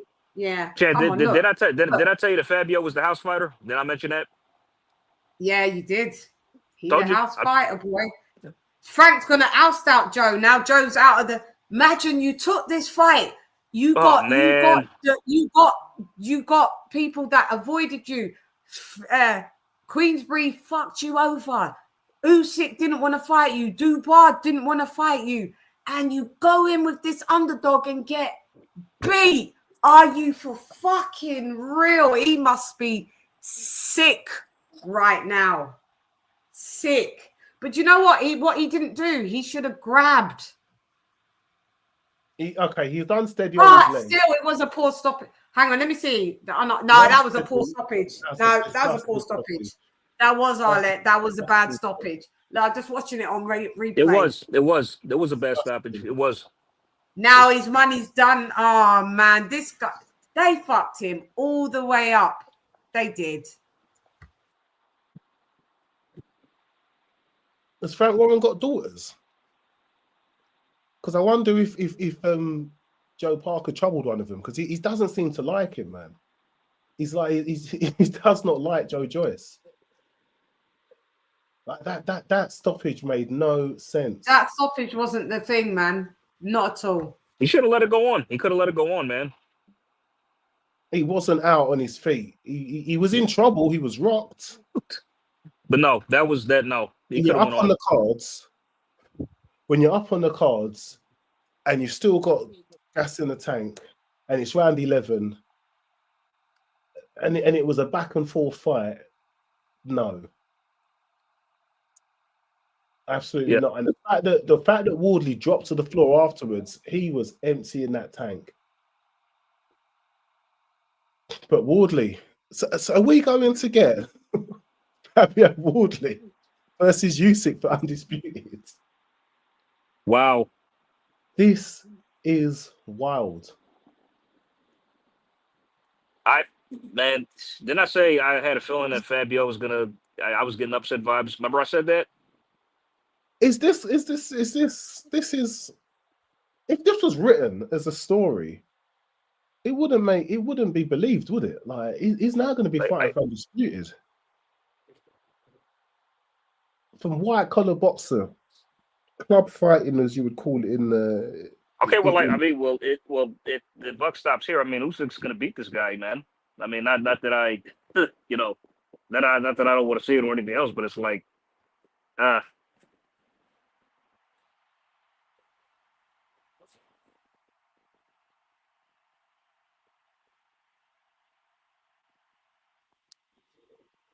Wow. That referee, disgusting. Who is this guy? Is it Howard Foster? I think it might be. If it is, I'm not surprised.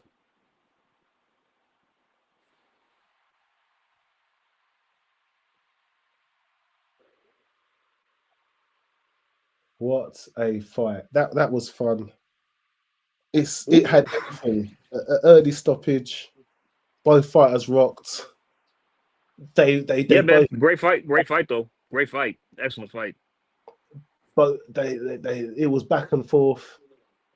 And he gets the WBO interim title. Only that was on the line. So okay. Which made sense because that's the one that's next in line. Yeah. So I guess they discarded the WBA.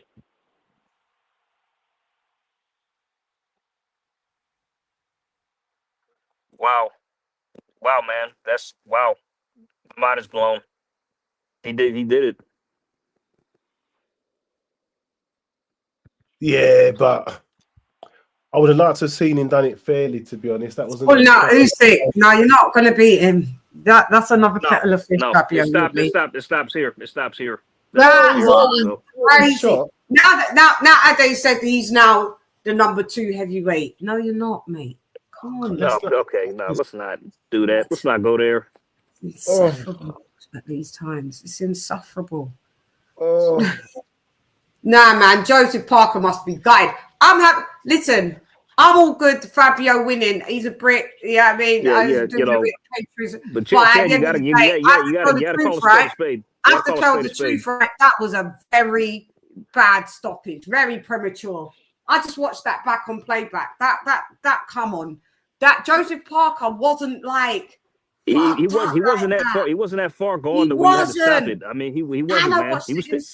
He was still in the fight. He was still in the fight. Jesus Christ. I'm not gonna say he wasn't hurt. He was, but it's like he was still, he was still with it. Yeah, he still had his wits about him.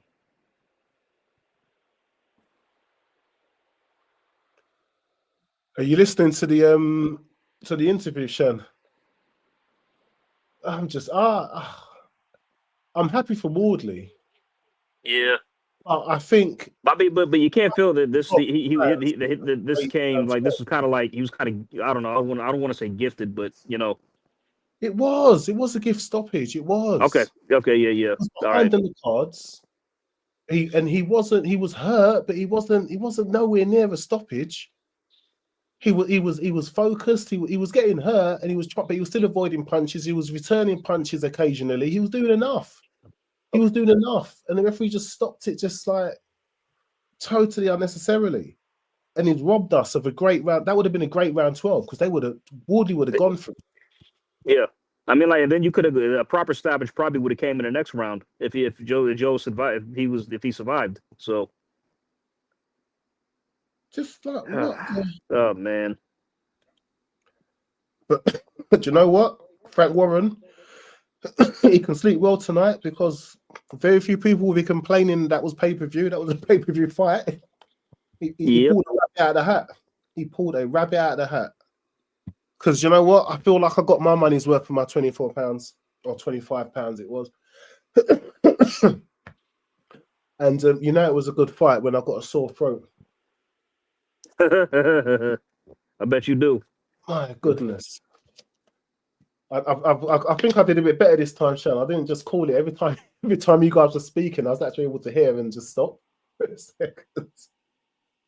Because when I listen to it on playback, I'm just shouting off, and you guys are trying to have a discussion in the background. I'm just there screaming out what's happening.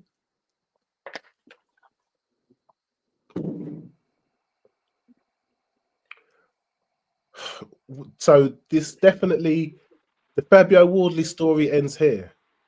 If he fights Usyk next, then yeah. So he will fight Usyk next. Yeah,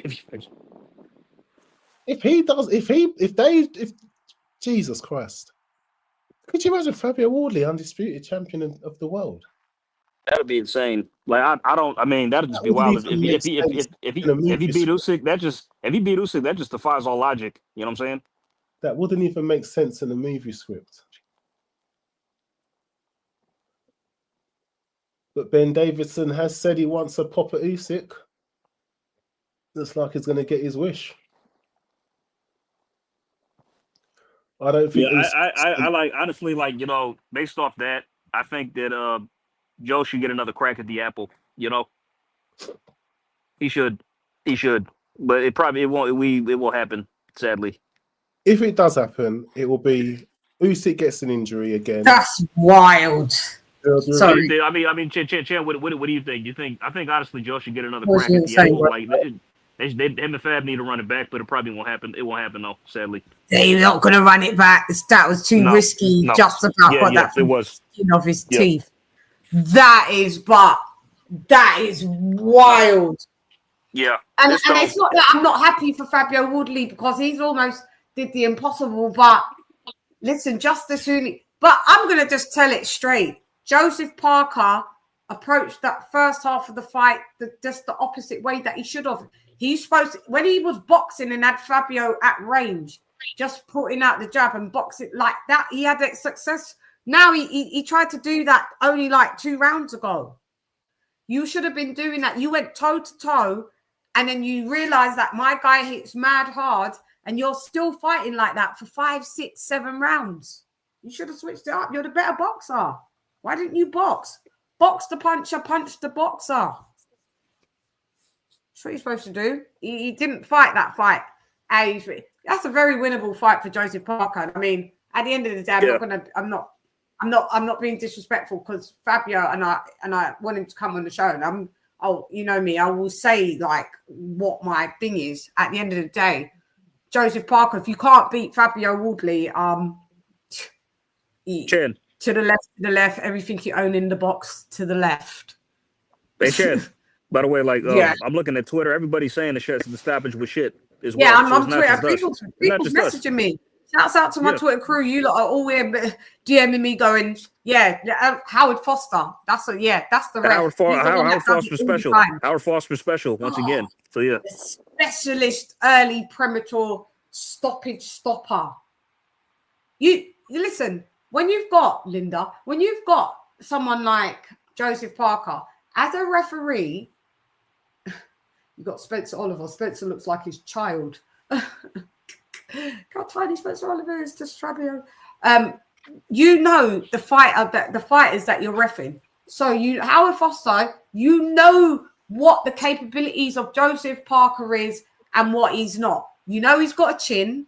You know he's a former world champ. You know this is an important fight. You know we're already only in round 11. So if Fabio was going to get him out of there, let him get the highlight knockout reel, or let his team throw in a fucking white towel. Howard Foster, you know that Joseph Parker wasn't like finished. Yes, he was hurt, he was staggered, but he wasn't demolished. We've seen him. So what? You should have stopped it then in round 2 when they both staggered each other. Why didn't you stop it then? Because it was more demolishment. Come on, Howard Foster. It's bollocks. My phone's going crazy. Pop, pop, pop. Howard Foster, that was. It would be nice for Fabio Wardley to win without it being a contested win, without everybody now going, no, you know what, you know what I mean? You make things not happen cleanly and everybody's win and hard work gets prodded on. Yeah. No, Chan, see, look with this comment. Shout out to this Iffy SD. It was a weak stoppage, but Parker knew he was the away fighter, even though he's also signed to Queensberry. You said it. You said Fabio was the outsider. Fabio's just got signed to Frank. This is only his second fight under Frank. Frank's done a fucked up shit. Look, he's done a disservice to Joseph Parker. I'm put aside to Fabio Wardley. No, because at the end of the day, Eddie Hearn built Fabio Wardley. Let's just call this spade a spade. Yeah. Yes, he did. He built Fabio Wardley. He got to start on Matchroom. That's where he built. That's where he came up. Yeah. Yes. So Frank is just reaping the benefits of what Eddie. Eddie kind of took his eye off the ball, and Fabio migrated because Fabio was never signed to Eddie, but he was doing like fight by fight basis. Just how he was dealing with Dillian. Look, you just lost a heavyweight Eddie that you could have had, but at the end of the day, Joseph Parker. Come on, Joseph Parker just did exactly what Joe Joyce did. Joe Joyce did not have to fight Zhilei Zhang. He could have waited on his interim, on the interim status that he was to fight. Weren't he in line to fight fucking Usyk or someone or Joshua? He was in line. Do you remember? He didn't have to fight Zhilei Zhang. That was a voluntary. Yep, sure was. Joe Joyce. He didn't have to, and he did all that, and then he gets in there, gets blitzed by Lady Chann, and then takes an automatic rematch. Like Gets 7 months beat later, the worst time. Gets beat the worst time he did the first. like in 4 rounds or something stupid, and then you lose all your shit. And then we're seeing you in the crowd looking hella sad. Nobody fucking, using you because you've been beaten after that, as well. Frank don't give 2 shits about you. Now he did the same with Joseph Parker. He's did the same. Joseph Parker's uprooted his whole family from New Zealand, gone to Ireland. First he was in the UK, now he's gone to Ireland and with his whole family training under Andy Lee. You would have thought Frank would have at least done some fairness. Frank's slimy. Now he's all over like, yeah, Fabio. I mean, Fabio Wardley's the best thing since sliced bread. They should have both been the best thing since sliced bread. Because guess what? If Fabio Wardley would have lost this fight, it wouldn't have dented his career. Not at all. At this stage. Not at all. Do you know what I mean? So, Frank, it's like you had a favourite. And you didn't have to do Joseph Parker like that. And you see me, that's how you know I've got compassion, because I called him cheerleader and I could be going, so is him right. He's a nice lad. He's just not cutthroat enough, Joseph Parker. He's too nice. You're too nice. You should have been making up noise when you weren't getting these fights. You should have been bombarding press conferences, not doing your stuff that you do on social media where you've got, do you know what I mean? Where you're doing your little tunes and, you should have been doing these things. Hey, get the fuck out of here because I'm gonna fuck you out right now, motherfucker. That's what you should have been turning up at these cats. You know what I mean? You lost that fight. You didn't have to. After, guys, sorry that I'm ranting, but after all of this, Joseph Parker was on a run of form. But the run of form, I'm saying it on my commentary, Wilder ain't nothing to be happy that you beat, because Wilder, this was a faded out Wilder. So I don't know if people was getting a false sense of his run of form, but he was looking still good. Like he was active, 5 fights in a calendar year. And then all of a sudden you just get blackballed. Like no one wants to fuck with you. You do all of that and then you're left to sit rusty. Daniel Dubois does. Because Chad, like I think because I was seeing one of Jill's videos where Joseph Parker gave an interview, and he was saying, I think he was asked like why he was talking about like why he hasn't gotten his title shot or whatever else. Because they don't give a shit about him. He said, I think he confirmed that he thought he was being blackballed pretty much because they put him in fights he wasn't supposed to win, and that now that the fact he won, they want to continue to pretty much freeze him out and keep him away from the title or whatever. That's what Parker feels. Yeah, that's what I believe he said in that interview that he gave. God. That's a shame, man. They got Moses as a tournament talking. That's a shame. Take over for 1 sec. Let me just hear this. Shan, I've got a question though, or AJ. Yeah. Can we take a moment? In the 4 years or so that Shan's been doing this, this was the first time I actually got a prediction right. A Wardley KO in round 11. Yo, yeah, wow. Leon. Yeah. You did. Yeah. Hold up. You did say that. Hold up. Yes. Hold up.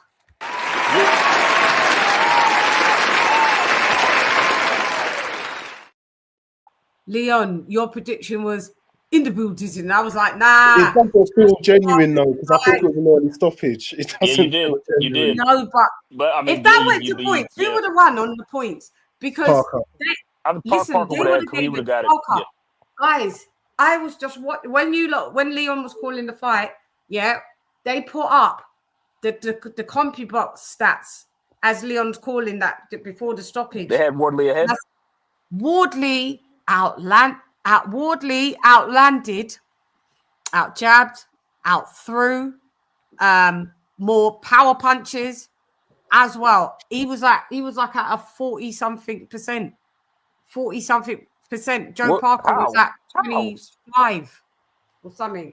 Swear down. That's what I said to you. I was like, but Wardley's got, even though they've only, like, Carl Frampton only gave Wardley 3 rounds. So they would have robbed Joseph if he went the distance. No, they was trying to rob Wardley. Oh. They was trying to rob Wardley.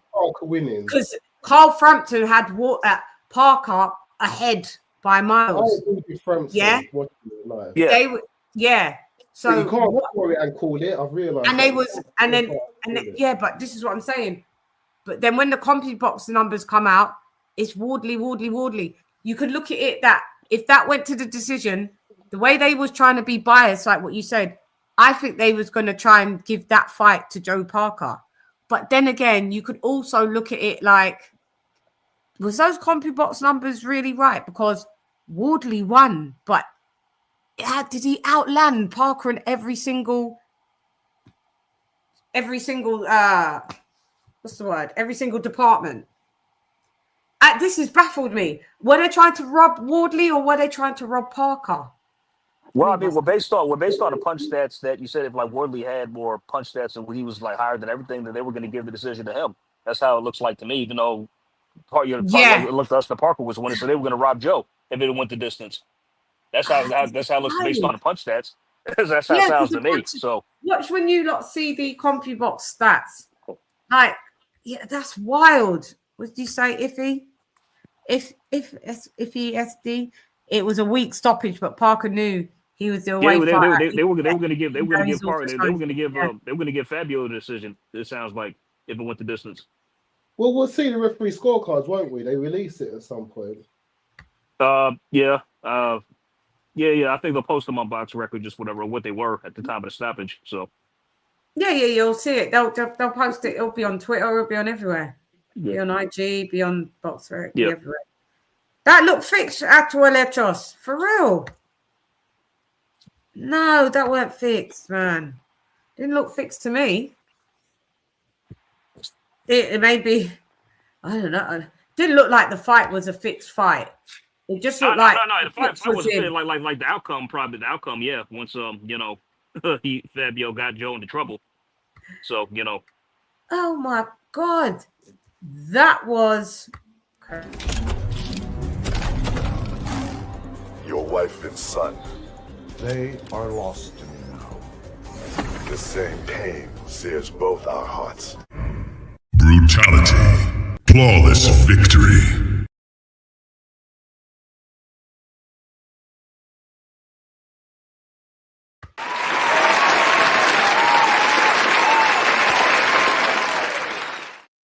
In the Buddhism. Listen, that I don't know like we got some shit to talk about at the weekly rapper. Shiggity work, guys. Shiggity.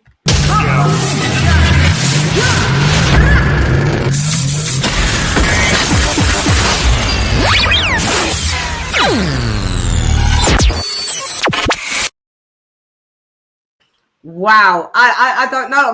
My mind's dizzy. I don't know who they was trying to rob. I don't know if they was trying to rob Parker, Peter, Paul, fucking Benjamin, Simon, fucking. Who were they trying to rob? Was there a rob? I don't know what this is. You fight in the end. Huh? So they were trying to rob the boxing fan by putting it on pay-per-view. Yeah.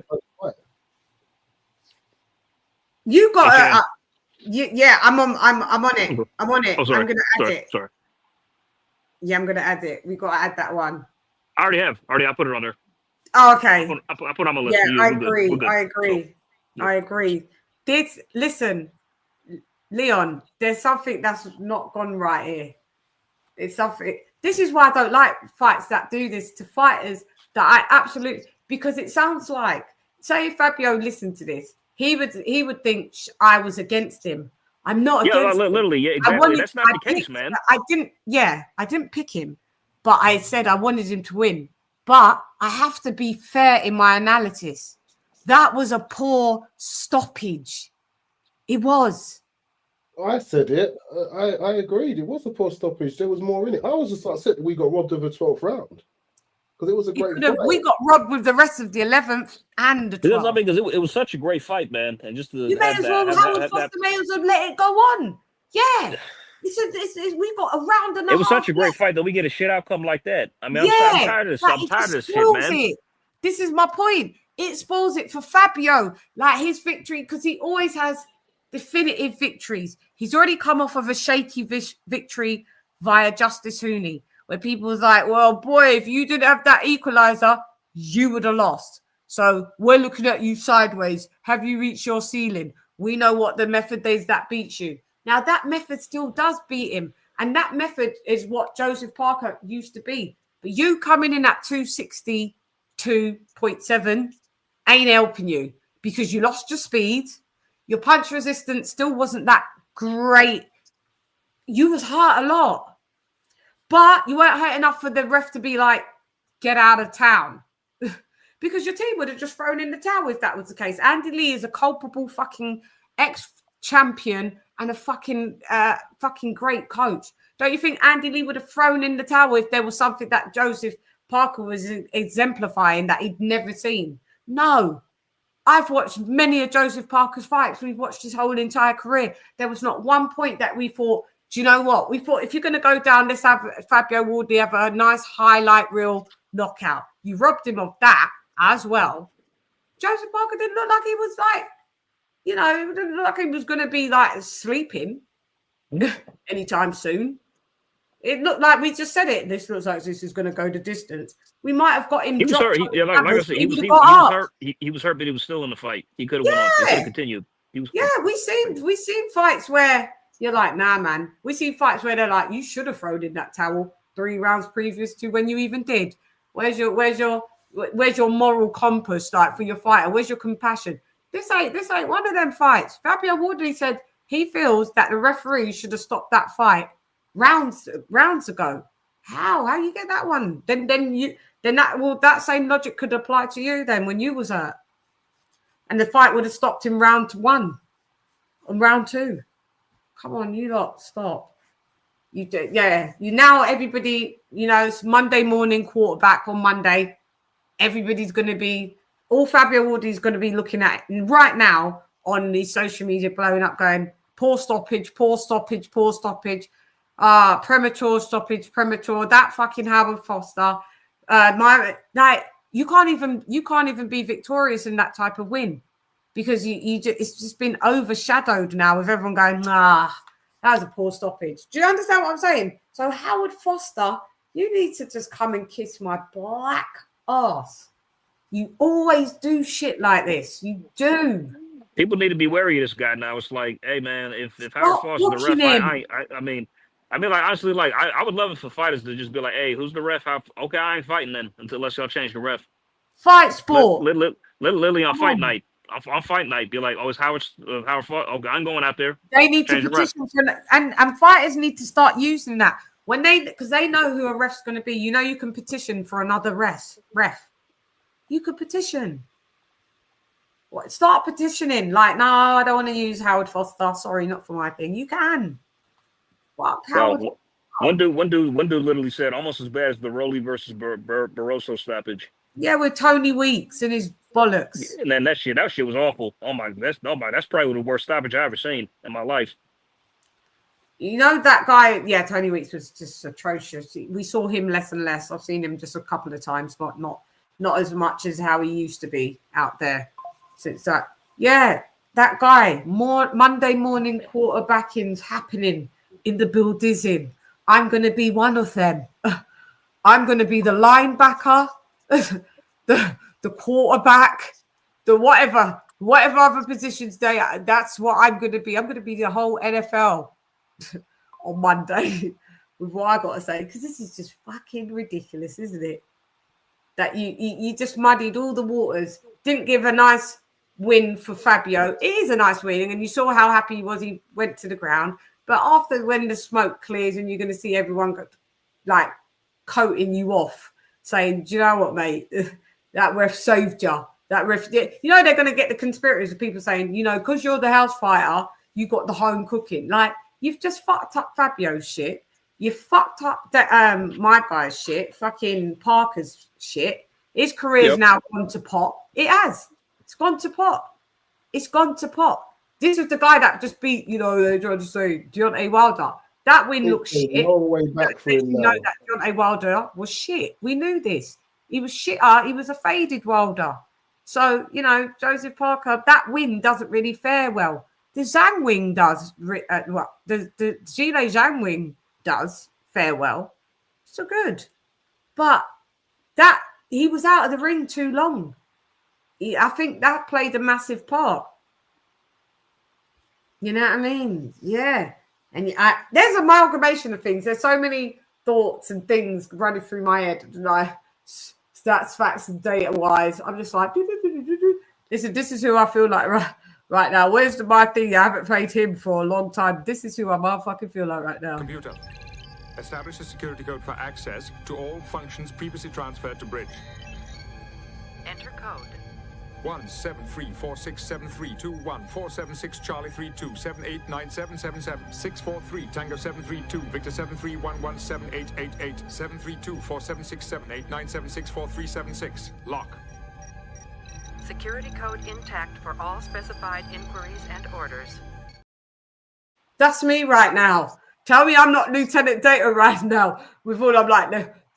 Zero code 1477658976665432642. Like that's what I feel like Lieutenant Data right now. Lock. Fucking hell. They just fucking fucked up two people's shit. They fucked up two people's shit, guys. Am I wrong? Have I said anything wrong? It's the truth, nope. Right? Yep. They fucked that Howard Foster. And whoever's the powers that be. Anyway, I'll have my soundboard. I'll be in the office and I'll be pressing do. I mean, look, when I was looking at the replay in slow motion, it weren't bad, was it, Lee? No, but then you could see where Howard might have thought he was a bit gone because but there was two punches on the ropes. It was lasting a long time, that barrage. He got a flurry, and he got pushed back on the ropes. And then he moved. You should have got it stopped then when it was actually the flurry. And then he came back from the flurry and he pushed back Wardley. Wardley got him back on the rope. And then after two punches, if my memory is serving me correct, two punches that didn't even fucking land. Yeah, that my man moved out of the way. Foster comes in on that part after the two punch bit. Come on. My phone's popping. Can you hear it? Bling, bling. Everyone's like, listen, Wardley, let me read this. Wardley could have stopped him, but that wasn't a stoppage. He stopped it at totally the wrong time. I agree. This is my Twitterazzi. Shouts out to Twitterazzi. Shouts out to Jordan Mack, Twitterazzi. In the building. Yeah, everyone's saying it. Look. Yeah, that was, yeah, guys. What are we going to say? What do you want to say? Where's Fight Sport? I don't know. It's not there. I put the link if anyone wants to come on here and shoot out and say some stuff. If it was maximum violent, fucking fight. Yeah, come on. Like, I don't know. I don't know how that process is. Like, we all know you can't, like, with that performance, Joseph Parker wasn't even beating Usyk. We knew this. Yeah. This is why England gets on my nerves when they go, oh, you know what? Everyone that's out who's got the option and who could do it is Joseph Parker. Oh, fuck off, England, with your shit. No, he hasn't. Fuck off. You know he hasn't. I mean, because it's not a buck stop here because you put him in with Usyk next, he definitely loses. So now he does lose, but then everyone's going to say, you know, he gets his big payday. Frank says he gets his big payday. At the end of the day, Alexander Usyk, he's an all-time great. So there's no shame to losing him. Fabio can come again. You know, that's all it's going to be. He's going to get Fabio's now going to get 3 million. Fabio's going to get 3 to 5 million to fight Usyk for all the marbles. You're going to lose, and that's it. You're going to lose, and then everyone's going to say, rightly so, even the best heavyweights have lost to Usyk. So there's no shame losing to Usyk because he's an ATG. That's all. I already see the narrative. So shouts out. Frank gets a tidy pay packet. Do you know what I mean? Phone's popping, ringing now, boy. Yeah, like what did we say at the beginning of this live when we said, could you imagine if them two fight Usyk versus Wardley, how that's going to look? I said Usyk will either stop him or it's got a pitch a shutout. I'm predicting shutout. Wardley seems to have a chin. Listen, Linda, I'm predicting. Lee, I would more go with a stoppage.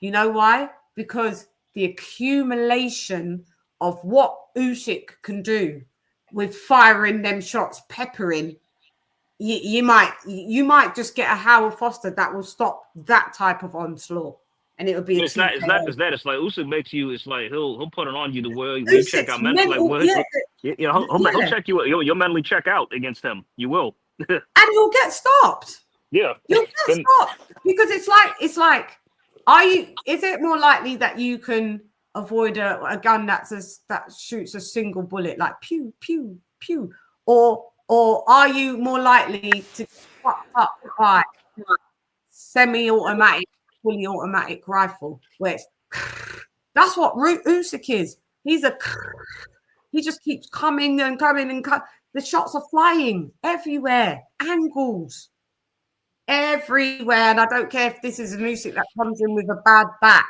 that he says that he's got. He rings around Wardley, and he'll make Wardley dizzy and stop him. He will. He stopped Daniel Dubois. He stopped him twice, and Dubois is a unit. Dubois is a lump. Dubois is the same. Dubois is 1 inch taller than Fabio Wardley. And weighs the same amount. Around the same, yeah. Come on. Usyk will, okay, well, Usyk will make that his personal. Usyk will make that. Listen, let's take it here. Hang on. Let's take it here. What do you think? Because Alexander Usyk says he'll fight the winner, but you know Usyk more thought he was going to fight fucking Parker. But Usyk, this is where you fucked up, man, because you should have really fought Parker off rip, to be honest. They should have. Yeah. I don't like how you avoided that at first. Or they should have stripped your belt. They should have stripped your belt, mate. I don't care. The WBO ordered the fight, and it should have happened. And it should have fucking happened. And then at the end of the day, right, now that you're now left with Fabio Wardley, which ain't a big money fight, Joseph Parker wasn't going to be a massive money fight. It would have been a bigger money fight than a Fabio Wardley fight, right? But you'll probably just be able to give Wardley like 2-3 mil. That's going to be his career highest payday, wouldn't it? So, but listen, do you think that Usyk is going to allow himself to go the distance with Fabio Wardley? No. Because then as soon as that happens, what does everyone say? Usyk's on the slide, Lee. That is never going the distance. A white-collar boxer goes the distance with Alexander Usyk and is standing there waiting for a decision. Not on your Nelly, mate. Nope. I don't see it going the distance. Unless it comes to a point where Usyk goes a different route and he allows Wardley to fight Parker again for the WBO belt. Usyk goes a different route and no, because what does Usyk get from fighting Wardley? You don't, but you just but you could say, but then you could say as an ATG, he's cleaning out his division. Everyone's moaning, going, "Well, we only had a few fights at heavyweight. How can we say he's the best heavyweight in a top heavyweight ATG? How he's only had like six fights with three of the same people or whatever. Do you know what I mean? That you could say 8 fights at heavyweight, 3 of them was the same, 3 of them were rematches. So, like, you're going to get people that say that. What you're supposed to do is clean out the division. So if it's a Fabio Wardley, you clean him out. If it's David Adeleye next up, you clean him out. If it's an Itoma, you clean him out. Like what Muhammad Ali, you want to compare to Muhammad Ali? Well, Muhammad Ali cleaned out his division in 2 different decades, 2 different eras. So whoever it is that's in his division, you said you want to fight now till you're 41. All right, you've got to clean out everybody out. Clean it out then. That's what you got to do. And it's a Fabio Wardley. Otherwise, you don't like it, leave. Or they should have stripped him and elevated Joseph Parker to fucking WBO champ. That's just fucked up what they did to Parker. Like, he's gonna be in a very dark place. Very dark place. Very dark place. When I'm speaking out loud, I'm working it out. And what they just did to Joseph Parker, and trust me, I love Fabio Wardley. He is a friend of the show, and he said he would, like, just shout me when you want me to come back on. And it's been me. Remember, I haven't been in and out, been in and out. I will get Fabio on. But listen, what they've just did to Joseph Parker is unacceptable. It's fucked up. It's like they just didn't want him a part of the shit. It almost makes me think like Frank wanted him offloaded. I ain't got time for this geezer anymore. Do you understand? It felt like that. I don't know why though, because Parker's more ceiling with he's just done his, honestly, like, the only thing he's guilty of is doing his job. That's all he's done. Yeah, he's guilty of doing his job. Me and Joshua spoke about that. We don't like saying, oh, he didn't have to take the fight because it's your job. But in certain angles and instances, there are times where you didn't have to take that fight and he could have waited. He didn't have to. The reason why he didn't have to take that fight, because he shouldn't have had to, because the order was, the WBO was ordered, not mandated. It's when you're the mandatory till it's ordered. That's when it's all systems go. So it was ordered. So because that was ordered, he should have been able to fight Usyk. Usyk, sorry, your back's hurting you. You're dancing with your pop star, mate. We got to take your belt. I don't care. You can get it back on the flip side, because all Usyk had to do is give him that belt, and he'll beat them back again and just get that belt back, and you'll be 4 times undisputed. He would have got the belt back. Come on. He did that with the Joshua and them lot. He gave them lot the IBF to fight for. Didn't have to. Because you know who's going to get it back. I'll take my belt. I get back. I feel I'm very feel. I'll get back the belt. Fuck yeah. There we go. Play with my old toy. Go ahead. When I want my toy back, when I want the ball back from the basketball court, I shall take. You know? Well, anyway, I think I'll take my leave now, lady and gent. Yeah. I think I spoke for about 30 minutes while everyone was silent. I hope I didn't bore anyone, but I was just giving Not at all, Chad. Not at all. Yeah. Love to hear you talk. Take care, AJ. Yeah, I got to get some rest for my yeah. AJ, you're the best. Thank you so much for joining Leon and I. And thank you. Salute to everybody in the chat. Yeah, thanks everybody for tuning in. Yay. Yes. Thank you, AJ. Love y'all. Love you too.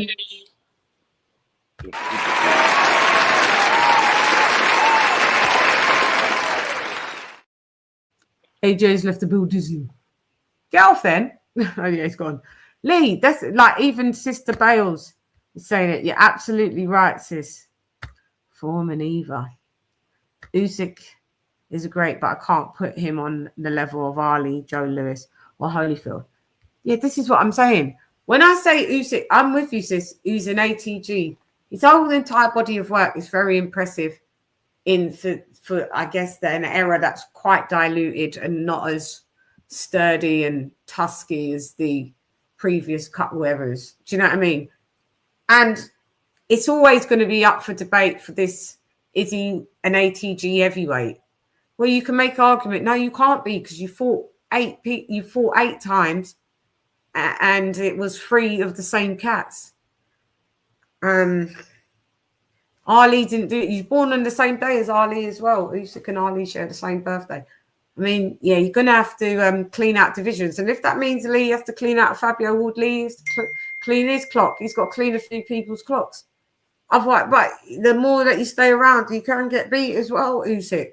Because fuck around and find out you fight Fabio Wardley and he swings from the gods. Imagine that, Leon.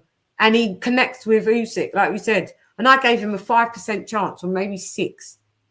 That 6% chance what if that happens? What are you going to do? Oh, Usyk would have been like, I don't know why I carried on fighting. I could have retired undefeated. People need to be careful what they wish for. That's the moral of my long-ranted story. Yeah, they fought so many ATGs. So many. What did you say, Chase? Chase, you said that was a BS call by the refs to stop the fight, but Parker made a huge mistake coming in the 260s. Thank you, Chase. I wholeheartedly agree. So looking back on it, Leon did say it. Leon, you did say it, Lee. You said that's going to slow him down. I said, I'll make it right. His plan was to stand him and trade with him. Like, that's how he I knew it. That's why I picked my prediction. I was like, well, that means he's going to get Fabio out of there then. But why would that be your plan, to stand there and trade with Fabio Wardley? That makes no sense. Fucking box. He gave Wardley his chance of winning, like keeping in close quarters. That was Wardley's chance. It just made no sense. Did he think he was that many levels above him? They could go and beat him at his own game in his own backyard.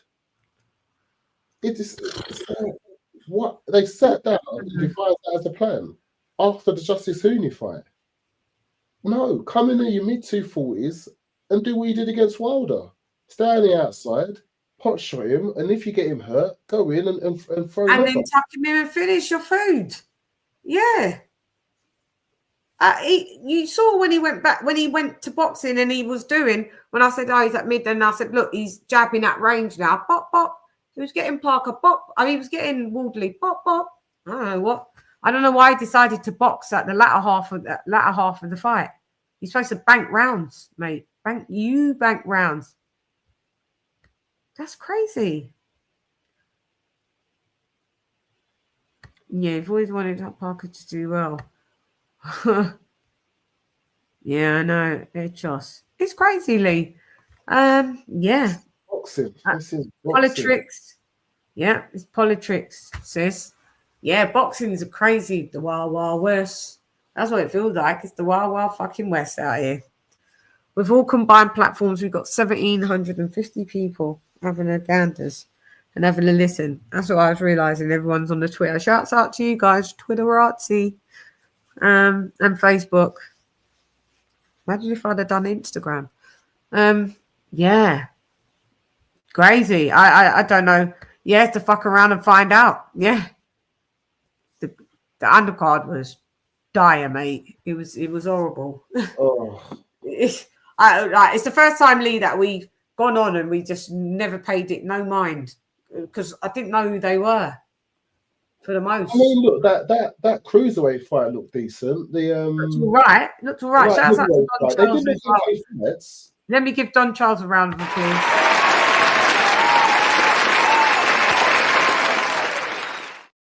Because this fighter won, and what they did to him, to Dubois, that was totally disgusting as well. So, yeah, when it comes to Dubois, they do say in it, they lose and they change their trainers. That's just what they do. Yeah, that's just fucking ridiculous, though. Don Charles has been the best trainer for Daniel Dubois. Now, this is Parker. Look, do you see how life happens? Look, come to do what I do best, you know. That's a site to get the fans what they want to see, you know. At the end of the day, no one wants to see a 12-round fight. It's a whole bunch of heavyweights up here, and we're the hard hitters. And at the end of the day, people have things to do. The Dubois fight is still there for Parker. That's a good fight for him to do. Yeah, and see what's up. See, now everyone starts judging you for your last fight, and I bet you people go, Dubois stops Parker. I don't think they will judge Parker for that. With that controversial stoppage, no. I don't think they will judge him. Fuck this guy!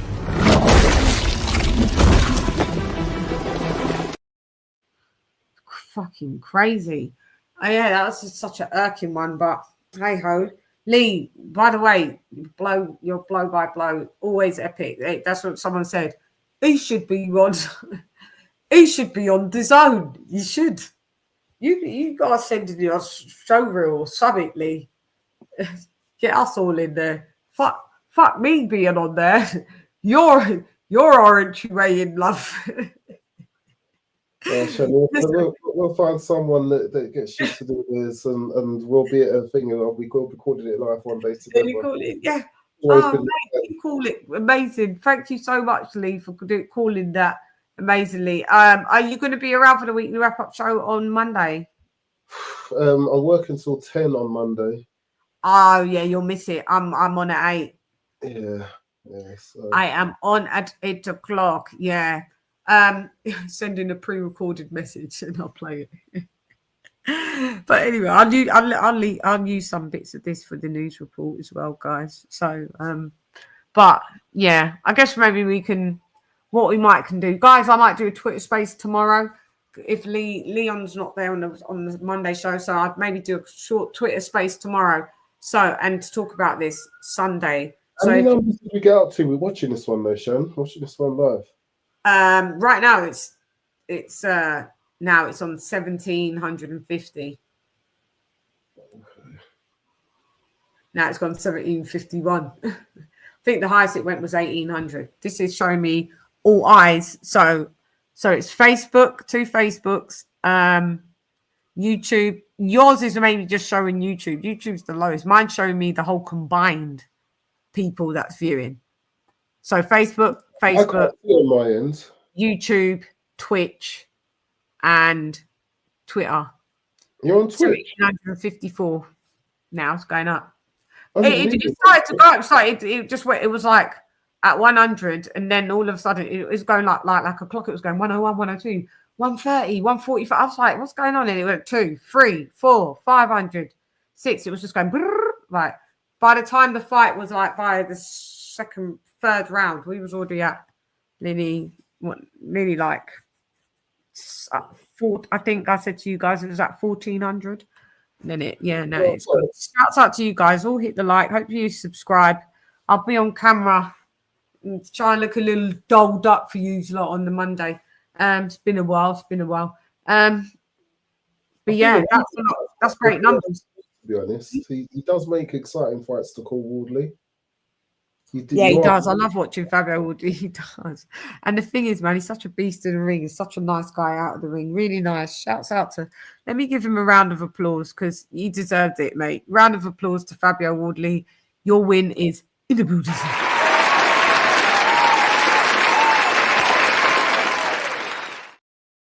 He came to do the damn thing.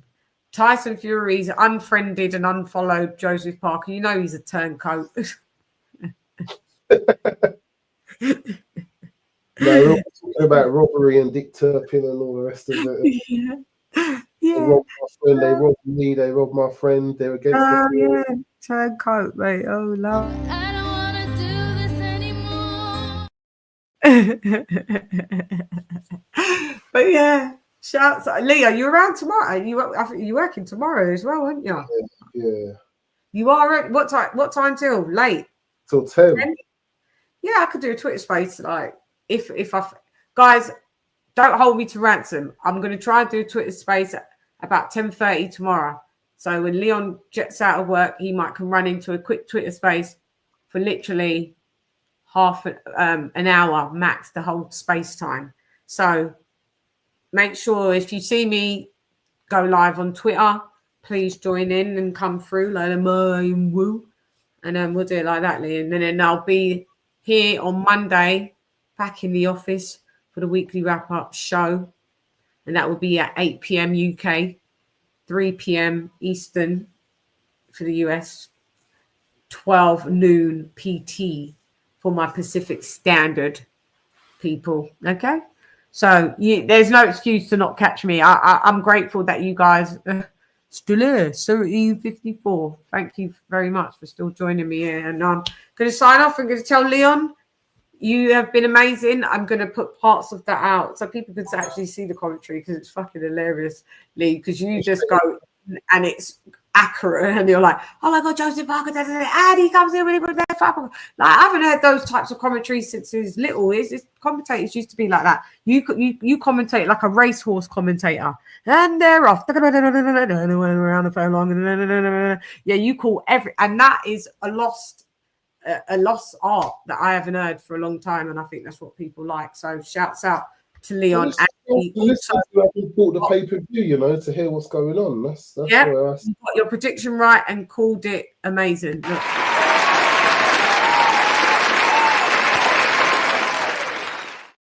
In the booties. Yeah, boy. You smashed it. It's a good one, Lee. Good It, one. does, So it doesn't feel like a victory with a prediction, though, because I think it was an early stoppage. yeah. I mean, but you still predict. Yeah. Yeah, you predicted Fabio to stop. What did you predict? Fabio to not stoppage, the round and the way as well. But you was right. That's bang on. Yeah, but I think it was an early stoppage. I don't think it should have been stopped. I know. But that's what a prediction is. You predicted an outcome. Whether we agreed with the outcome or not is a different thing. But you predicted the outcome. It was bang on. Yeah. And we may have to talk about maybe he's like, no, that one is one prediction correct in 4 years. So I know. Shouts out. Yeah, maybe get there now. You get me? You saw something that we didn't. Upset season. Anthony Yard next. Upset season. Anthony Yard next. Yeah, to get Benavides out of fucking town. Yeah. He did. He predicted Fabio Wardley to beat Parker. Leon did. Exactly how it happened. I ain't lying. Go, guys, watch this back on playback. He does it on this show. That's what he did. Yeah. I predicted Fabio Wardley, Joseph Parker, to beat Fabio Wardley in rounds 9 to 11. I did a prediction video and I come on here and it said did pretty much happen as I said. I said Wardley Parker. It said it as you said. Yeah, it happened exactly how you said it. Call you Buckstradamus. Buckstradamus. Buckstradamus. Buckstradamus. You're fucking Buckstradamus, mate. I love it. I fucking love it. We the best, baby. We the motherfucking best. We the goats. One correct one out of what? Yeah, this makes up for all of them, Lee. Makes up for all of them. I've got one right. Makes up for all of them. Makes up for all of them. Yeah. Because that one was the one that not a lot of people would have picked. I could almost say probably every commentary that I watched, nobody picked Wardley. Nobody. No one. So, shouts out to you. You should have put a bet on. You would have been walking away with. I don't gamble. I don't gamble. I know, but just for this one instance, boy, because my guy was the underdog. That guy, I agree. The undercards was. Oh, you're talking to that guy, yeah. The undercards was not good, no bueno. But yeah, so Lee, we shall wrap it up. We've been on air for 4 hours and 32 minutes. And it's been 4 hours and 32 minutes. Yeah, I know. It feels quicker, doesn't it? But shouts out. Thank you very much, Lee. And I shall catch you on the flip side. So I'll speak to you after. Yeah. All right. Then. All right. Guys, thank Fight Fan Figures for his great commentating. AJ for his great contribution to the fight. I'm going to read out what AJ gave me a donation. I'll read it out on Monday for the weekly wrap-up show. It's on my thing and it's amazing. So shouts out to AJ. Thanks, Leon. Mwah. See you later. Take care. See ya.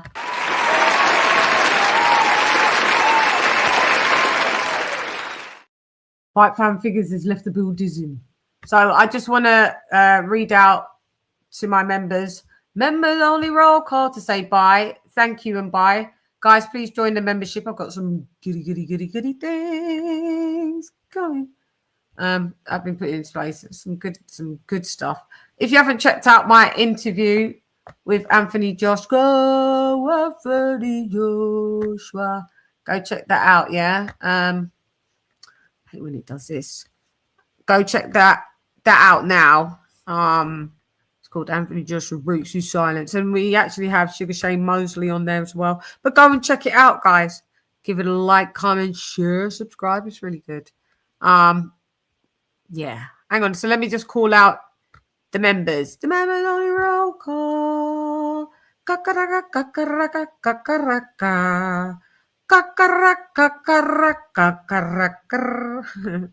a dickhead, isn't it? All right, so shouts out to my members. We've got Donald Banks DB in the building, Zara K in the building, AJL Day in the building, Queen that never fails. My sister Lisa Bales in the Buddhism. What up, Lady Chann? King Boxing in the Buddhism. Dr. P.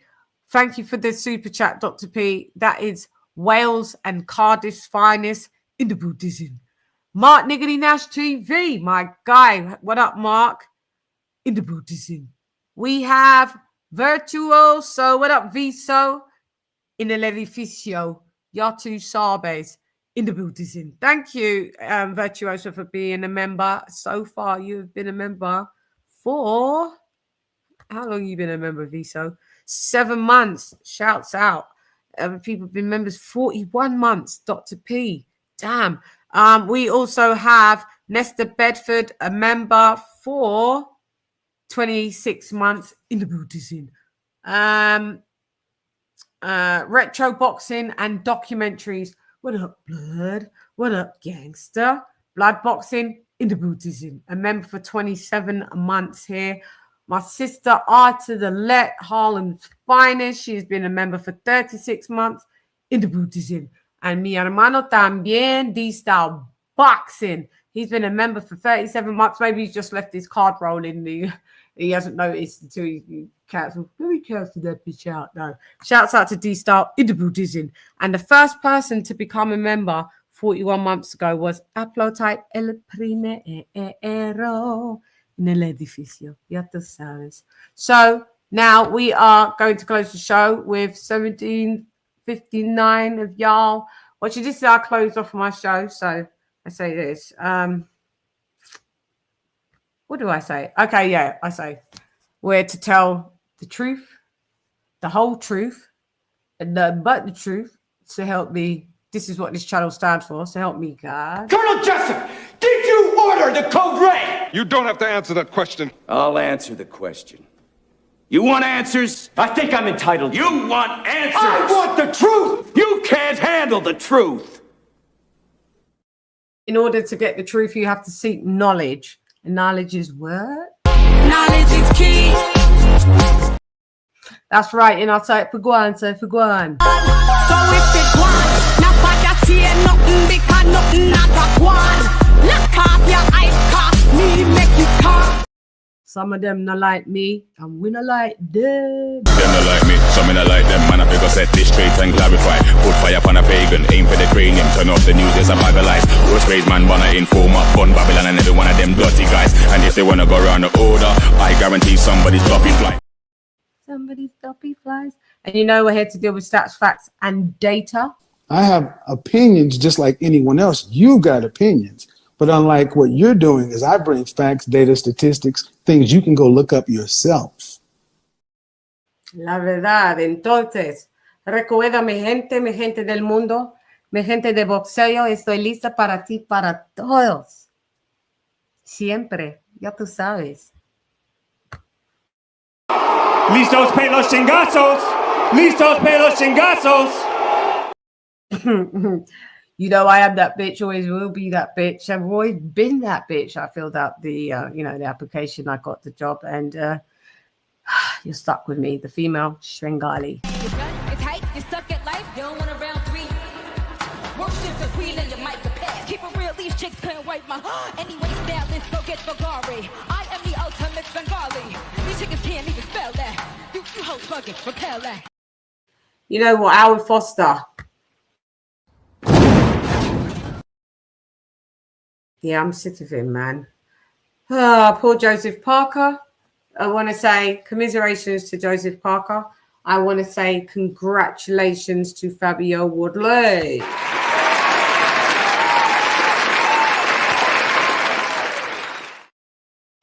So, guys, like I said, look out for me on Twitter tomorrow. I'll do this quick Twitter space. If not, I'll be on Monday at a weekly wrap-up show. 8 p.m. UK, which is 3 p.m. Eastern. Twitter, maybe tomorrow, 10:30 p.m. UK, 5:30 p.m. Eastern. Anyway, I thought I'd bring that from me to you, from you to me. Who dares, Rodders? Who dares? Anyway, I'm gone. Hey there, it's Lady Chann, nonetheless. You lot go and watch my FABIO WARDLEY and Parker prediction Combox with Shan. Love you all. Thank you for rocking with me. Kyan! Wow, boy. Joseph Parker's career has left the buildings in. Kyan! Lady Chann! Fight!